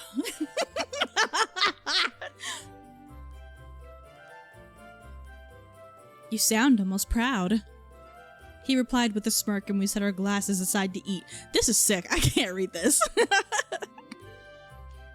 Keldrin cut several big pieces of the roast. The meat was seasoned to perfection, and colorful spices adorned the sizzling skin. I eagerly took a piece as well before watching my manners. Why so stiff? You're not at an imperial banquet. Although, that could certainly change. Oh shit. Oh my god. Oh my god. Wait a minute. What are we talking about? What are we talking about? Oh my god. That book is so poorly written. Anastasia Steele, Christian Grey. Well, here's the problem. It was a fan fiction first. So, like, depending on, like, I don't know. Like, because it was Bella and Edward, wasn't it? I don't know why they would choose. I don't know. Unless that's what she chose. I gotta find that fucking fan fiction. I know it's out there somewhere. I gotta read the original material. Ugh. Again, how do you take BDSM and describe it in such a boring way? Literally. I mean, Christian Grey kinda rolls off the tongue, you know? A little. And he knows the true lore. I know. I was there when it was written. Don't recite the deep magic to me, wench. I was there when it was written.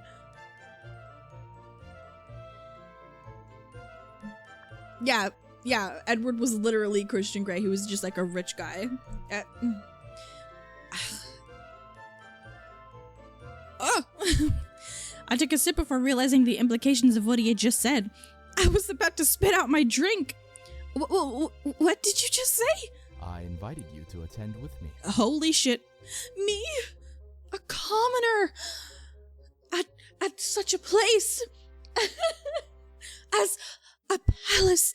I couldn't even dream of stepping my poor, unworthy foot upon the royal grounds. Yes, I screamed inside before being slapped by reality. I couldn't afford to visit the capital at will, not when Mother's fate was uncertain, and mine was too. I apologize. I haven't forgotten why you're truly here. That was insensitive. But I don't give a fuck about my mom, okay? I don't I don't care. I want to go to the capital. Take me to the capital. Just take me. Ugh. No, that was optimistic of you. I should think positively too. Mother will be fine, and my baby sibling will be born without complications. I will help with the business until I can go back to the academy, and I will. I repeated my plan in my mind like a prayer. I accept. Keldron's gorgeous smile returned to his face. The time I spent with him in the tavern was wonderful, but the clock was ticking. He had to be in the capital before dusk, and I needed to hurry home as well. Parting from someone is always the hardest, isn't it? It was time to say goodbye. Several carriages were waiting, and we were going in opposite directions. A meet had made Keldron's eyes a bit heavier, a bit sultrier.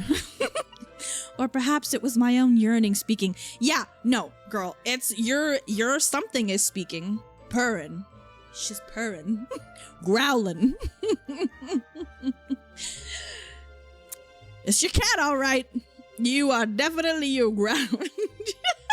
Just take me right here, right now on this table.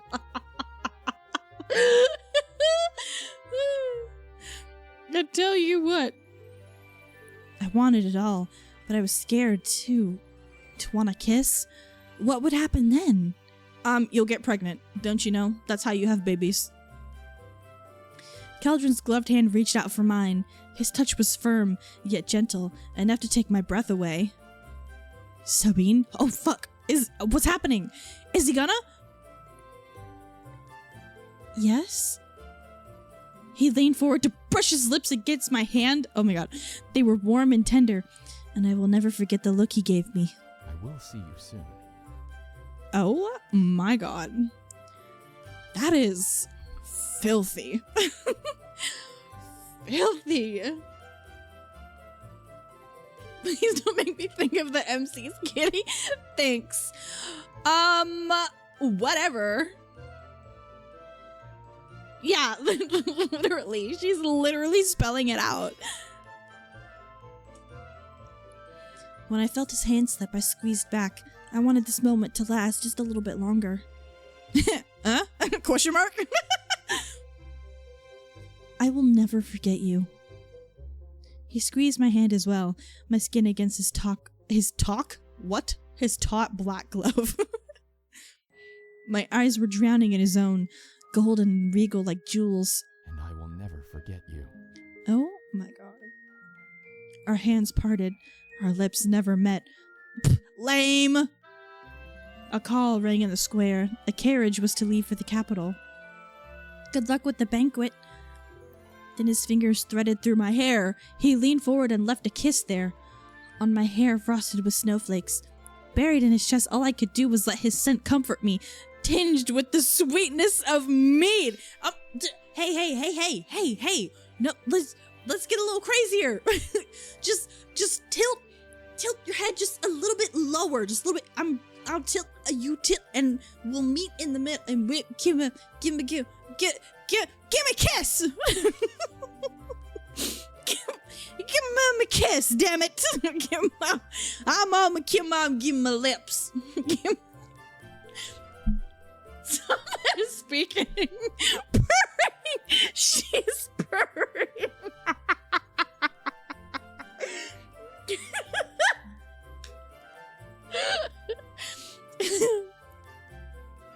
I must go now. Damn. His whisper made me feel like crying again, but this time my tears were of happiness. He took a step back and smiled at me one last time. Goodbye. I had too many bags, yet still managed to wave to him. When he disappeared into his carriage, it was my turn to find one to my home in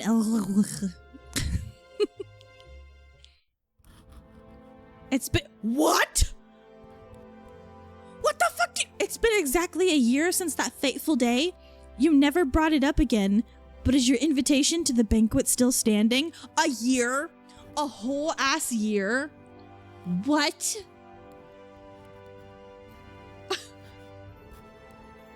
On your lips? Which ones, man? I want some of that sugar. A whole fucking year? Girl, what happened to going back for the next term? I would like to give you my gift in person this year as well. I had to take a leave of absence for a term, but I returned to Lewin's Academy thanks to my efforts and Keldrin's help. My schedule was packed between classes, the job he had helped me obtain, and the weekends back at home, but I was happy. I sealed the envelope with a kiss. Didn't I tell you that I would have it all? What?! What do you mean? That's it? That's the end? No. What do you mean? What do you mean? What? I got an achievement. That was the perfect ending. That right, because it said, get the perfect ending. I got the perfect ending. That was the perfect ending? What do you mean? What? He never received my letter. It was returned to me with a stern talking about associating with expelled individuals. What? What? Wait, what? Wait, what? What do you mean? Expelled? Keldrin had left Lumens. Expelled? But why? He got expelled? What do you mean? What the fuck? What's happening? What's happening right now?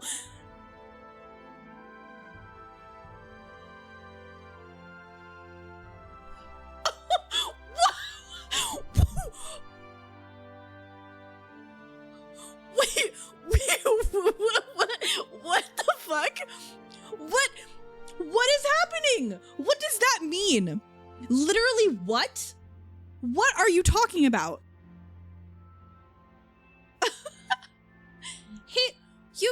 He what? Fucking what? What do you mean? What are you talking about? Wait, so, but my,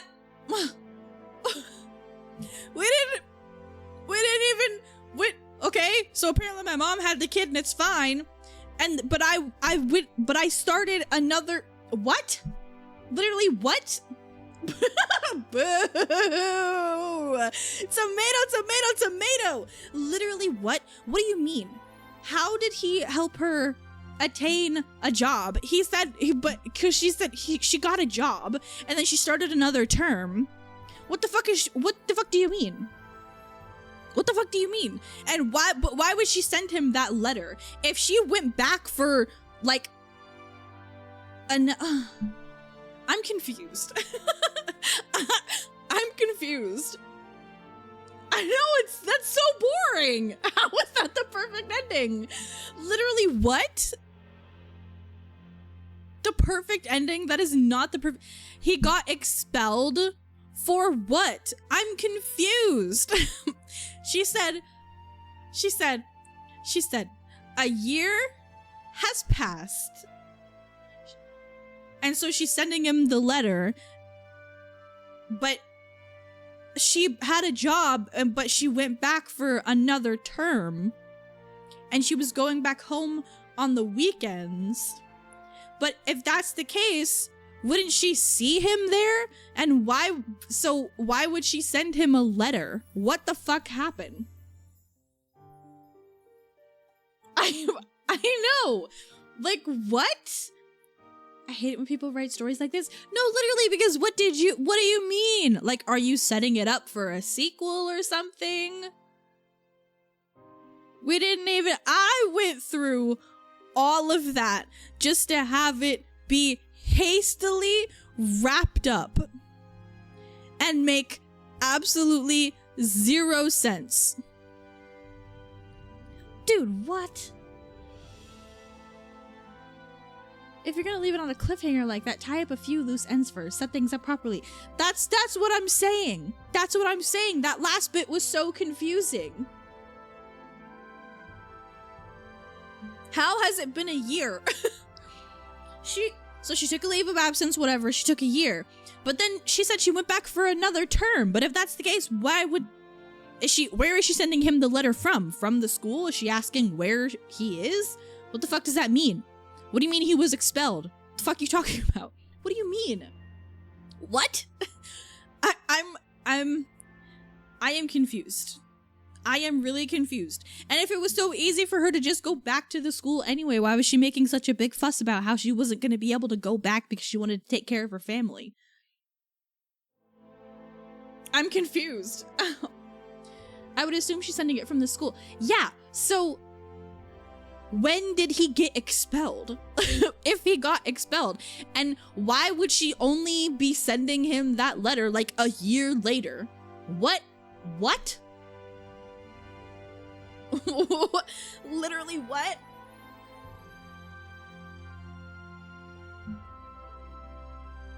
And we didn't even kiss. No, you know why? You know why it ended like that? Because he knew that he was in love with fucking, what's his name? Fucking Mr. fucking himbo man, my something, my balls, my what him that man. Oh yeah, if he got expelled and she went back, wouldn't she know? Yeah, literally, completely unsatisfying, perfect ending, 2 out of 10, literally. Like all of that,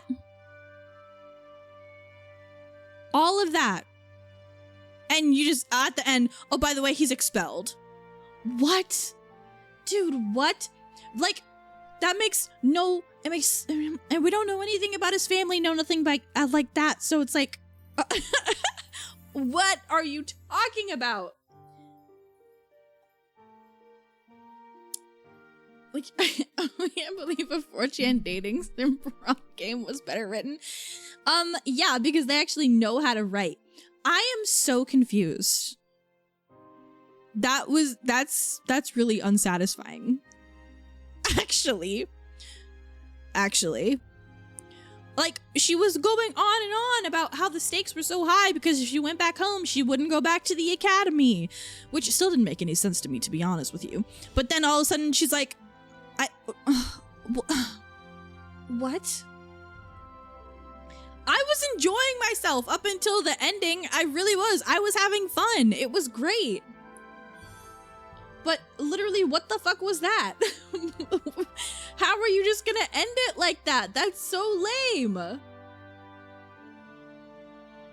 Chapter 3 was good until the very end, right? They were getting serious. And then nothing. Boom, they haven't talked in a year, and like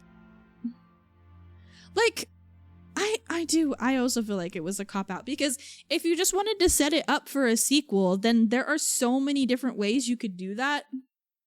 There's there are so many different ways.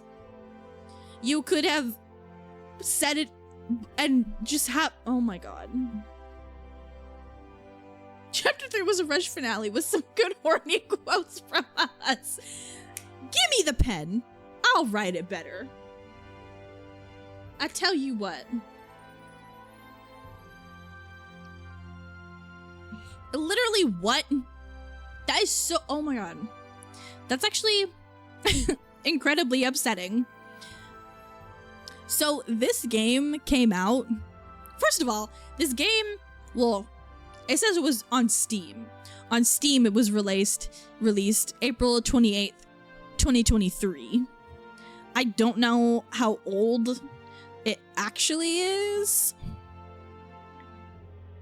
because it would probably say like on itch.io, but like not a hint of any sort of anything. about like a sequel or like what the fuck is going on here? Oh my god. You know, I'm glad the game was free. It was free, right? So I didn't pay for it. I'd be upset if I paid like $10. But I mean, oh. Isn't this a side story from the main game though? It's from the same universe. It's its own little, it's like a spin-off.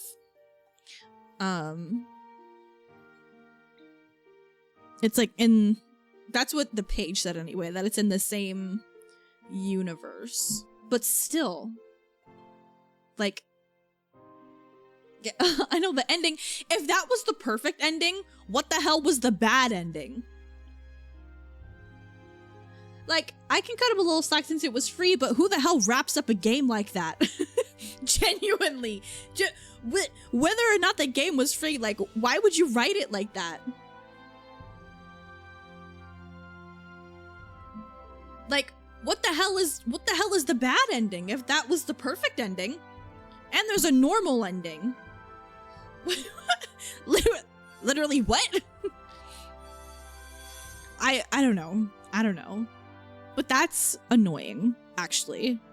That's quite frustrating, as a matter of fact. Ugh, unsatisfying. It was stupid. Yeah. Ugh. How unsatisfying.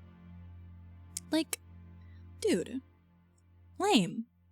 I mean, the art is good. I really like the art, the characters, the writing and all that. Right? It was so good. I was expecting it to end so much better. So, like, everything else was good. Like, a couple things were kind of cheesy, but I mean, it's like a dating sim, so you kind of expect that. That made it funny. Yeah, the ending spoiled it. I give it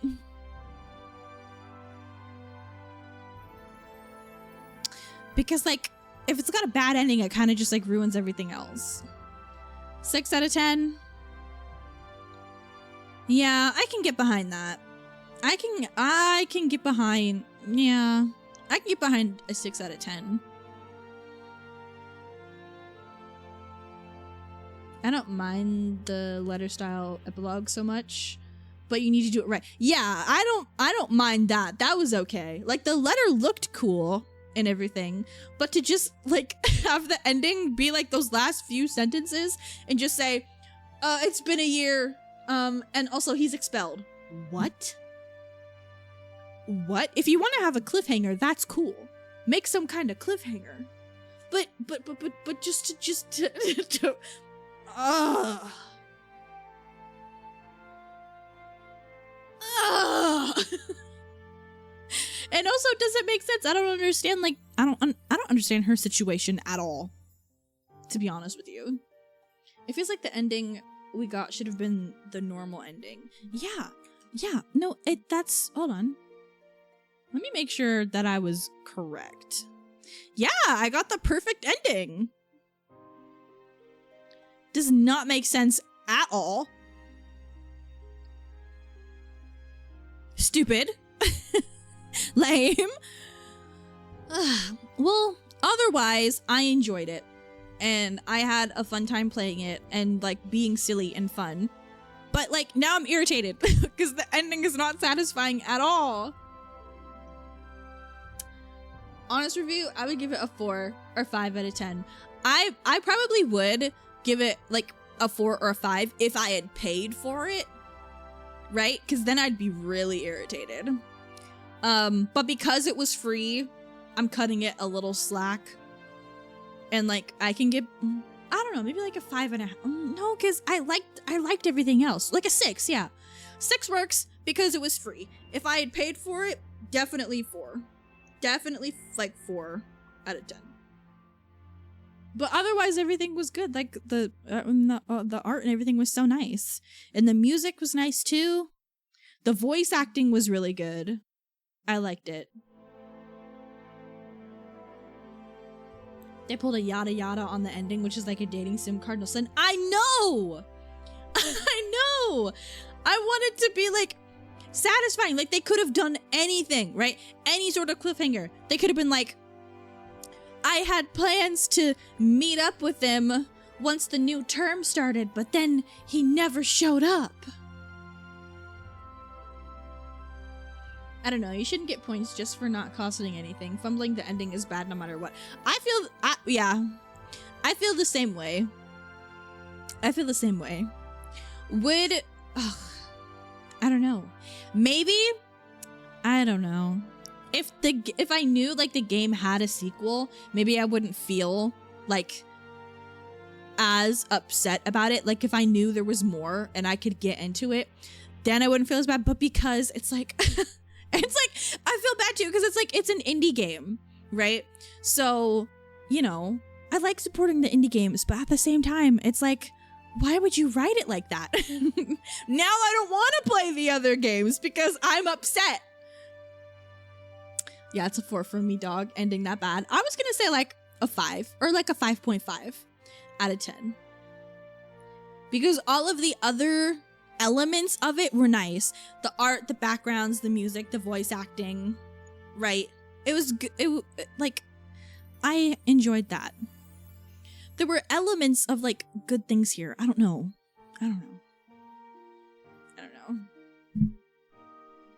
If I paid money for it, then the rating definitely would have gone down.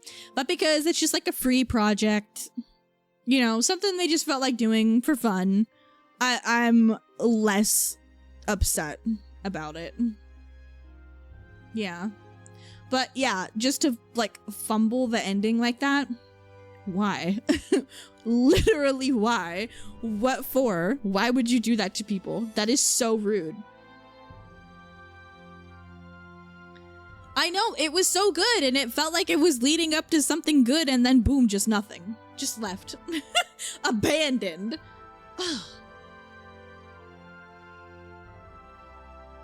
I hate that. I hate that so much. Like, I don't know why people do that. Jokes about the writing aside, it was pretty good. Yeah, I enjoyed it. For sure. I had fun doing it. It was silly. It was fun. Very Christmassy. On brand, you know? So, like, other than that absolute dog-ass ending, it was good. I liked it. Like, there weren't any, like, weird glitches or, like, insane typos or anything like that. It felt like a good, semi-polished game with a horrible shit ending. Like, what happened? What happened? It was all so good. What? Whose idea was that? That's fucked up. Whoever was in charge of that, who pulled the executive decision to make the ending shit, you suck, actually. And I'm unsatisfied, and I'm upset. So now I need to play a proper dating sim with a good ending. The only fucking thing that was done in this game was to ask for that ending. Literally! They were giving it to you good and pulled out at the last second and then ran off. I'm telling you! Andy having a potential stroke for a lot of it. Good times. I'm telling you. Yeah. Why did Kiva and fucking Midol get to have at it in the snow, but me and my man couldn't even kiss on the lips?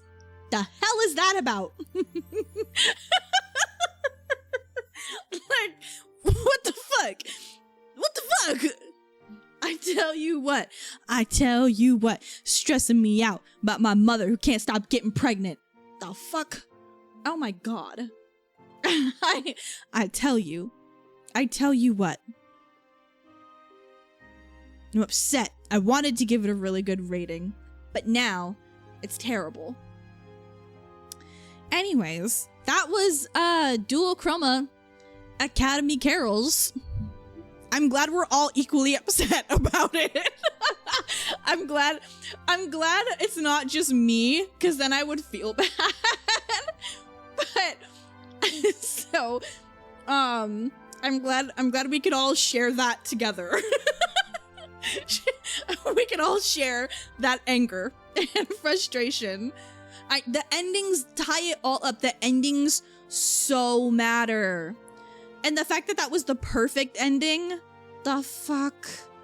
Dude, literally. I know, we were having so much fun and then disappointed. Wet fart. Literally. Ugh. God. I swear. Anyways, maybe tomorrow we'll get a better ending in that game, because tomorrow we're playing another dating sim. It's another Itch.io dating sim, and I am praying to Rona that it's good. It's good. The premise of that one is way more silly than this one. We are literally alone for the holidays, and then we rent four different guys to spend the holidays with us, and then you can go on their route and, you know, true dating sim type shit. I believe tomorrow's 8:30 EST. I think that's what I put on the schedule. It should be 8:30 EST. So yeah, that's what we're gonna do, and that one is going to be incredibly silly. One of the characters is a butler, so that's gonna be very fun. So, it's called Renting Love, isn't it? Renting Love for Christmas, I think. So that'll be really fun, and I'm excited to do that one.